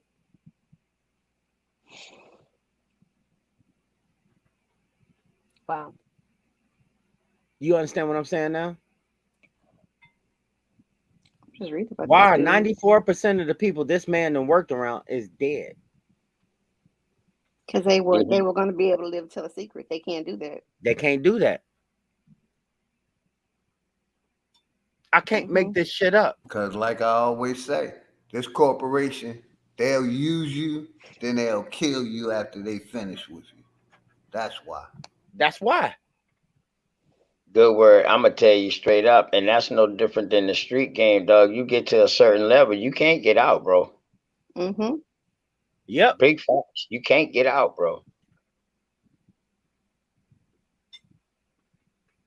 But so I do agree with the useful dummies, like you said, brother. Yeah. They get these people that's willing to take the financial payoff. That's it. And cover up the information. Go ahead, sister. My bad. And they said that he's even doubled down on what he said, that he is happy with his research. Mm-hmm. This was recently that he said that. Yep. You see, I'm not making this shit up. Oh, no. I can't make this shit up. So if it was one of him, that means there was 30 of them or 50 of them or 100 of him. Yeah. This pattern has to end. And it's pressure ahead, too. Girl. You get pressure. You get pressured into doing things like no, I mean not I mean as far as like a patient is concerned, I'm just saying like as a healthcare worker, because they want to know not only are you going to take the vaccine, they want to know, are you telling your patients about it? Are you telling your family about it? Are you encouraging them to get the vaccine? Yep. And that same physician that you saw on the news every night, that was from Texas Children's, if you guys remember him, he of course I'm working there at the time, and that's right here, in Houston where I'm from.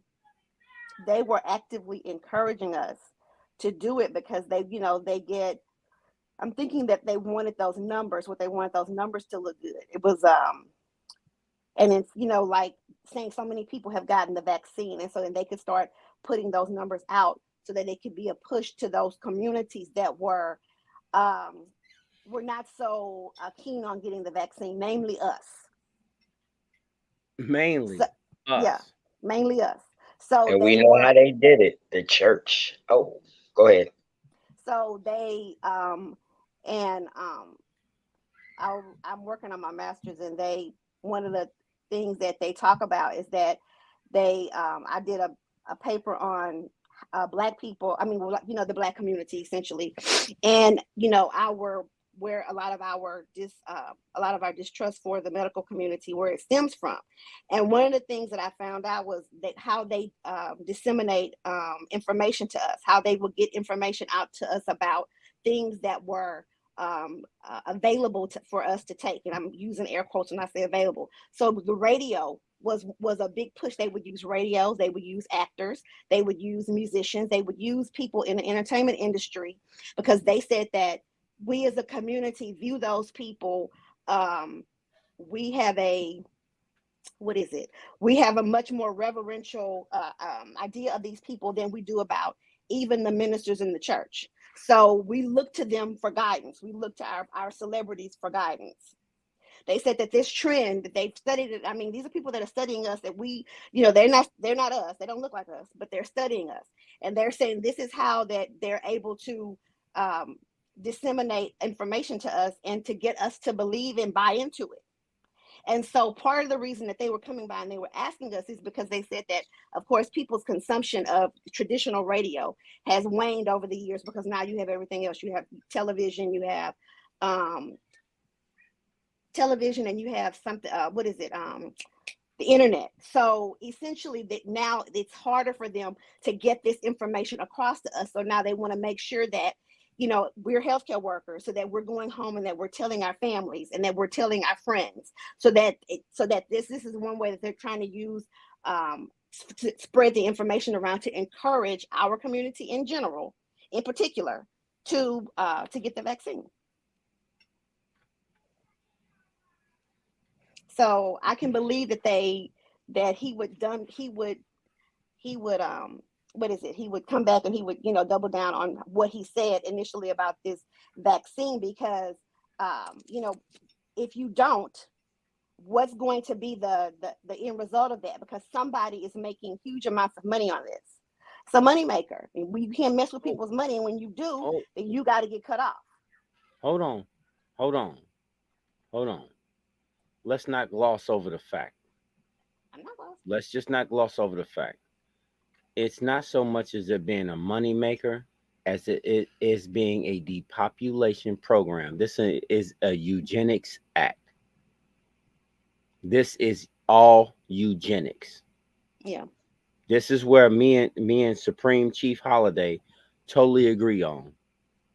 Because if you do not know the history of eugenics, that's your medical field. Because they only want certain things to go. That's it. It's just in the dynamic programming of what they already set in place multi-decades ago. Yeah. Because once you understand the history of and the root of medicine, it all leads back to the eugenics program, because they only wanted the cream of the crop. That's it. So what you're seeing is the one thing that no one is paying attention to is that if you're not suitable, you're dead. You're a useless eater. And I can pull up Buddy saying that you're a useless eater. But you don't. But if you're doing a general sweep though of this, you don't know who you don't necessarily remember. A lot of us are not being counted. A lot of us are not. We're not among people that they can readily identify. So you got to get in with these broad sweeps. That's why you got to take out groups of people. You can't just sit back and say, okay, I'm because I had the luxury of picking and choosing, because you don't know where everybody is. Correct. So you've got to. That's why they want us in particular to encourage our families, because you're a nurse. They're going to trust your judgment. Encourage them to get the vaccine. Are you encouraging your families? They literally were coming around every day that I worked. Propaganda. Our chief nursing officer in particular, even the woman who had stepped down from the position, she was still there but working in some other capacity. But we all had a relationship with her. So, she had been our CNO. She came by. Are y'all encouraging y'all's family to get them? Are y'all talking to y'all patients about it? And I'm like, what in the world is going? What is the problem? Why do I have to keep talking to these people about the same shit? Why every day they come in and they talking to us about this? This is crazy. Because that's incentives. They're getting an incentive to promote it. Yeah. The incentive. I mean, do I have to say this for real? How much is it to be put on a ventilator? I mean, well, that backfired on them, but yeah, exactly. Because let's just talk real shit. I'm not lying. Am I lying? It probably was. You probably could get paid maybe $3,000 a day on a ventilator bed, on a vent bed, because it's per bed. That's how they charge. So right. Wherever that bed is located in they the have hospital, to extend them. They have to extend them to 2 to 3 days. Right. Until they blow out their lungs. I'm not making this shit up. I know it.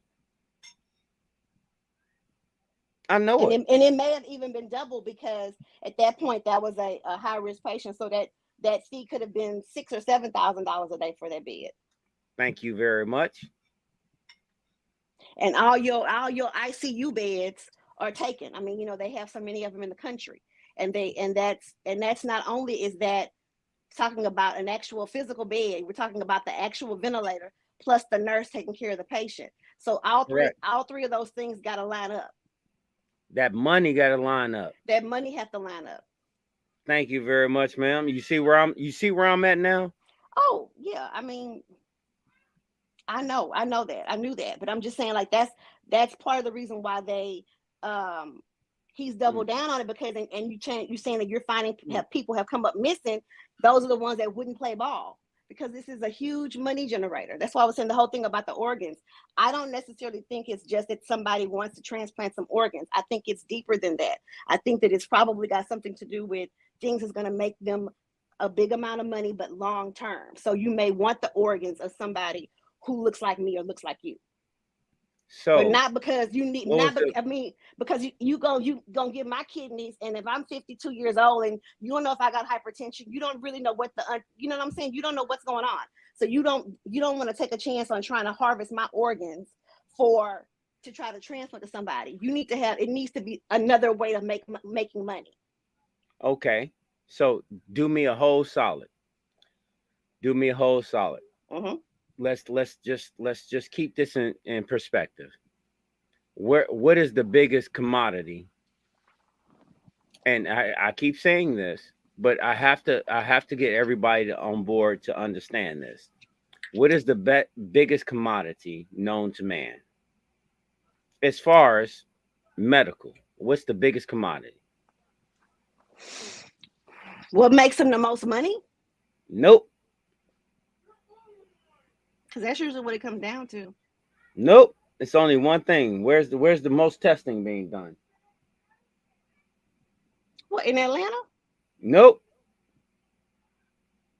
What kind of testing? What are we talking about? Okay, so the most testing is being done on all Black people, period, because of melanin. Melanin or melatonin, or I can't say melatonin, but melanin is the all resistance and all D3. What is that? Michelle? That's vitamin D3. That's what we already have in us. White folks don't have vitamin D3 in them. They have to take a supplement for vitamin D3. Black folks can go stand out in the sun and get vitamin D3. Okay? Am I lying about this? No, you're not. Okay. So all testing has to come through Negroes. Anybody with color. Well, that's what I was saying, that those testing centers typically are in cities that have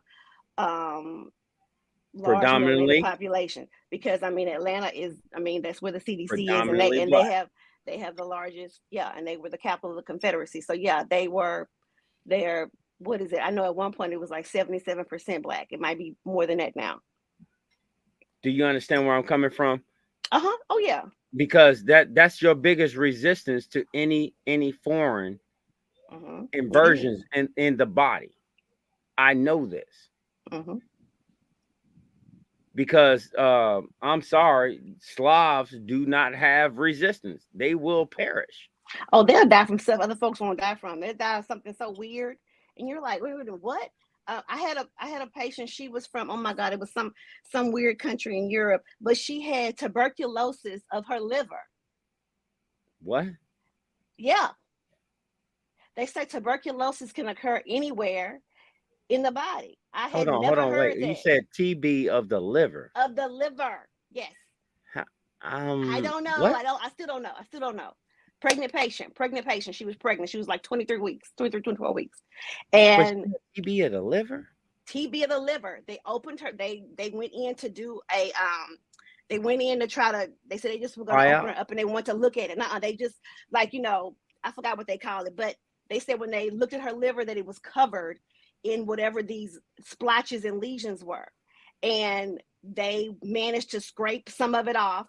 and they closed her back up, sent her to the ICU. And when they, they cultured it, they said it was tuberculosis of her liver. How do you get that on your liver? I have no idea. Still don't to this day. But she was able to get, once she got treated for the TB, the condition, because like her liver, it was almost like she was in liver failure. And she came to us from, she came to some Eastern European country. It was weird, but she came to us, and she went from bad to worse. But once they started treating her for the TB, she improved. But it was crazy because I hadn't ever heard that before. I have never heard no TB of the liver. And we all looking at the doctor like, what you saying?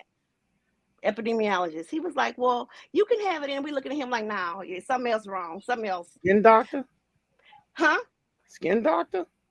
No, he was an epidemiologist, and they study diseases and epidemics and pathogens and stuff like that. Pathogen. Yeah. Okay. And he said that that's what she had, because she presented with fever of unknown origin. Makes sense. Yeah, she came in with this fever, but they don't know where she. They cultured her. We did blood, all of that, and they couldn't figure out what was the source of her infection, and so she started to look like she was in liver failure. Jaundice? Did she have the jaundice look? Yeah, she had jaundice and all of that. But all of these things are developing as the days go on. I mean, she was there maybe a week before they finally took her back to the OR and did whatever this was. But yeah, so every day they, come back to work and something else wrong with this woman. That don't make sense. I've never heard. But I'm just saying, so that solidified what I always said, that they get weird stuff. They have diseases other folks don't have, that we don't have. We don't have that kind of stuff. So I ain't gonna even lie to you. The biggest one that shocked the fuck out of me, and a lot of people don't really look at it like this, is that Lou Gehrig's disease. Mm-hmm. Yeah. That was the one that just kind of like tipped my hat. Like, y'all people really just don't wash y'all ass, or something wrong. They just don't do a lot of things. You ain't brushing teeth, or you just chewing on bricks or cans or something, aluminum, something. I don't get it. I just don't get it. They get these weird cancers. They just get, it's. And then to me, it's like, our healthcare, the healthcare that they have designed for us is the same thing that's designed for them. And I don't think that they can do the same things for us that they do for them. I don't think that. Yeah, I think that that's part of the problem. I think that's part of the problem why we end up having these, fatal outcomes. So, see, girly girl, I'm gonna have to sit down with you and talk to you, because this is my whole field. This is my whole field. Like I can't explain it to you. My wife will sit here and tell you, like, I've been doing what you're talking about right now. Now, I'm not in your particular field as far as like job wise, but as far as the knowledge or information that I get, oh yeah, this is what I do. I look at the other stuff that a lot of people don't look at, if that makes sense. Yeah. Same thing with me. I look at things that people don't. I'm saying that right there, that's out of place. Nobody else seems to realize it's out of place because they're too busy looking over here, because they're having all of this whatever going on to distract us and distract everybody. And so you don't see the sleight of hand that they're doing.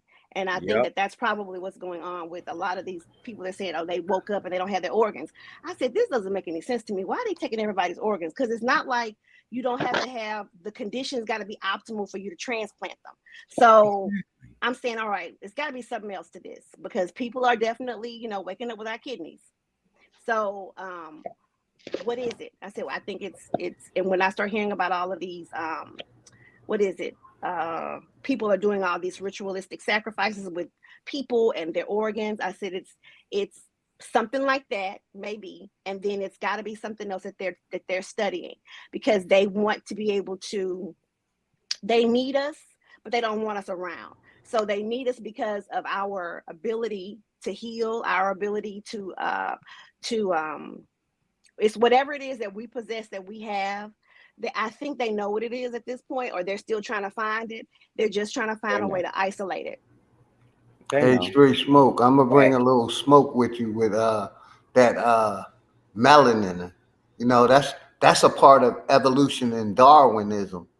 You know, for us to even, you know, we've been talking about that melanin for a minute, and it seemed like we can't get it together. You know what I mean? You know, to me, that's part of Darwinism. And I don't rock with no parts of Darwinism, my brother. And that's also a part of eugenics that you spoke. So, you know. But Philly, you don't think it's us in particular? Or you think it's just the melanin period? Anybody who's got melanated skin, any group of people? Or do you think that it's us in particular? Because I think it's Americans. I don't think it's everybody. I think it's a mixed diagnosis that they did in Darwinism, you know, when they talked about the melanin. You know, I think, you know, they say all people got it, but, you know, I think it's something. Let me give a quick shout out to Mama Chief, man, real quick, y'all. Yeah, shout out to Mama Chief. How you doing, Mama Chief? She on the panel, y'all. Hey, y'all. Hey, Mama Chief. Are you kidding me? It's for real? How y'all doing, babies? Hey, check your email. God, Mama Chief, salute. I'm muting up now. Yeah. Salute, Straight salute, Smoke. salute. Check your email. I sent you Mama Chief's phone number. Check your email. Listen to Mama Chief. She always bringing news. Go ahead, y'all. Go ahead. Y'all keep building. My apologies, but I had to salute the goddess while she was in here. Y'all know how I go about my OGs and my elders. And my God. All right, bet. I appreciate all the love, you guys. I appreciate y'all. I just been sitting here all night listening to it, and it's a very good bill. The interview and everything was very, very good. And I just wanted to jump in because when I heard Straight Smoke say that's weird, I just had to find some information. He always got the answer for everything, for sure. And you, Sister Girl, you know you the nurse of the chat. So yeah, you know, you chat nurse, you know what I'm saying.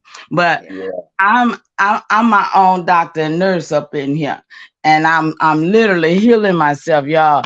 I had like 11 things going on with my heart. Now it's only 2.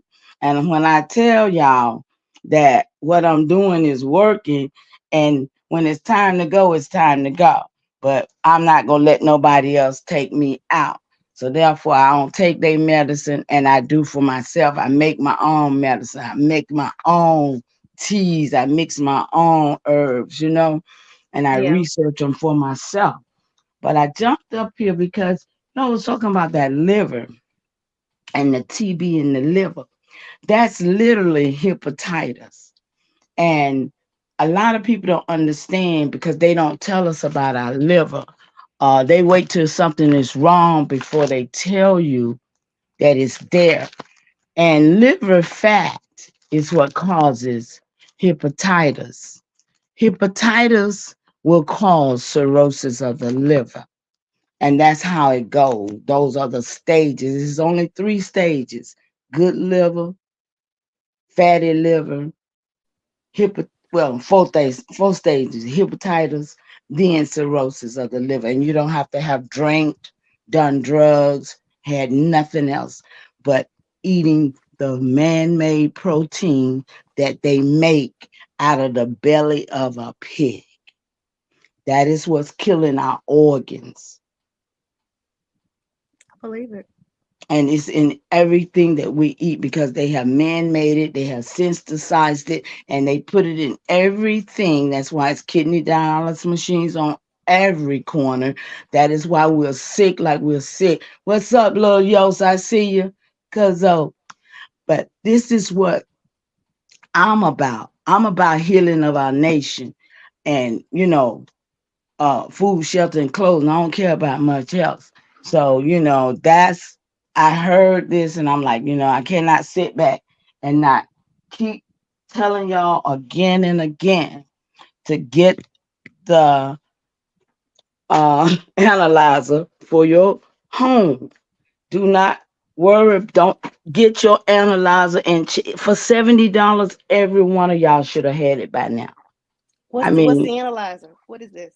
It's a I gotta go get it because I always forget it. It's a magnetic analyzer. Hold on 1 second, y'all. Okay. You was breaking up. Can you repeat that? She said it's the analyzer for your home.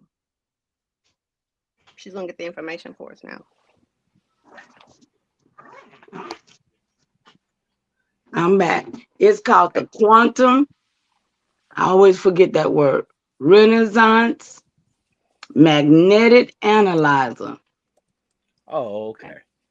And I tell y'all every time we're on a health thing because this is what's really helping me. I've been had it for over 3 years now. So what I do is every month I check myself on the same date, and I govern my health according to what it says. And I tell you, I'm getting better, y'all. I'm truly getting better. And I test by the doctor. I make them test what I tell them to test. I don't let them do me like they want to. So oh yeah, we got to be proactive and in control of our own health. Yeah, I go to the doctor. I have doctors. Of course I do. But they do what I say do. And I'll have it no other way. So I just wanted to share that with y'all. But that liver is it's called rare extrapulmonary manifestation of TB. I knew it was That's something. why. I mean, That's why it was would so never rare. forget it. Yeah, Yeah. I would never forget it. I was just like, wait a minute, what did he say? And he said, oh yeah, you could have tuberculosis of any. And we're looking at him like, no, it's something else. We were thinking like they opened her up and exposed people in the OR or whatever this was, and they was trying to cover it up. That's what we had in our head. This was like maybe about 15 years ago. But I just remembered that once they started treating her for TB, it got better. And she eventually went home, finished out her pregnancy, and came back and delivered with us. But that woman was, she was on death's door when she got to us. And it was like, what did she have? And she just had this fever that wouldn't go away.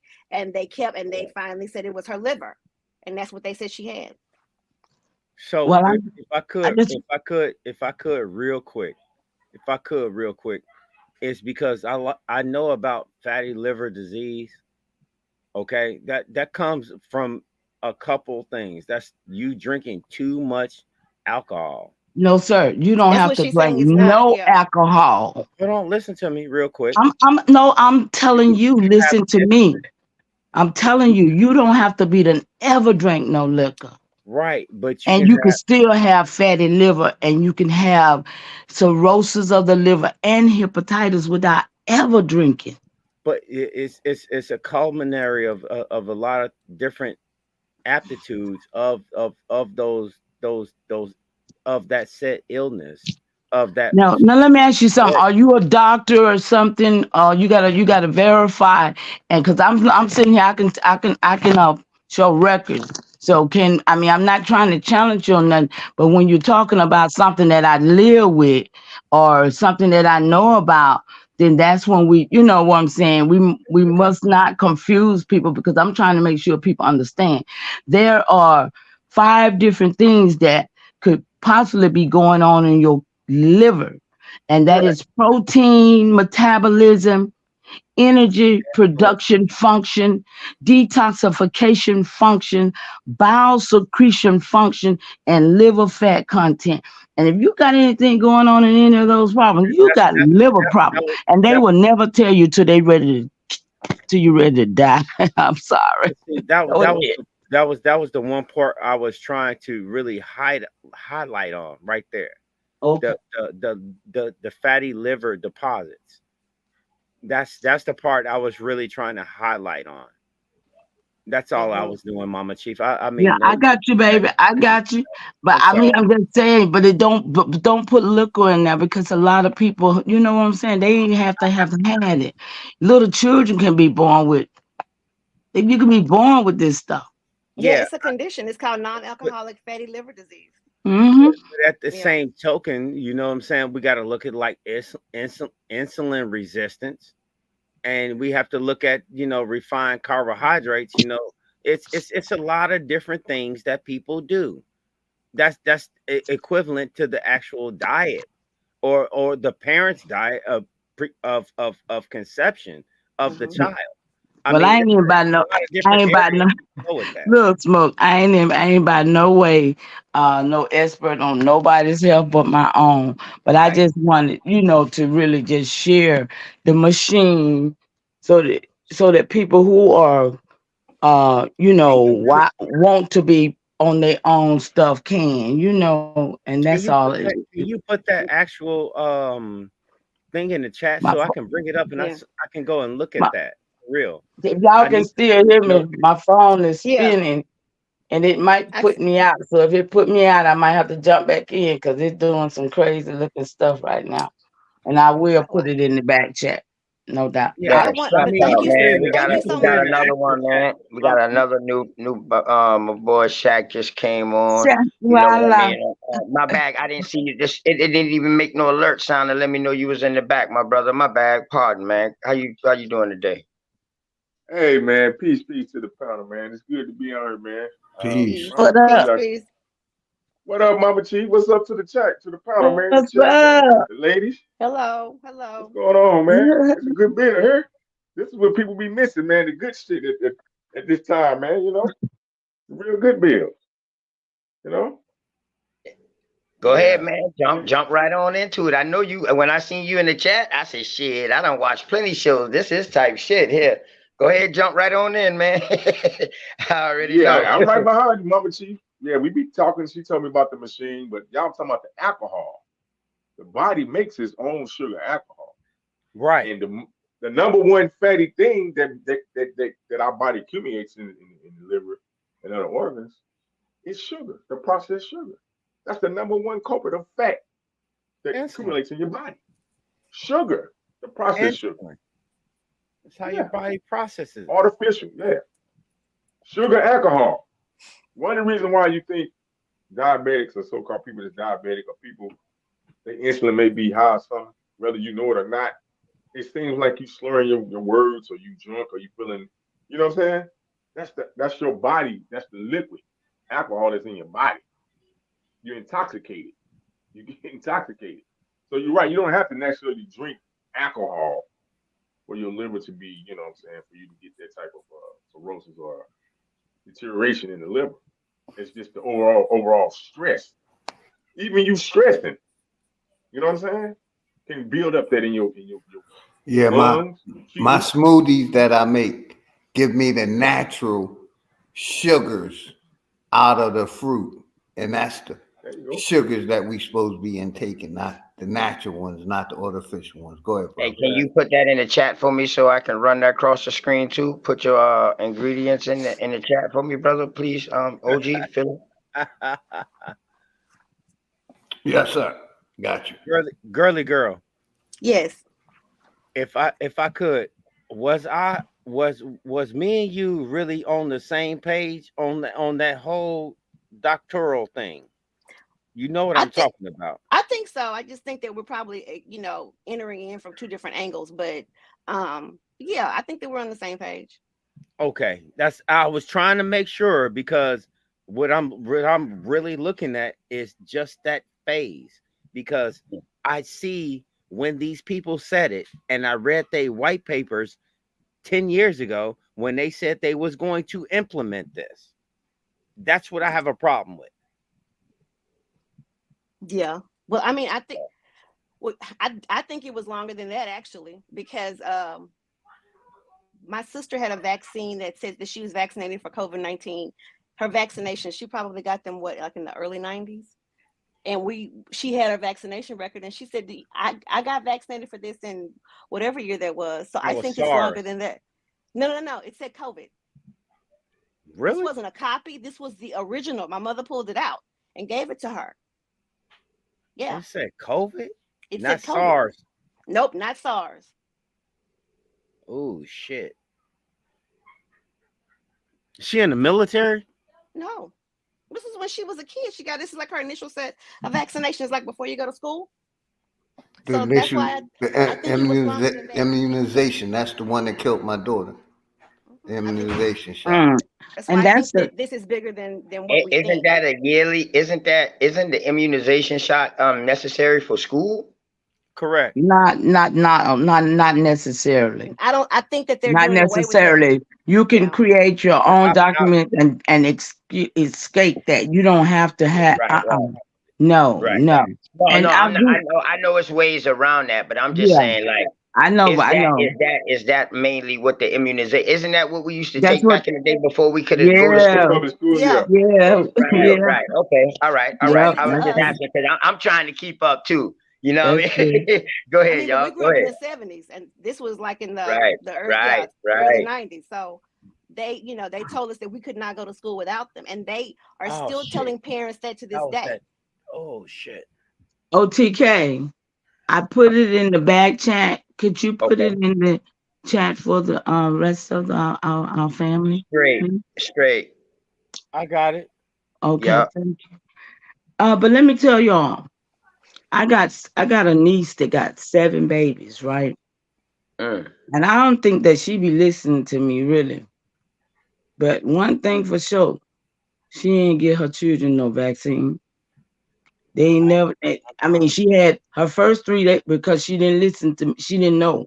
But the last 4, she have maintained to keep them from having any shots. These young mamas, they're on it though. I will say that these younger ones, they are much more informed about stuff, and they're saying, no, I don't want my baby to have that. No, I don't want them to do that. So yeah, I think that, and that's important for us to be able to, to support our young mothers in the community to, to be steadfast in protecting their children. And another thing to add with that, those 2 girls being in our proper place and knowing our jurisdiction. I mean, I was here when she called me way in Atlanta and told me some folks is in her face. I'm like, girl, what is you talking about? They do it. And They so will. it was defects was up in her house, and she calls me, my chief. She don't want to hear me though, right? Yeah. She called me talking about my chief. I need to hear you. I need to hear you. And I got those people off of that girl, and they didn't never come mess with her no more. They still don't mess with her. She knew who to come to. That's why. And but now I be like, I wish they would mess with her because she. Yeah, but they would. You know what I'm saying? They're vicious. They're vicious with these, these mothers about forcing them to do stuff to their kids. They are. Yes. So she knew who to come to. I'm gonna go ahead and say this to you. She came to you. Okay. I'm a parent of 6. I'm a parent of 6. When every time one of my kids was born, and they was like, "Well, do you want them to get XYZ 1, 2, 3?" I said, "Why would I want my child that's just got born into this to have something invade their blood-brain barrier?" And that stood them down. They don't want you to know. It will. You have to know to stand up to that, man. And like you was talking about the placenta, and they don't even supposed to be cutting no baby's navel cord. We got to stop this genocide, y'all. Yeah. I ain't come on here to preach and teach though, y'all. I'm just saying, y'all. Don't you stop. You better go ahead. We got to stop this genocide. All my kids kept the placenta on them for at least 2 weeks. But that's what I'm saying. This stuff's supposed to come off on its own. You did the lotus birth. Yeah, that's what I'm saying. It was 2 weeks. Yeah, it's supposed to stay. Trying the baby be born, they flip it. We try to. Now I gotta defend my profession to some extent. We try to delay it. We try to delay the cord clamping because all of the, when y'all were talking about things that can help people long term with these illnesses like sickle cell, the cord blood, the cells that's in the cord blood, they're the strongest. They're called the mother cells. So when you talk, that's why people were collecting and storing their cord blood. They were doing it like for their other children that, like, maybe you had an older kid that had some kind of autoimmune disease and they needed a bone marrow transplant. Well, if they had the siblings fresh spanking new cord blood, then they could just do a transplant with that, and this kid could be cured of whatever deficiency this is. And who better to donate that to you than to a sibling, because you guys are genetically more similar than you will be to a parent or to a stranger. So well, they got more childbirth cutting neighbor calls on TikTok than a little bit. Yeah, because they know. want to. But I But always that's tell what you people see. we do the delay. Yeah, that's what you see. Cord clamping. But I mean, the Lotus birth, I kind of have my own. If a mother is prepared to do it like it's supposed to be done, then yeah, fine. People can do whatever they want to do. But you got some people that get on TikTok and say, oh, I think I want to do that, and are woefully unprepared for whatever that entails, because that requires some upkeep, because you have this thing that's dying attached to your baby. Well, see, that's why I'm soaking up all the nutrients out of that placenta. Okay. But see, girlie, that's why my wife passed a baby. She passed the baby, and the placenta was still, and she stood up, and guess what? She dropped the placenta, and it was still attached to the baby. Okay. And guess what happened? Guess what happened? We slowly watched the placenta go into my son. The cord blood? Yeah, until the cord just left off on its own.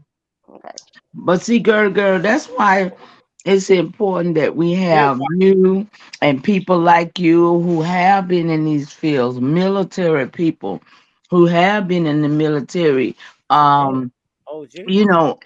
Because we got to learn how to provide for ourselves what we want. We cannot depend on nobody, because ain't nobody been here doing it for us. We always had to do it. We really did, y'all. And so right now, just coming up out the slave mentality that we got to go to work or something, we got to realize that we got to create everything we need. There was none of these new age fangled anything back in the days. Women, I wasn't there. I don't know what was back. I mean, I ain't trying to go there. I'm trying to go forward. I'm tired of going back, talking about what the hell was. I had a boy organ me down talking about we was cowboys, and boy, listen, let me tell you something. You might have been the cowboys, you might have been the Indians, but there wasn't no damn horses here a long time ago. The Spanish brought them when they brought the pig and stuff. So stop playing. Let's stop going backward. Let's go. Midwives. I keep looking at women that help women. That's what I'm getting my master's in. That's what I'm going to school for. Midwife, right? Yeah, because I feel like it's too many women, period, that are dying. We not in a third world nation. Why all these women dying in childbirth? The numbers are crazy. And the majority of it is postpartum hemorrhage. They're just bleeding out after they deliver these babies. And that was something those statistics were, there was a period of time like in the early 1800s that I'm noticing, and this is just from me looking at my own family and looking at the ages and how long these grandmothers lived. And I think a lot of them were dying from postpartum hemorrhage. They were having these large families, and I think that's what happened. That's why a lot of them were dying early. Yep. So I don't understand why these numbers are spiking. So that's what I mean. I've always wanted to do it, but I just kind of got inspired like in the last 5 years. So that's what I wanted to do, because I think that it's something that's needed. And a lot of us are afraid to go into the hospital and have a baby. I mean, if the stories that you're seeing on the news, the majority of them are us.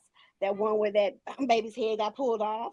The other one where a lot of these moms are dying after they deliver their babies. The babies are going home, the mamas are not. So, it used to be where we would have a crisis with the babies not making it home. Now it's the mothers. And these people all look like us. So, and I don't mean that it's like an African thing. Like, it's just melanin in the skin. I'm talking about Americans. And so for me, I just was like, I'm tired of watching it happen. And, I want to be a more proactive solution to the problem, even if it's you delivering your baby the way that you want to, you having a choice. So I believe in water birth. Yeah, I mean, it's for the comfort of the mother. It's like if she wants to get in the tub and have her baby, Yeah. let her do it. Yeah. It works. I'm not gonna lie. It works. Yeah. It works. Because to me, that's the most comfortable state that a woman can be in. Yeah. And you want to, and if people are sort of I don't know, they're sort of told that, that part of them, that they can have all of this. I think it's that women's lib thing that, you can be in control. You don't have to let these men control you. So, you can have an epidural. You don't have to be in pain. And so I think it's all, and they sort of give the mom this impression that she's not already in control, just having a baby. So it's this false sense of needing something extra. And so the less that you expose mom and baby to in labor, I feel like the less problems that you have once the delivery has occurred. Because that's a time where you've got to think about, everybody leaving this situation healthy. So that's why I've made this sort of my mission, that I wanted to do this, because it's always something that I was passionate about, but I feel like it's a need. I think people need options, and that you feel more comfortable when you come to somebody that looks like you, because they understand more on a more like cellular level. I feel like an organic level, what you're capable of, what you are made of, how you're gonna look with this, what is this gonna look like on the other side of this? Am I gonna make it? And I feel like somebody who is your people, and this is not about skin color. You know what I'm saying? It's about us we're the same people. And I feel like we are the ones that need to take care of each other. Become the hood midwife. Well, hey, I got to finish school That's first. what it is. Yeah, that's what it is. I see you opening up your own practicing for midwife. For real. Yeah. I also see a lot of females today now, like going having it in the water. Yeah. Go ahead and elaborate on that real quick. Girl. I mean, it's usually something that the midwives do, and it's to help to facilitate movement of the baby. So you want to have a less stressful delivery for mom and baby. You don't necessarily want her pushing a long time, because every time you push, it squeezes the placenta, and that decreases the oxygenation to the baby during the contractions, during the pushing, all of that. And then the baby's head is also being squeezed. So you get that temporary, like the slowing of the heartbeat, you get that vagal response from mom and baby. So you don't want her to push a long time. So being in the water for the mother sort of helps to speed up that process, and helps her with pushing, helps her with position, getting in a position that allows baby to come out, down and out. So the water births, I think, and mom laboring in the tub, I think all of those things are important. But the main thing I feel like when people have the best outcomes is when people are allowed to make their own decisions, and they do it the way that they feel is safe for them and for their baby. So you need a choice. When your only choice is to go in, and and they're telling you your baby's too big and you need a C-section, they're not even going to allow you to attempt to labor this baby. I feel like that's just a crime. So I will go ahead and stand on what you're saying with this. I'm not saying this is for first-time mothers. I'm not saying this. But a veteran mom that already had like 1 or 2 children, working on her third or something, somewhere in that effect, Why not for a first-time mama? I'm sorry? Why not for whatever this is? Why not for a first-time mama? Our bodies are made to have babies. So no, she can do it. The reason I say that is because the stress and the preconceived notions that first-time moms will have, because as you know, like I know, what's the first thing that they try to give a first-time mom? Well, they usually want them to get pain management. They want them to get some kind of pain medicine. So that entails of what? Because they removed me out the hospital. Out the hospital because I was not going when they trying to tell you to take that jab in your back. Oh, the epidural, yeah. They made you leave. Yeah. I'm not going with that. Yeah. Did she want it though? Nope. She didn't want it. So you felt like Nope. they were pressuring her. They were pressuring her. Yeah. You see what I'm saying? Because she's feeling the pain. Yeah. She's feeling the pain. So she's doing anything to alleviate the pain. And I'm like, no, you don't need to do that. You don't need to do that. But they're looking at it like, hey, are you trying to wreck this, or are you trying to have that? That's how they came at her. Smoke, I can see you getting rowdy. I can see you, you know. Can I interject and you add something to that? Yes. That's why we are, I would say, energy magnetic beings. We was put here to be co-dependent on each other, the female and the male. We take on each other's energy. We can absorb. If you know the most pregnancies, if the man is around, he can absorb a lot of those ailments from that female to make their pregnancy less stressful for her. Same with when they're in the delivery room. When he is touching her hand, touching her and comforting her, holding her hand, he can literally extract that pain from her. Literally. I definitely feel like there needs to be a strong support system, but a strong support system that looks like you. You know what I'm saying? That's your people. We have to be each other. We have to be a team. And it starts, you know, with how we take care of each other when we're sick and well. And that's why I want to, you know, I want to be able to provide the service, because I want, you know, and that's the biggest thing I encourage is that people, when you're having a baby or when you're in the hospital, people and family need to show up. You need to go in there. You need to question what's being done. You need to do your research, because things, you know, you absolutely do not know what these people are prescribing for your especially your little old family members, your little old people in your family. You need to find out what they're taking. You need to find out what they're, you know, oh, I don't know, the doctor gave it to me. They told me I need to take it for blah, blah, blah. And then you read up on it and you realize it hurts. It's making, you know, your grandmother have these, you know, these weird twitches. They giving my grandmother something, was it Lyrica?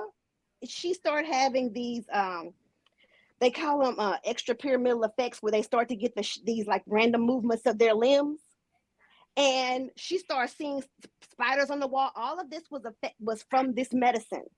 The minute she got off of it, she felt better. And sister, one of the side effects of their medicine is dizziness. Most of their medication have a side effect of dizziness. Yeah, like that's how my mother, especially the blood pressure medicine. That's how my mother broke her hip. Oh, you know, getting dizziness from the medicines, lightheadedness, dizziness, and a lot of them fall and hurt themselves and that way too. So, girl, I gotta ask you something real quick. Yes, sir. Are you in any kind of pediatrics? No, I'm in labor and delivery, so I'm an obstetrical nurse. I'm mom's nurse. Okay, so check this out. What is the name of the pill that they give the woman after she has delivered the baby, that for what? Makes them contract to get rid of the placenta? What is the name of that? We give them oxytocin. We give them Pitocin, synthetic oxytocin. That's the natural hormone that we make anyway. Shit. We give them Pitocin. We give that IV. Now, if she needed extra, synthetic. It's a synthetic version. Yeah, I don't know. I think they get it from either horses or pigs. One of the two. Probably. Oh. No, thank you. they just synthesize it from somebody. But I'm just saying thank you. I'm just saying thank you. That's all I'm saying. It's probably because I mean, what is the hormone that they give menopausal women, that Premarin? That is it's estrogen, but it's from mares. It's from female horses. Could you? Oh, okay. That's why I asked the question. Yeah. I'm trying to make sure, because I pulled this up on my other screen and I'm like, okay. So now if she needed extra medicine, I mean, I can tell you the names of those, but yeah. No, you know the one. It's only one pill. As soon as you deliver the baby, they give you this. They give the woman a pill. Oh, and wait a minute. Did your wife have an IV? Did your wife have an IV when she was delivering, or she was just doing it natural on her own? Because that's a different pill. No. Of course, at the very first one, yes. After that, no. Then that wasn't Pitocin that they gave her. That was Cytotec that they gave her. They gave her something else. Because if she didn't have an IV, they needed her to stop that uterus to start contracting and clamping down quickly. So they gave her Cytotec. If you look up Cytotec, I'm going to let you have the pleasure of looking at all of what of that medicine. Oh, but I got it. The reason that they like it is because they give it in third world countries, and it's very quick. So if she didn't have an IV or anything, and they gave her Cytotec. That's why I was asking. Yeah. Excuse me. I don't mean to do this. You know what I'm doing. I just need to find. I was just like, let me find out before I tell him that. But we give Pitocin. We either give it in a shot or an IV. But if she didn't have an IV at delivery and they gave her a pill, she had Cytotec. Right. That's what I'm saying. I'm just doing my homework. Yeah. You know, I'm just doing my homework because I know what I know, and it's like, oh, yeah, a lot of what we give the patient. You that true. A lot of what we give the patients, we're giving it, and it may be an off-label or an off-brand use for it. So Cytotec, that's not what that drug is designed to do, but it's an off-label use. We give another drug to help their uteruses to stop contracting quickly, like if they're having one big long contraction. That medicine that we give it's an off-label use. It's actually a pulmonary drug. So you would be surprised the medicines that we give people and what they're actually intended for and what we're using it for. They've discovered along the way that it's useful for that. You know what kills me about majority of these medicines? What? This other stuff, honestly. I don't know if you know this. Know what?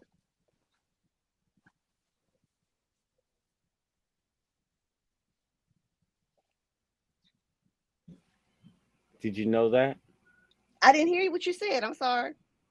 I'm saying a lot of these medicines or things that they give women upon them delivering kids, it deteriorates their what? It's a calcium breakdown. I think you breaking up. Yeah, because I didn't. You cut off. The things that they're giving majority of these women is a calcium breakdown. It's designed to break down calcium? I'm trying to tell you. Well, I mean, that's not okay. When I'm saying off-label use, you know that the drug I'm saying is designed for something else. It's usually not even, but that's not what they're, I mean, that may be one of the side effects of it long term, that it breaks down calcium. Correct. I'm just saying that I recognize what you're saying. Right. I'm just expounding and building on what you're saying. That's all. Yeah. Most of a lot of things, that just happen with us naturally. Like, they say make our bones brittle, which is why but remember, I don't think it's making our bones brittle. I think it's making their bones brittle. I think that's a Caucasian woman issue. But then they say that, oh, you've got some bone density issues. Maybe you have, a grandparent that's that's Caucasian, and they thinking that maybe, you ended up getting that part of the genetics. I don't know. So they say, well, we don't know how much of that they have in them because they don't know either, because they don't know who they are. So we're just going to treat them all the same way. Just building on what you're saying. So that's why it's important for us to know who we are. So much, girly girl. You are, oh my God. I got to get around you more often. Damn. Smoke, you crazy. But I appreciate them. And I appreciate all of y'all too when y'all get on here. And I mean, I'm either laughing or I'm in awe of all the stuff that you guys, especially about the history of our people, because y'all know stuff that, because I only research and find out stuff about my own family. I don't necessarily, unless I think it affects me. Because when I found out that the Indian line was from the Powhatan chiefdom, and I thought about Mama Chief, I was like, I said, and then I thought about OTK, and I was like, he's talked about. So, and at that point, then I'm interested in finding and really honing in on what they're saying, because we have a connection at that point. But everybody else's knowledge base about these other parts of the country and these other tribes of Indians, and just, and how it connects to the world around us, I'm always sort of, in awe of it. And I'm just like, wow, they just have all this knowledge about it. And, I just kind of sit down and listen and take in everything you guys have to say. So I appreciate listening to y'all as well. Hey, listen, I ain't even gonna lie to you. I hear you saying that. Much respect to you. Thank you. But listen, I sat and got school today. That's why I was muted all this time. I'm like, interesting. Interesting. School about what? If this not my lane, I ain't gonna act like I know it. You know what I mean? So why not talk? Why not talk to the people that know it? So I'm gonna sit back and I'm gonna be like, or I'm gonna soak all that up, man. Real interesting bill, man. Keep going. Y'all good. Go ahead. Hey, let me ask y'all about the Creole. That's a what? Indigenous people from the Creole people that's real Creole. Creole, yeah. Okay. Y'all have any information on Creole? Well, the Creole people, I would say they were the Creole people. Girly girl, where would they be at? Like over your area first, right? Yeah, like where the French East was Texas, at first, right? East Texas, Louisiana, all the way down there, and then even up into northern Louisiana. Then they came towards our way towards South Carolina. Yeah. And that's when the Creole got turned into but they said it was Geechee Gullah or Geechee, Gullah and all that. So that's why our Creole base comes in at over here in South Carolina, Shaq. Cool, because I just found out that my father's mother, he told me she was Creole. Oh shit! You gonna trace your bloodline back to probably Mississippi, Alabama, Texas, anywhere up in there. Yeah, that's my father's from. My father line and my mother line, but my father, all his people come from Mississippi. From the information I got, I don't know if I need to do more research to see how far back they go out of Mississippi or into Mississippi. But you in the Midwest now? Y'all in the Midwest now? Now my father, they still in Mississippi. He never left. But his sister, he never left. Okay. They went to Detroit. So I've been to Illinois. I'm in Texas right now, but his side and my mother's side, they was from Mississippi, from all I know. But then they went up, places like Illinois, Chicago. Definitely. I was just talking about that last night. Yep, I was talking about that last night. All my family, them in Chicago, most of them came from Arkansas and Mississippi. Yep. Right. Everybody I know during that migration. Where they come from. During that migration. And then all my peoples them that's in New York came from down here in South Carolina, Georgia, Florida, North Carolina way. And they migrated up there not once, but twice. Be right back, OTK. All right, you good. Yeah. Hey, but Pete, Go ahead, right? Shaq. Go ahead, Shaq. Because remember, my father, he's a real country boy. So he's been working. I'm not laughing when I talk to him, man. It's funny. He's been working on the farm damn since he got out of high school. So I asked, I said, damn, how much land do you own? He told me he don't own no land. So the company owned the fucking land and they built the house and all that shit for him. He's been working for him. But it's probably so what is he considered, a sharecropper? He gotta be. I mean, he didn't say it, but when I thought in my mind, I'm like, damn, he could sound like you gotta be a sharecropper. Wait a minute. Let me ask a question, because I have a similar situation with my family. Yeah, that's interesting. We have the land at one point. I know we were on the deed, but I think somewhere along the way they have a custodian over the land, because whoever's name is on the deed, we don't know him. Nobody knows him. Nobody knows who this person is. And he's been on that, seems like to me, maybe about 10 years after my grandfather got the land, he became like whatever. I don't know if it's like the deed holder or whatever. we still have the mineral rights.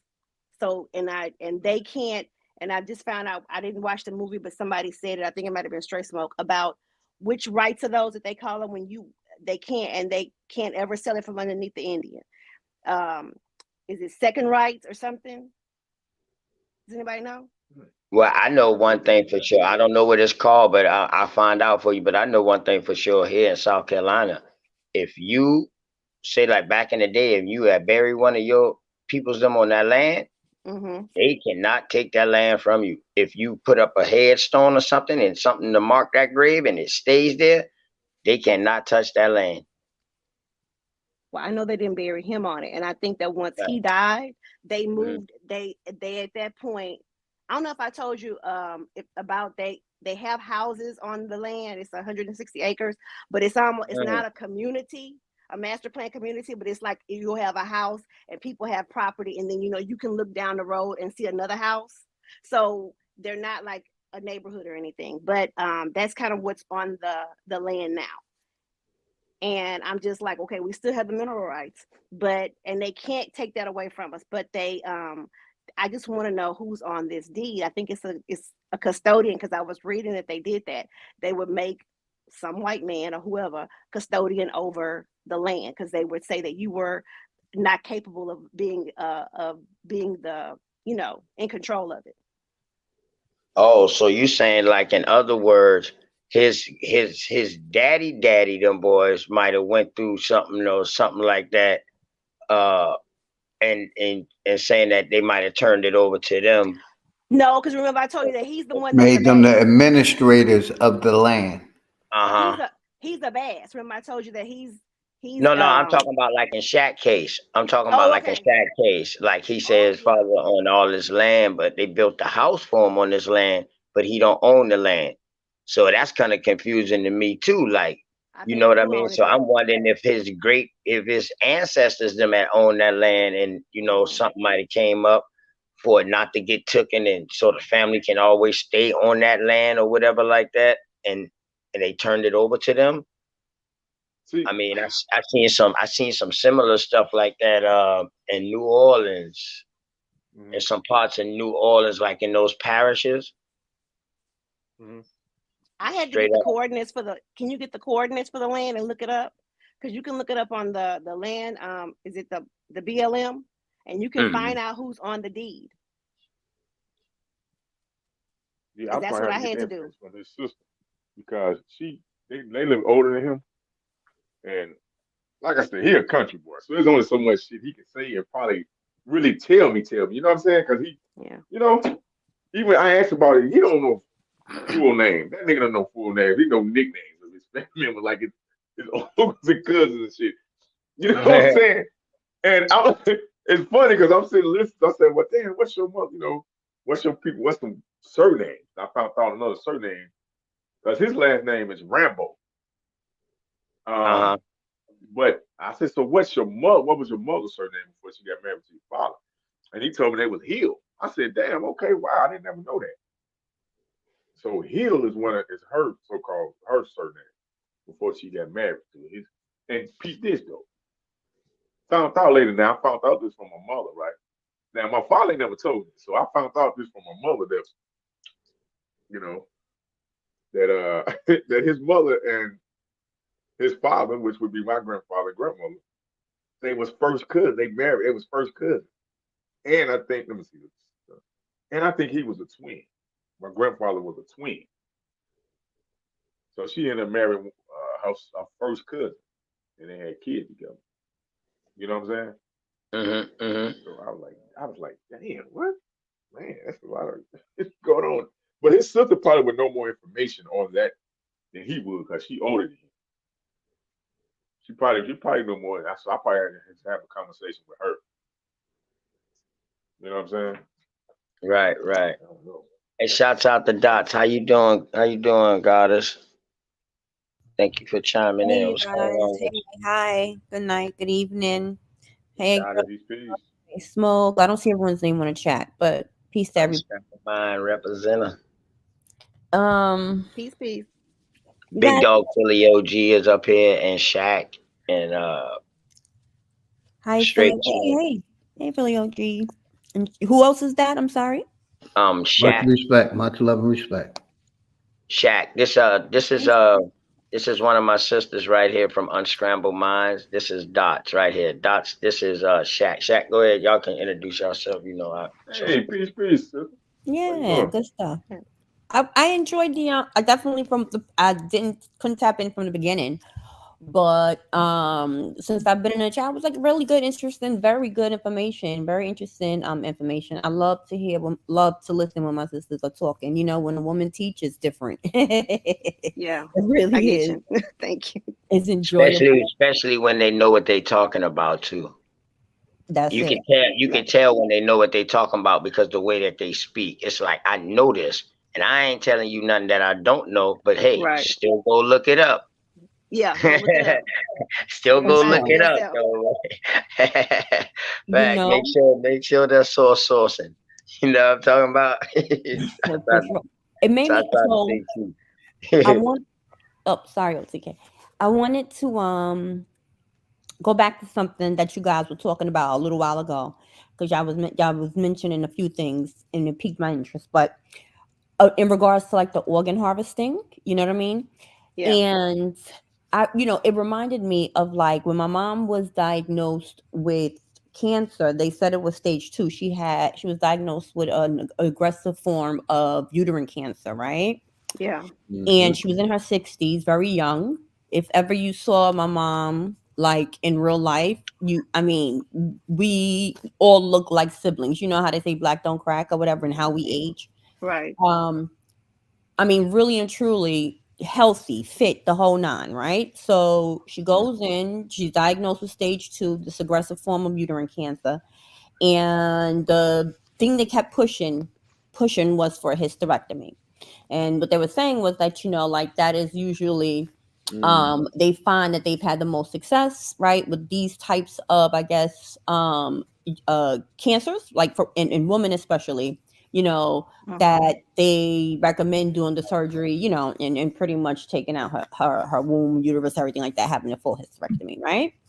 And up until this point, my mom, is so anti anything medicine, medical prescription, right?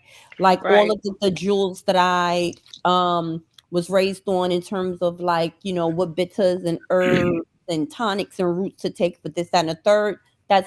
That's pretty much how I was raised, right? Right. And so, but I saw how quickly, because of course, and I don't know if it's a generational thing. I really do think so, where you give your whole kind of confidence and trust to the medical doctor, right? Yeah. And so, despite all of the I guess unlearning or constant learning that she poured into me and my sister, for example, it was so amazing just sometimes just to see that when, because of fear, you rather sort of just like, I feel, okay, let me just do what the doctor say. Long story short, after she had her hysterectomy, right? The cancer was so prevalent or whatever, the mass that they found or what have you, it didn't shrink, it didn't grow, but it didn't shrink, right? Yet another body part was removed from her body. And I think about that because when I was looking up the statistics, it was staggering. Now my mom lived in Harlem, right? And so when I would drive down and take her to the doctors or whatever, I was asking, I'm always politicking, asking the nurses and the doctors or whatever. And it was amazing how many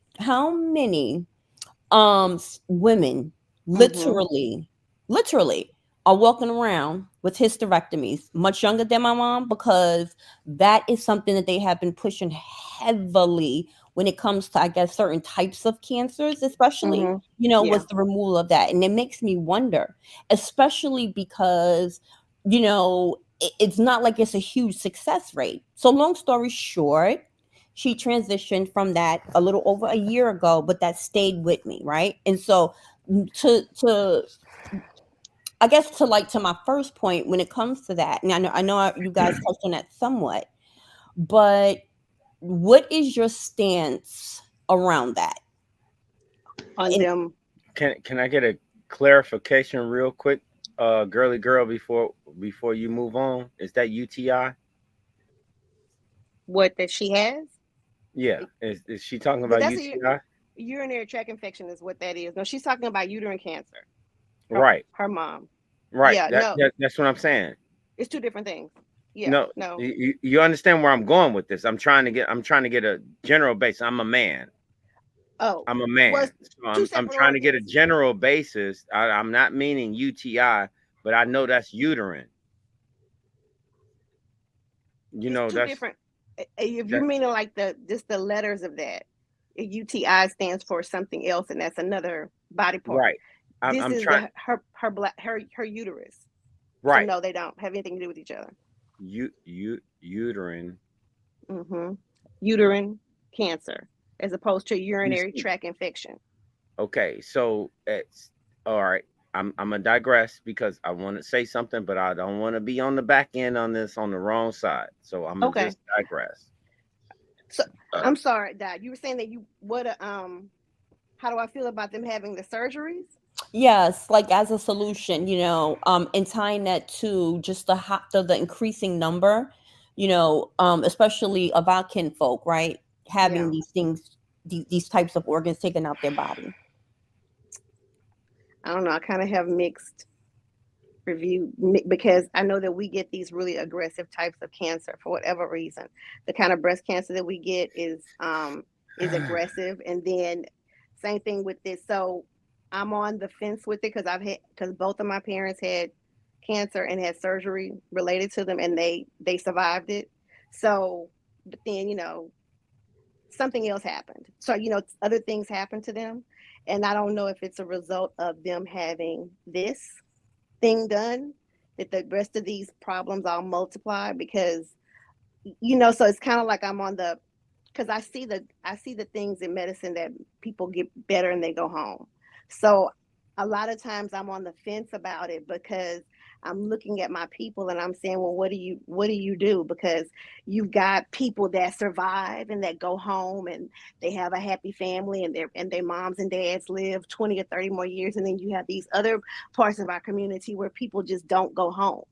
And is this something that was done to them when they were little? Is it where we live? Did your mom have uterine cancer? What was the cancer rate in the community that she lived in? We have a community here in Houston that is close to the train tracks. It's so much cancer is rampant in that neighborhood. And of course they all look like us. So I'm just sort of on the fence with it. And it's like I can't. So I've seen it do good for people, and then on the flip side of that, people have these things, and you look around, and then they're dead in 2 years. So hey, hold up, straight. Let me get a second real quick. Hey, Dots, do me a favor, please. Hold on, because this right along with our conversation. Dots, please hold on, straight. Dots, can you tell us about the situation that you went through and what led you into being your own entrepreneur right now? And can you advertise that? You can drop it in the link too, please. Drop your stuff in the link so I can put it up on the screen too. Sure. And then straight you can go straight in because this is pertaining towards health. Go ahead, Doc. I'm sorry, just to clarify real quickly, bro. You were saying you wanted me to talk about what again? The stuff that you develop. Oh. Yeah, okay. Come on, Queen. What's wrong with you, guys? My wife want to know about your product. My wife want to know about that. We need to know about that. Listen, I didn't want to throw it out there straight, Smoke. That's why I was trying to throw it like a alley-oop off the backboard for her to catch it and dunk it. I want her to. That's why I say make sure she put her stuff in the chat and all of that so I could put it on the screen. No doubt. Yes, there you go, Dots. Thank you. Thank you. Hey, Straight Smoke. All you did was just grab it off the backboard and throw it up in the air again.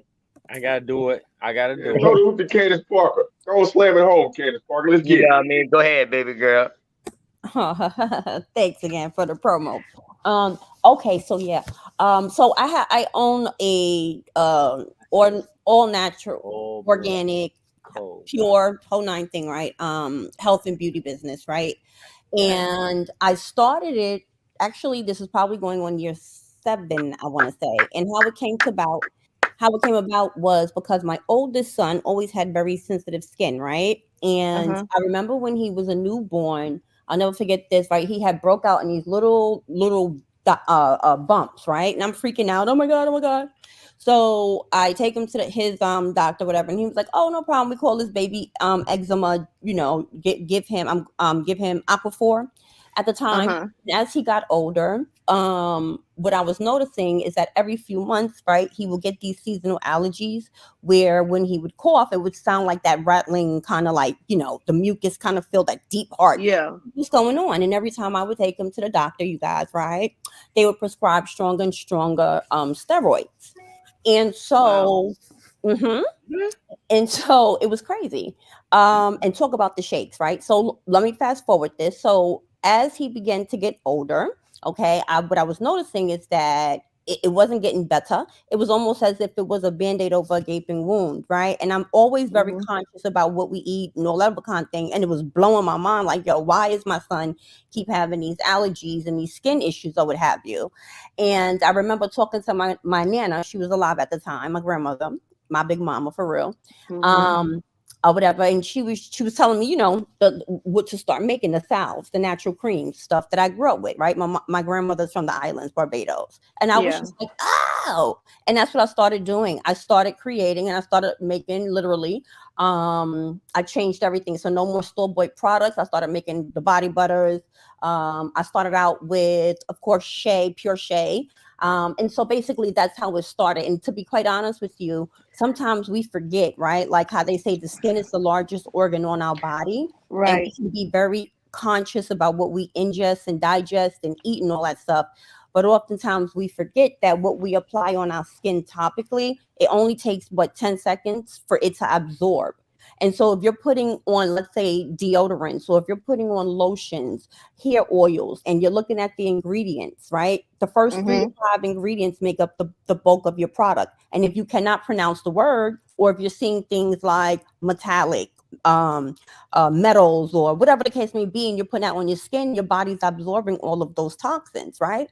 And so my products are really good because the ingredients that I do put in it, depending on what you order, of course, you know, it's cell cleansing, right? It's a toner, it's a detoxifier, you name it, we do it. And that's how it started. Literally, that's how it started. And I always am in a state of gratitude, to be honest, girly girl, because, you know, especially when COVID came, the fact that my business stayed afloat, literally by word of mouth. When I tell you I stay in gratitude just for that, because at the end of the day, nobody has to necessarily tap in and say, you know what, I want to spend extra money. Let me try this person's here. Everyone is selling the new natural organic, right? And one thing about people is if they don't like your stuff, you're going to know about it, right? Exactly. And so we ship internationally. It's called allyoublinko.com. I'm on the website now. It's a nice website. I'm looking at it now. I'm looking at this bentonite clay mask and this rose hip spray moisturizer. So yeah. I love that. Exactly. Yeah, we make beard oils for the brethren. You know, got to keep that healthy and soft, smooth, no itchiness, nothing. And everything that I put into every single product that I make, and I want to emphasize this, right? I always use glass bottles. I don't use plastic. If anything is in plastic, of course, it has to be BPA free. Every single ingredient in my products is natural. That means that I don't put fillers, I don't put petroleum, I don't put none of those other kind of things. 100% organic, natural, and pure. It's print your labels. It is my heart. Do you have like a little promo video? I can show you my website. I can pull up my Yeah. If you got a little promo video, man, if y'all don't mind real quick, because we're on this subject, and I'm glad that she joined, and I'm glad that she's sharing her story. Now, this is what you call a success story. Like, you know what? I'm gonna take matters into my own hands, and I'm gonna go to what I know and what's gonna help me. You know what I mean? So yeah, it's serious, man. Well, just let me know. Just let me know when you share it, and I'll share it. Hold on. Yeah. Okay. Hey, Straight, is your controls different now? Are you able to share now too? Oh, I can do anything on a share No, screen. no. I'm talking about if I'm talking about like out of the back now. Like you can No, add people and all that now. Yeah, you should. I changed it. we're gonna have to come out of this and restart again. Oh, you good? Okay, you good? Yeah, yeah. All right. Well, I just pull it up for her. She can control it. If she You got- can do a you simple guys share can continue screen, talking if you need to. I'm just pulling it up. Give me a second. yeah, Okay, if okay. she can do a simple share screen OTK, we're Check fine. check her, check out, and they that's the link for the for her website. But I'm on the phone, man. My computer was acting up, so I'm on It's the phone. okay. It's okay.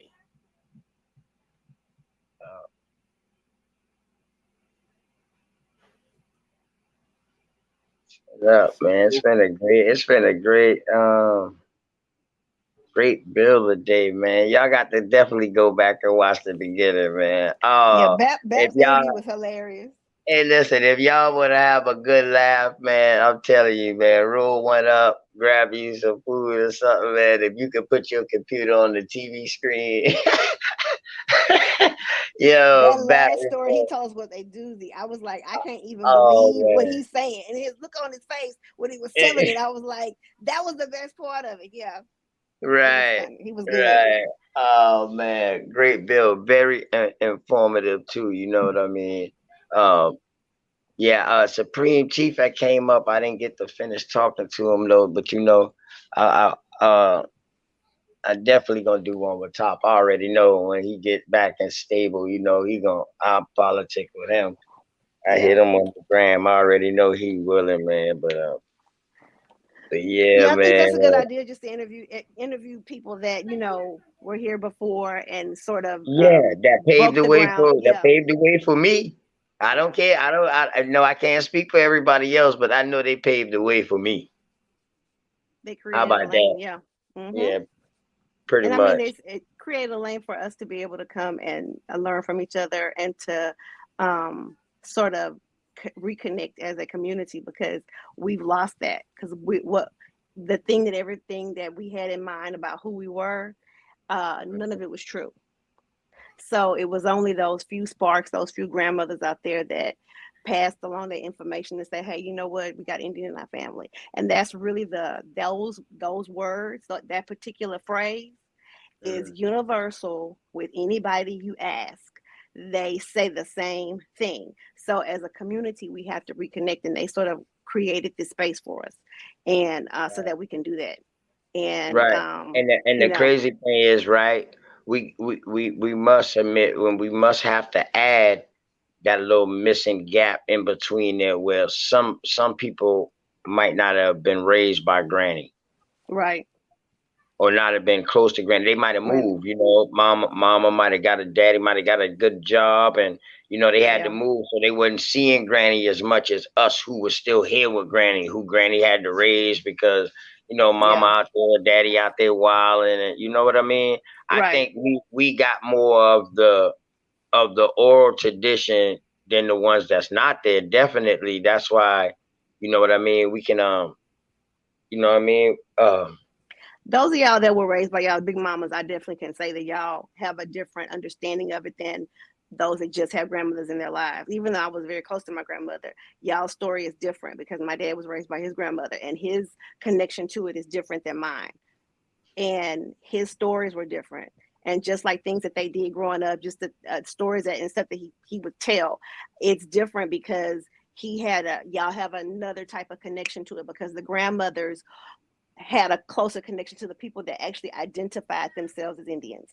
We're not talking about a time where, because we're all products of people that were told not to talk about it, and so we don't talk about it until now. So I think that y'all had a different connection with it than those of us that just our grandmothers told us. We go over their house and they watching us for the summer, and they in a rocking chair and they just kind of casually mention it.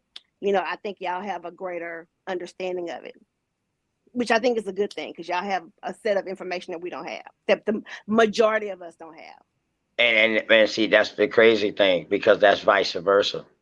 y'all got a set of information that we don't have neither. Well, yeah, that's true. That's how it's all gonna come together. Word. At the end of the day, you know what I mean? It's, find your tribe and right. You know what I mean? Find yourself in the story, and once you find yourself in the story, accept what you find too. Now, you gotta accept. That's another thing. That's another thing. Don't be mad at what you find.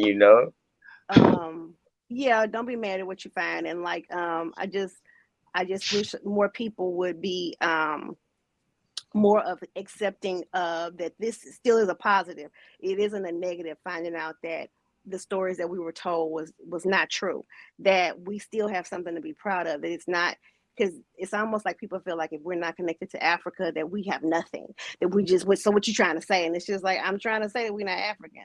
That's it. That's the story. That's all. We're not African. And then go from there. And it doesn't take away any of the greatness. It doesn't take away any of the other stuff that we've accomplished. You just got to put a different handle on it. That's it. So, I think that's the biggest thing that I'm having a problem with now, is that people just, they want to talk about Africa. And it's just like, we're not talking about Africa. We're not saying, we just telling you we not them people. That's it. Right. I don't have anything negative to say about them. Now once you, not one thing, once you throw something at me, now once you come at me with something, I'm a bull. So it's like, you didn't woke the bull now, and I'm a bull in a china shop, and I'm gonna wreck everything in here, and I'm gonna go for your jugular if you try to say something, because now you didn't insulted me, because I told you that that's not who I am, and you want to come at me and be slick at the mouth. So now I have to get you, and I'm not gonna stop until I run you over. And gang, go ahead, Dot. That's the perfect ending. That's a perfect ending. Dot, go ahead. Real quick, I put my email in the back chat. I do free promo on my channel, so you're welcome to come over here and let my people know about your products. Thank you. Free promo. So email me, my email in the chat, and we can set something up. Much respect. Okay. Oh, thank you so much for the support. I really appreciate it. Actually, what I was doing just now, shout out to Big Dog Philly OG. Big Dog Philly OG will come on live and do a whole show of nothing for promos. And the show will be lit. That. And I was like, Philly OG, he said, I'm down for the cause. I am down for the cause. That's the only dude I know can do a whole show of promos, dog, and be lit. I am pacing here. This is what we're going to do. This is the whole show right here. Get with it to get lost. This is it right here. Right. And everybody get on board. Shouts out to Big Dog Philly OG, man. Mr. Everybody subscribe to everybody, man. You know what I'm talking about? All right, Dots. Pardon my interruption, Goddess, man. Yeah, hey, that's how we all grow organically. And what we talking about, organic products, right? Go ahead, y'all got it. That's what's up. I was saying I'm gonna create another code. I'm gonna create a 15% discount code as well. So you'll have 24 hours. You just put in the code OTK. Okay. If you put in OTK, you'll get 15% off. All right. If you use it within the next 24 hours, and then I'll just put that in the chat. All right. Okay, cool. So yeah, no, OTK, you wanted me to just quickly show this, and then I have another question for Girly Girl on the panel, if you guys don't mind. Definitely. I just had to, you know what I mean? I had to let you show this, you know what I mean? Because I feel this is your story too, not just that, your story. You know what I mean? Yeah. But, it's layered. I have a lot of layers to that. This is why it's my heart space, It kind of does make me emotional at times, just in terms of the healing, but we can talk about that at a later date. Yeah, that's what my interview is for. I just want to build an interview up. All right, go ahead. Promoter for sure. Okay. Yeah, so anyway, I have a variety of products. I'll go through this real quick. You guys, right? So like for your hair, one of my best sellers, one of my top sellers has been consistently is my aloe vera hair conditioner, right? Made with obviously 100% real aloe, and other moisturizer essential oils. And you guys already know the great benefits that aloe vera does for our body if you ingest it or if you're using it well. So that's just like one quick thing. We have this one, we have that one. So we have beard oils, we have hair oils, whipped mango, whipped coconut, whipped shea. The things that's in here in my promo are some of my other bestsellers for the skin. These are my roller balms. I mean, it's just a litany of things. If you just check out the website, you guys, I'm sure you'll find something for men and for women. And because they are natural, you can use it from your newborn to your elders, literally and truly. Okay. Thanks for the support. Okay. I Thank appreciate you. You want a gram too? I'm sorry. Yeah, I'm sorry. That was from my Instagram page. That's from the business page. All you blend _co. All you blends? Oh, yeah. All you blend _co. I'll put out. Is that different from the link that you had gave me earlier that I had on the screen? Yeah. So my website is allyoublendco.com. I apologize. And my Instagram business page is allyoublend _co with a CO. But I'll put it in the chat. Okay, so this one right here that's on the screen right now is that's the website where you can purchase the products from. Bad. And then if you use the OTK discount code, if they order within the next 24 hours, they can get 15% off their order. Man, y'all better use me right now. I don't really I let people use me. Y'all better use me right now. You know what I'm talking about? Yo, it's Valentine's Day coming up too. You know what I'm saying? Yo, just get ahead of your schedule. She giving you a 15, and you got a long time. You got from 1 a.m. now to 1 a.m. Eastern time, my time. 1 a.m. my time. So you got from 1 a.m. Eastern time, Southeast Eastern time, not the New York minute time. So you actually got an extra 2 minutes because we're not on the New York minute time. We on the Southeast minute time. So it's actually 106. It's actually 106 a.m. So you got exactly to 106 a.m. tomorrow, Southeastern time, where y'all can use me up and get something nice for Valentine's Day. Oh, period. You know what I mean? And listen, it's all natural. I think, make sure y'all hit that link that's pop up on the screen, support it. I told y'all, this is how Big Dog Philly OG put this in my head. And I said, you know what? Okay, bet. I know a bunch of people who doing stuff. I know people who writing books. I know people like you who doing this. I know people like Straight Smoke that's doing his thing. Why not help promote that? You know what I mean? And why not help spend the money within ourselves? Right. I agree. Yeah, I agree. But you don't know what you don't know. So it's a good thing that you're putting this out here so that we have an opportunity to link up, connect with people, and get what we need, get the products that we need from people that you can trust, as opposed to just hey, I know this person. I've spoken to this person. This is I've used their products. Here, let me pass this email, this internet site on to you. Let me do this, that kind of thing. And it's much in it. You feel better when you know somebody has used it before and they've had great success and it didn't do anything to them. You know? Right. That's right. And as you guys know, sometimes you do need that outside push of support, or for somebody else to be like, no, don't forget to promo, or don't forget to do this, that, and the third. You know what I mean? Because you're just being your bag so much. So I definitely appreciate that. I have a question. I already know. Go ahead. Go ahead. Okay. So, to me at least, right? Like, I feel one of the most important, glands, I guess you can say, like in our body that I don't really hear a lot of conversation around is, our mucous membranes, right? Mm-hmm. Like, and depending on where the mucus is, obviously, right? We know how important it is in the overall function of your body. But then on the other hand, if you have too much mucus in the body, that can definitely cause a lot of disease. Yeah.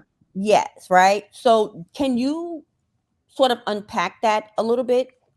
just in terms of the role that having too much mucus in our bodies can play in terms of being unbalanced, and then any solutions or ways, if you will, to heal ourselves, to detox and flush that all out. Yeah, I think it's a part of our diet, because I know that for me personally, even though I'm not allergic to milk, like they say you have a lactose intolerance, I know that definitely I don't feel my best if I eat it. And I mean, milk is made for baby cows. It's not made for humans at all. It's not for us to drink. So, or even consume. But I definitely think that it's our diet. It's what we're eating. And I think the way for us to heal it is through our nutrition and what we expose ourselves to. I 100% think it's our diet. And even the medicines that we're taking. Yeah. Yeah, I would real quick. Can I say something? Of I course. use mullein leaf to regenerate my lungs. I use ginger root to basically it gets rid of the fat or the mucus out of it. Look it up, ginger and mullein leaf. Mullein Excellent leaf? for ways of getting that mucus out your chest and out your lungs. You Yes, said with an M? Okay. MULLIEN leaf and I ginger stay root, congested. pure ginger root. Yeah, man. I know somebody who pretty much had too much mucus on their chest. It caused them to pass out,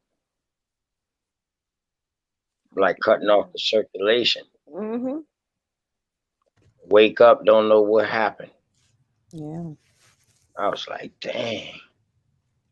Because when you think about it visually, right?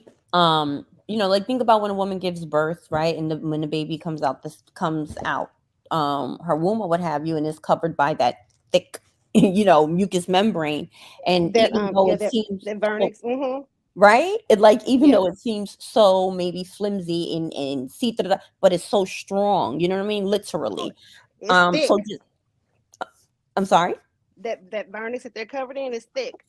It's thick, right? Yeah. It's super. Yeah, it's super thick. It's amazing. So I just think of that. I mean, obviously, when I think of it visually, when you were talking about regenerating the lungs or what have you, and also if you have too much of it being a blocker, because look how thick it is. But in the same way that it can protect those foreign, I guess, substances or dangerous toxins from coming in, is also not allowing the good things to come in. Right. So it can be very dangerous in that way.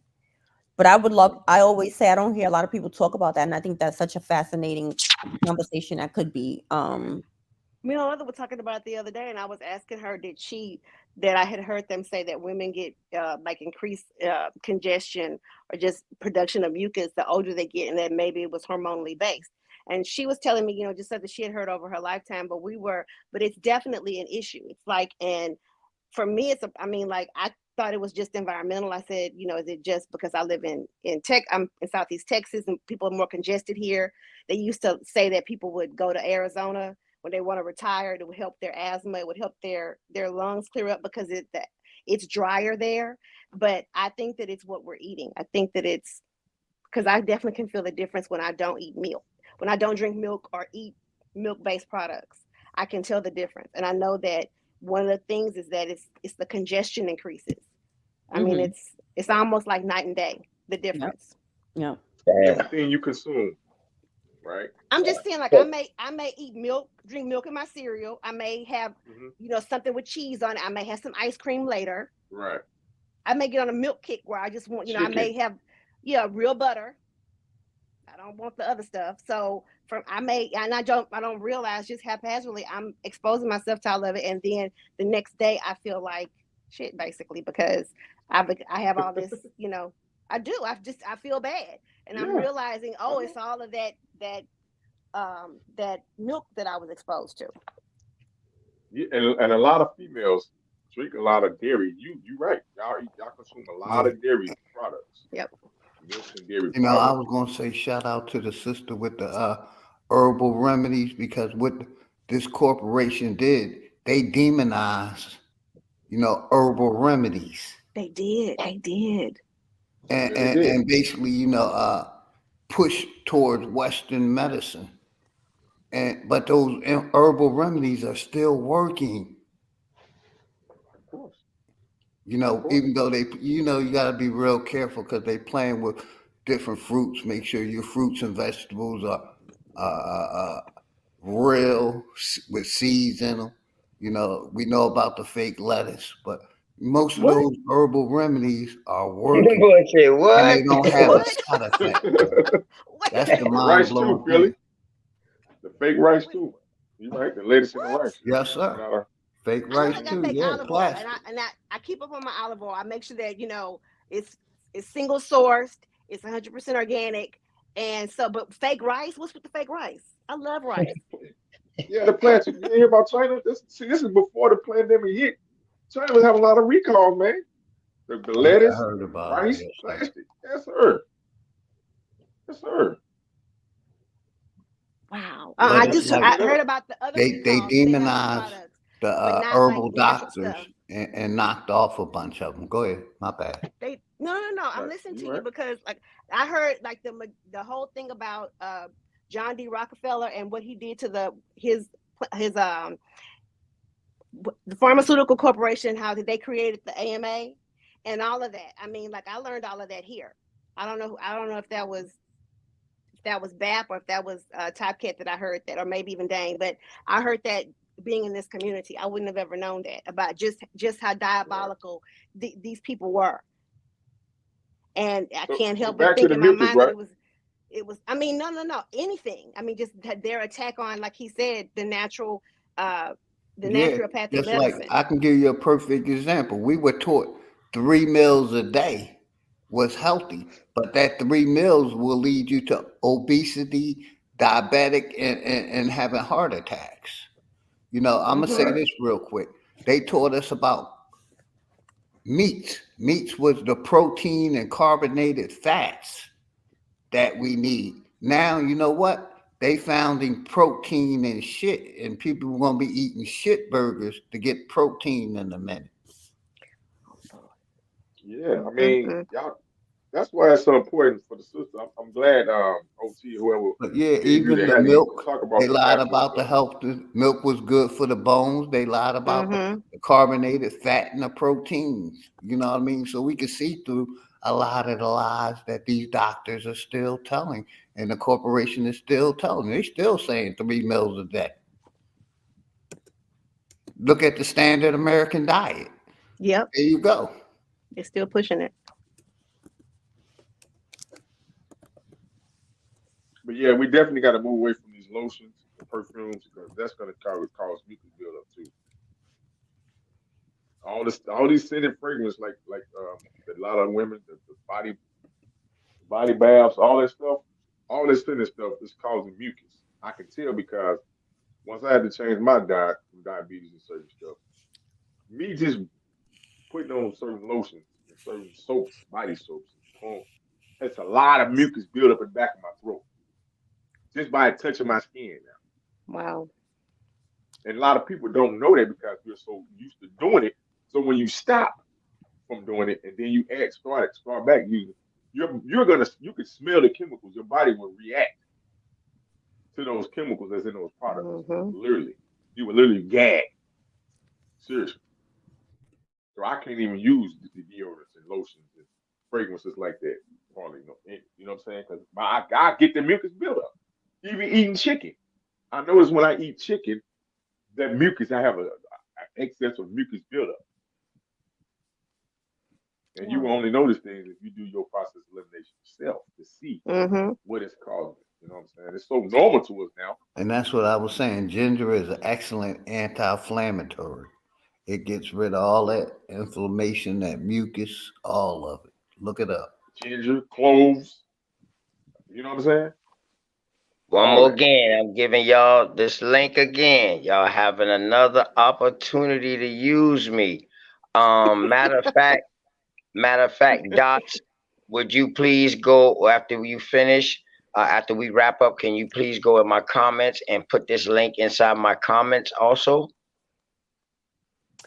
Yeah, I'll do it again. I had put it in just now, but I'll definitely do it again. No. I'm talking about on the comments. So when people like, Oh yes, you know, yes, in yes, case yes. they don't go and watch the show, they can just look at and see what everybody is commenting.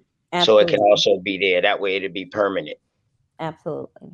Well, make sure you put 24 hours now. You know, for they think they got that year round. That's too much of using me now. Nah. I know that's right. Go ahead, y'all, man. Keep building, man. Great build, man. I appreciate all y'all, man, for all this wonderful information, man. This was shit. I feel a little healed. I ain't got nothing wrong with me. But I feel look, let me give y'all a I little just toddy feel just then, better. OT. What's going on, Bubba? Let me give you a little toddy then. You know what I'm saying? That I've been cooking that I'm, you know. Ground Word. cinnamon. Listen to this. Ground cinnamon. Uh-huh. You know what I'm saying? A little bit of cayenne pepper. And your favorite sweetener, maybe raw unfiltered honey, maybe 100% maple syrup, or maybe blue agave, or maybe black strap molasses. And mix it in your hot water, make a tea out of that. But you gotta mix it real well where it's absorbed in there really well. That's a nice late night toddy. It's gonna soothe your body. It's gonna have cinnamon, blackstrap molasses, and what else? Can you put that in the chat? Pepper. Put that in the chat. Pepper, okay. That's a remedy, man. See, stuff like that you can't hide. You know, and the thing is, you know, it's to you. It's depending on, we all not the same. So apparently everything that you know that agree for me on my skin might not agree for you.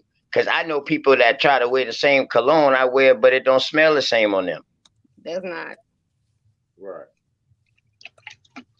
You know what I mean? So hold on, let me go on the other. Shaq. But yeah, it's Shaq. I'm on this right here, Shaq. What you got? Hold on, let me zoom in. What you got? Straight country boy, man. What's that? Hold on, I can't see it. I'm on the phone. A concoction. Was that a white light or something, man? What you got, man? Yeah. Is that some pickled eggs? Nah, ain't no eggs. Ain't no but fruit. Oh, okay. Oh, well, like infused in water? Okay. Yeah, he making that good shit over there. That's that good stuff. All fruit. All fruit, man. Yeah. Oh yeah, you can also add ginger to that too.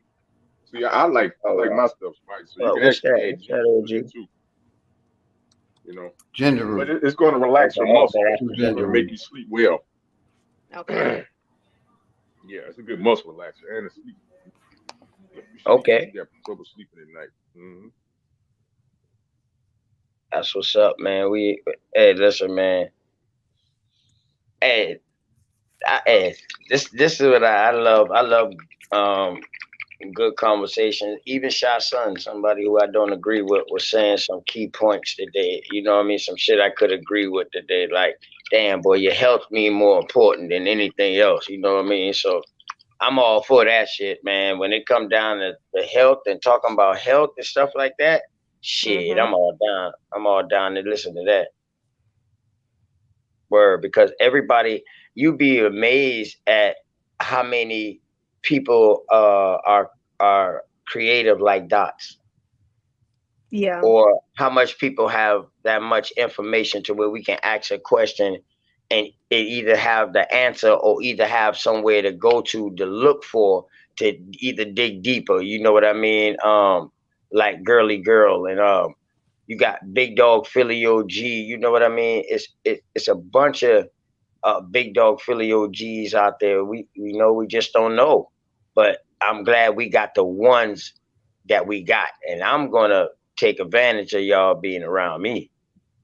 Girly Girl, I ain't never heard Girly Girl talk before until we got on Discord. I was like, okay. I was like, boy, she done sat back a long time from what I heard. I said, boy, she coming out strong too. Boy, she came out on fire that night. I was like, ooh, on one live.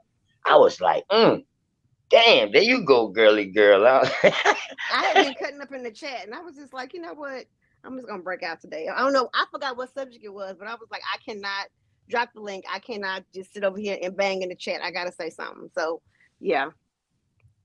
But y'all give us, y'all give us encouragement to be able to say, because sometimes you see people there in the chat just like you are, and then you look around, it's like, oh, I know OTK. I said, aren't you Darvis? I seen him in the chat before. Well, he got his own, his own live now. I've heard him. He was on what is your Unscrambled Minds? So you kind of give us encouragement to be able to come and say something, or it's a subject that you feel passionate about.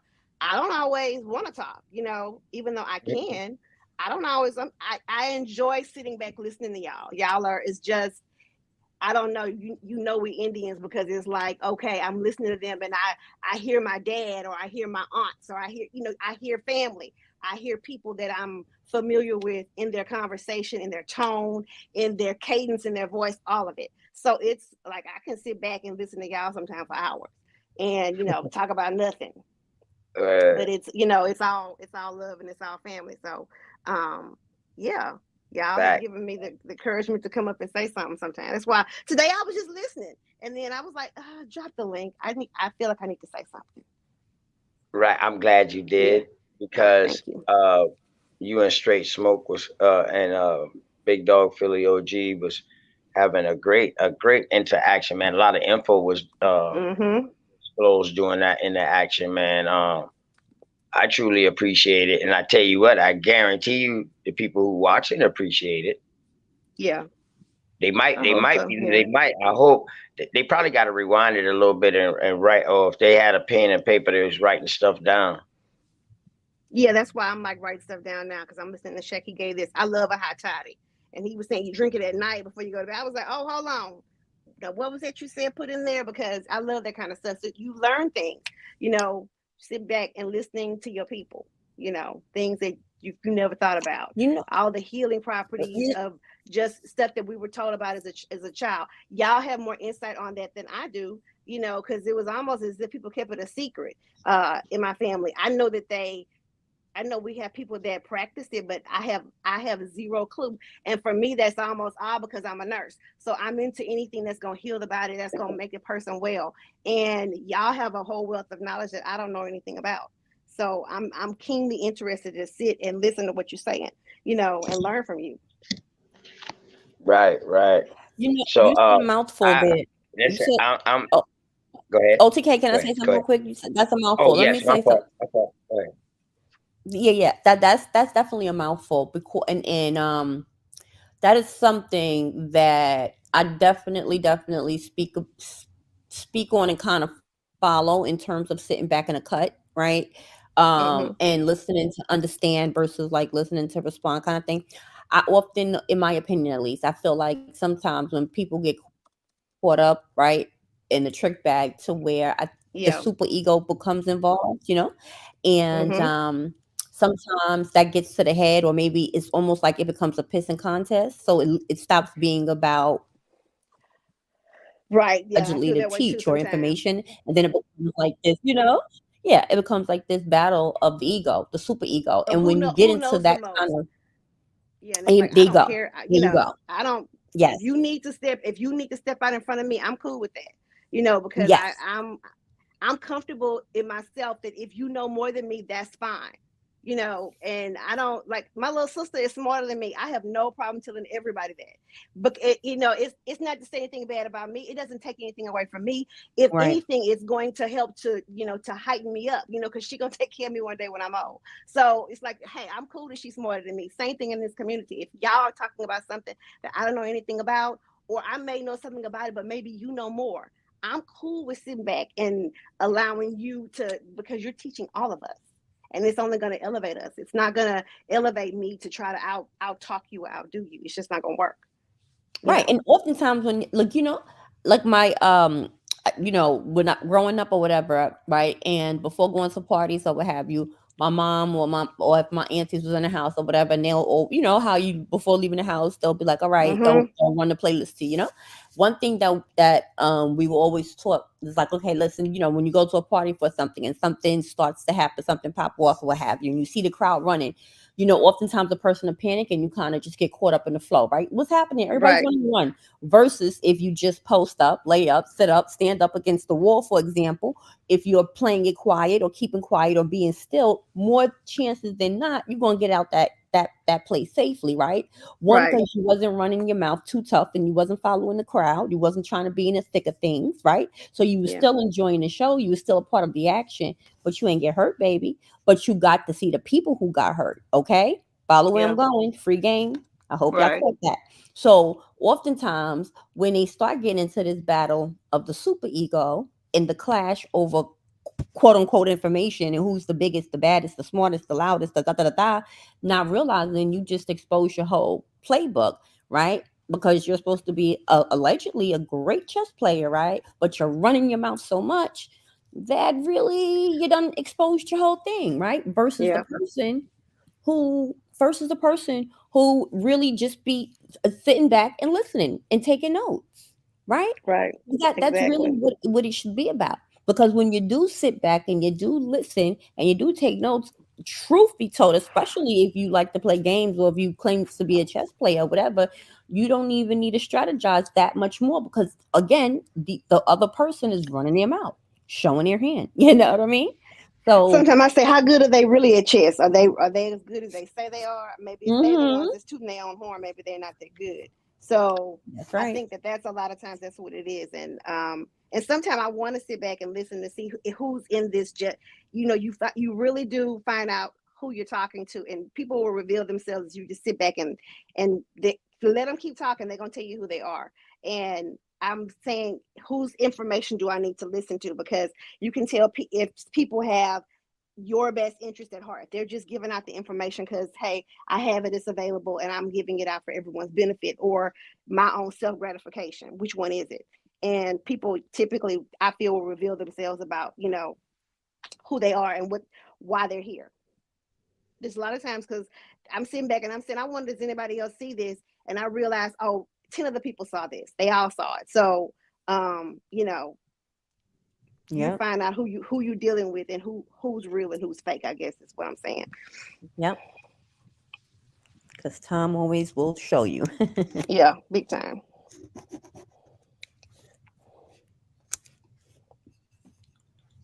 Yep, did we lose a gentleman? I'm here. Oh, okay. Hey, listen, man. I'm listening. You know what I mean? Hey, I'm blessed to be in the on the panel with greatness right now. You know what I mean? I feel the same way. I throw flowers out. You know me, dog. I don't have no problem giving people their flowers. I always was that type. Like, if I see somebody get a new car and they came by the crib, like, yo, man, look what I got, dog. I'm gonna be like, yo, if it's fucked up, it's fucked up. But I tell them like, yo, why you did that? You know what I mean? Like, yo, that ain't smart. But if you happy with it, then I'm still happy with it. But I'm gonna boost you up. You know what I mean? Like, yo, you know what I mean? That's what's up. You know what I mean? I'm proud of you, man. No matter what, I always been like that, man. Like, I ain't never been the one to hate. You know what I mean? Because I know I ain't always had. You know what I mean? So. It takes too much energy to hate. Actually, it takes a lot of energy. Yeah, I mean, like that ain't gonna do nothing for me. Yeah, not gonna do anything for me. Hating on what you have. If we cool and you my homie, I'm happy that you're happy and that you have what you want. If it's making, it's not gonna do anything but sort of, I think, hate eats people inside. So that's why I'm worried about these Pan-Africans. I'm like, what y'all gonna do when you find out that this story is not what you think it is, because they're allowing this to consume them. I feel like even in they are really holding on to it for whatever reason. They're holding on to it. It's got to be something bigger than what I'm seeing. I don't understand it, but I'm like, I think most of them that do they direct genealogy, I think they wouldn't go no farther than the Caribbean islands. But that's all the Americas, though. I know. That's exactly. There you go. It's the Americas. You see how fast you answer that like that? Boom, you was right on it. Yes, exactly. I mean, because truth be told, I have cousins. They have, I mean, they're half my side and half their mom side. They're from Trinidad, but it's all the Americas. Mm-hmm. So it's not, I'm like, I mean, you just a little further in the sea than I am, but it's all we're all from the same place, and that's why you get a certain level of greatness from us than you do from people on the other side. Even though they have the same skin, because we're all the same. They're not us, and we're not them. We just have the same color skin. That's it. But I said it's all the Americas, and I just don't believe that it was that much traffic between them and us. I mean, even the islands and them. I don't think that it was just that much. I just don't think they were coming over here. I just don't. I'm looking at the passage. I'm looking at what they had to sail on and how they got here, and what kind of journey would that have taken on, not just them as cargo, but the crew. You're thinking about everybody, because you got to get them over here. I'm on the boat too, so am I gonna be back? And so I just don't think it was that much travel. I just don't.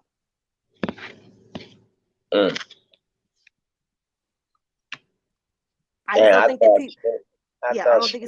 was coming back, man. He ain't never come back. I was gonna see if he wanted to keep running the show. Man, I'm going on 6 hours, man. It's been a great show. Work in the morning, definitely. Yo, I appreciate y'all, man, for coming through. Definitely, man. Y'all all welcome. Shaq, man, appreciate you for coming through, man. I've been watching you on other panels, man. I definitely would love for you to come back, man. And I want you to go ahead and build, get into your scripts, because you talked a lot of sensible stuff, man. Much respect to you, brother. Big Dog Philly OG, that's my OG. Yeah, definitely, man. Big Dog Philly OG. my day one, man. One conversation with this OG on a live, and this OG sent something in me, and he said, "You know what? I'm gonna work with this young brother and just let him know where I'm coming from. You know what I mean? Let him know what I've been through." And man, I've been tight with him ever since, man. And I'm telling you, I don't care what show it is or whatever like that, man. From day one, when I put "What's up, Big Dog Philly OG," my OG, he modded me up right there after the first chat, and then after that, he started shooting me out. Nobody knew I had no channel, right? Because I wasn't promoting my channel. I did not know that. Right, because I wasn't. Right, I didn't want to promote my channel unless the channel host gave me permission. You see what I'm saying? I was like, wait a minute. I said, he's had a channel. How long have he had a channel? He did not tell us. I was he never said nothing. I actually was on another channel first. Okay. When we had that group thing, the round table. That's where we used to read books, all kind of stuff over there. Gotcha. Okay. Talk about religion, all kind of stuff. I used to have people like real Ethiopians and stuff used to come over there and like build on religion and stuff like that. You know what I mean? It's crazy because I wanted to hear their point and their perspective of religion from where they come from. You got some that was Mormon, you got some that was Muslim, some that's just, man, I'm telling you, man, I hope some of them shows might still be up on my page, on my side too. But yeah, man, and that's what I'm about. And it was good shows, like who should we believe in? So it really ain't no right or wrong answer, but it's more of a subjective question. So you know what I mean? Yeah. But it's to have intellectual conversation that you know what I mean, that put some exercise on the brain.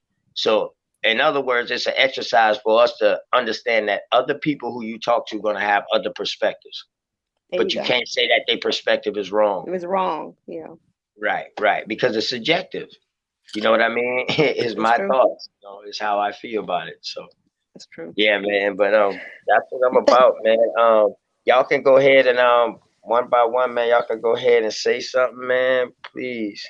Well, I'm gonna call it a night though. But thank y'all so much. I appreciate it. I learned so much from everybody as usual. And Mama Chief, she came up and blessed us with some wisdom and straight smoke. and thank y'all so much. And thank you for having me, OTK.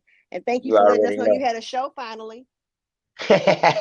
He already come on and support. Yeah, I appreciate you, man. No problem. No You know, problem. you in my life too, so you good. Okay. Thank you so much. All right. Thanks, Yeah, everybody. Good night. Yeah, have a good night. man. Fire Good night. information. Fire information, girly girl 72 throughout, man. Fire. Fire. That's our go-to for if we want to ask a question. I guarantee you, if she don't know, she gonna find out for us. She loved to research. She loved to read and study. Go ahead, man. The floor. Y'all go ahead. Dots. Yeah. You still Okay. here? Yeah, no doubt. All right, good night, y'all. Thank you. Always a pleasure. You already know, big bro. I always when women teach, I tell you, I always enjoy it. Always enjoy it. Thanks again. I hope y'all have a good night and be safe, y'all. Appreciate you again, Dots. And one more again, man. Y'all see it on the screen, man. Y'all got 24 hours to use me up. After the show, just look in my comments on the show, and you'll see it in the back. You know what I mean? In the comments, she's gonna put the same link in there. You have 24 hours to use me for a 15% discount.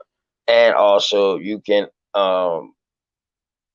get in contact with Sister Dots from Unscrambled Minds too, man. Real success story of how she ended up going into this. Um, we're gonna save a lot of that for the interview, man, that we got coming up, man. Um, Richard Neo Bay, man. I don't know what am I doing? How did I miss you? I mean, not miss you. I mean, that damn, my bad, Bubba. Welcome. Um, You know me, the chat family, but definitely good, man. Shaq, man, what's going on, man? Appreciate you, man. Go ahead, man. Say something, man. And let me know like what you would love to build on, man. You know, what type of topics you like, man. Oh yeah, man. Peace, man. Man. Shout out to you, man. Shout out to Big Philly OG. Everybody was on the panel, man. The sisters, man. This is what we got to get back to, man. And I respect y'all for doing it. The information that y'all bring, man, is putting more respect back on us as American people, the original people of America. Um, I be in other people's, like I said, blog talks, man. Some of these older people and stuff, and I be bringing the information that y'all be having. And I really like to get a couple of y'all on and get a presentation. And when y'all have some time, maybe link up behind the scenes and let y'all come on, man. And, you know what I'm saying? Walk down the information y'all got, man, because this is the time. Some of our older people, they heard of their grandparents being Indian and we was from America, but they still mixed with the religion, the Christian, and you know, and Facts, they be definitely. liking my information, huh? Facts. That's the truth, brother. Go ahead. Go ahead. Go ahead. I'm agreeing with you. I'm just collabing with you. Go ahead, bro. Yeah, they be liking my information and stuff, but they, you know, they be trying to get into a little debate, man. You know what I'm saying? And you know, I love a great debate, so. But then, you know, Right, right, right. and then I hit him with one of them Definitely. questions. And, hey, look, I hit him with something like, you know what I'm saying? Really? Then I hit him with something like, oh, so how many people you think came over on that boat? Did they have steam engine at that time? And they get stuck. I said, well, then how long does it take to get from that part of Africa or Europe to get to America crossing the Atlantic? Then you get stuck. You know what I'm saying? So you got to make sense of it. So shout out to all y'all, man. Shout out to Aboriginal Indians, man. You know, doing y'all damn thing, man. I'm gonna try to stay, man. I'm glad you got a channel too, man, so I can listen to you, man. That's what's up, dog. You know what Yeah, I'm saying? I you put my got a email in the channel back too? though. Let me see. Yeah, I You got got a a channel? YouTube, but I'm not active on it. I've been saying the last few years, dude, because I had a blog talk. I had my own little blog talk, so-called podcast show about 2021. It was one of them was the Working Man Blues show with my partner out of East St. Louis. It was the Mm-hmm. Working Man Blues show, and we was putting respect back on the working man, the everyday working man and woman, whatever profession that was. That was our podcast about. We had conversations about it, bring people on for all walks of work. You know what I'm saying? Any type of work you're doing. So we really trying to get that fire back up. We just took a step back to kind of, you know, gauge, you know what I'm saying? Trying to get that Yeah, podcast and content creating down, you know what I'm saying? It's kind of cluttered right now. So, but yeah, man. right. I put my email in the back, man. Just tap in with me, shit, you know what I'm saying? And I can give you my number so we can chop it up. We can do some things. Cause I be going live on my live stream. I'm on Instagram sometimes, just talking to the universe. But vibing with the people. Okay. Yeah, I definitely I'll put it in the back chat right now. Give me a second. Before you roll out, let me put it in there real quick. Appreciate you, man. I just subscribed to your channel too, man, but I don't want to say what I want to say because that's Big Dog Philly OG. That's his favorite line, so I'm gonna let him say it when she once he close out. Good word, Philly, man. boy. What's up, Philly, man? What's going on, man? Man. Everything good, brother. Much love and respect to everybody. Thank you, my brother OTK, for letting me on the panel. Shaq, always respect. Appreciate everybody in the chat. Everybody have a good night. Much love and respect to everybody. Thank you for letting me up, brother. You good, man. Anytime, man. Big Dog Philly OG, man. You know how you always say, man, everybody subscribe to everybody, man. That's how you get your channel back up and running because we all got a story to tell. And it's gonna be amazing if That's we right. all That's got how you grow your channel organically. Everybody sub up to everybody. Go ahead, brother. Yeah. And because we all got a story to tell, man, and everybody's story is different, and that's what's unique. That's what makes us unique. That's why we different. Cause we unique, man. You know what I mean? I mean, it ain't too much more I can say about it, man. Just what I seen of my years on this planet, on this thing we call Earth. I see that, man. We accomplished some things. Oh, check the back chat, Shaq. My email in the back chat. Make sure you get that, bro. Oh, I got you. I got you. That's what I was doing. I put it on mute because I got Okay. the laptop going. I got everything. So I be trying to mute my background so the laptop don't bleed through the stream. Okay. Once again, man, shout out to everybody that was in the chat tonight, man. Shout out to BAP, man, for the fire interview, man. Y'all please rewind this if y'all came in late, man, and catch the beginning of this before I edit it. Once I edit it, then I cut it down to where I can just separate BAP one, which I should have did. I should have just started a new screen, but you know, I get with that. I'm telling y'all, man, great show, man. Great bill. The ladies came up here and took us on a real live health course, and it's crazy. It was so beautiful. Excuse me, sorry about that. But it was beautiful the way that they came in and built, man. And I just want y'all to know, man, appreciate all of y'all, man. Make sure y'all like, share, subscribe. You know what I mean? Subscribe to everybody else that y'all know that was in the channel that y'all can rock with. Y'all see the discount on the screen. If you miss it on the screen or y'all can rewind the show or whatever, it'll be in the comments where y'all got 24 hours to subscribe and not subscribe, but to go to my sister Dot's spot, man, where she make her own organic stuff. Everything is natural.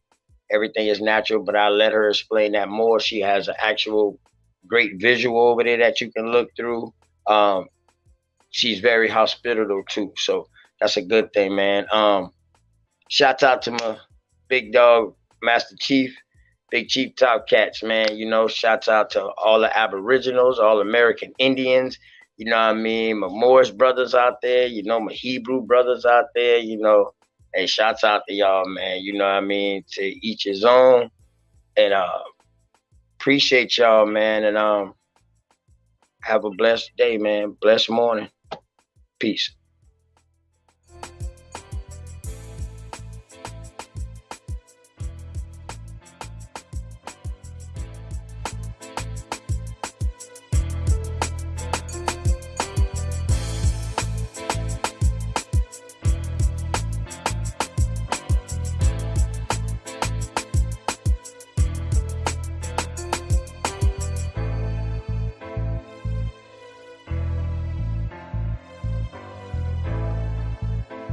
Matter of fact, since my ladies them came in here for a bang, I'ma end the show with this one. For the dots them. And I feel the same way you feel about me. Word. I just don't want much, can't man. I just want to take it one day at a time. Me too. That way we can reach the highest point of friendship. What's the highest point? Let me know. Then whether you know how far to take this flight. That's what I'm talking Word. about. You don't just jump in the plane and fly and don't know where you're going first. Just chill, baby. Just got you. We don't have to run, baby, we can chill. Just be patient before we take it there. See, you don't really know me, and I don't really know you. Never lived a good life. Come on, let me show you. We don't have to run, baby, we can chill. Just be patient before we take it there. See, you don't really know me, and I don't really know you. Never lived a good life. Come on, let me show you. See, you don't have to rush. Baby girl, be patient. Anticipation of love making. Got your legs shaking. See, every time I'm next to you, I feel your heart beat faster. But yet you try to hide behind your smile and your laughter. See, money's what I'm after. So all I do is chill. I'm out here on the grind. I'm trying to see a meal. You never seen this good life. Well, come on, let me show you. You never had a real hug. Well, come on, let me hold you. This life I lead is troublesome. You win some, you lose some. You lost one, then gain one. You want some, come get some. See, everything you want, you need, I got you. Even though you don't know me, I don't know you, baby, I got you. That's just how it goes to me. Rather have you next to me, never in front or back of me. You look good beside me, but we take it there. It's some things you need to know. We don't have to rush, baby, we can take it slow. We don't have to run, baby, we can chill. Just be patient before we take it there. See, you don't really know me, and I don't really know you. Never lived a good life. Come on, let me show you. We don't have to run, baby, we can chill. Just be patient before we take it there. See, you don't really know me, and I don't really know you. Never lived a good life. Come on, let me show you. Say you like me is what you want. I ain't about games, I'm trying to front. See something that you want, then get it. Ice cream man always deliver, never late. I come on time. Tell me, girl, what's your room size? Sitting here, watch you visualize. I can't lie, see it in your eyes. Fantasize, I'll meet you all day, all night. Let me strap your seatbelt on before we take this flight. You know I'm helicopter high. Baby, you know I'm on a wide, baby, we can vibe. And that's just how it is. El Blizzo keep it realer than all the rest is. And don't compare me to them other dudes. I act a fool, with my tool, lock it down, just for you. You got a man, you can keep him too. I don't want him, I want you. Got a couple friends, but I got a couple too. Just let me know, girl, what you wanna do. And we can keep it on the low, long as you know, baby, just take it. We don't have to run, baby, we can chill. Just be patient before we take it there. See, you don't really know me, and I don't really know you. Never lived a good life. Come on, let me show you. We don't have to run, baby, we can chill. Just be patient before we take it there. See, you don't really know me, and I don't really know you. Never lived a good life. Come on, let me show you. Feeling all type of ways right now, for real. I got you. I hate this you. life I live is hectic, man. I ain't worried about You don't ever that. think You I always got talking time. that stuff, man. I can't tell though. Just look at it this way. Whenever we together, that means I got time for you. That ain't enough. Word, For real. man. It's not enough. I ain't trying to show you what this life I live is like. I already know what it's like. Been there, done that. That's what's up. I told you, I got you, babe. We don't have to run, baby, we can chill. Just be patient before we take it there.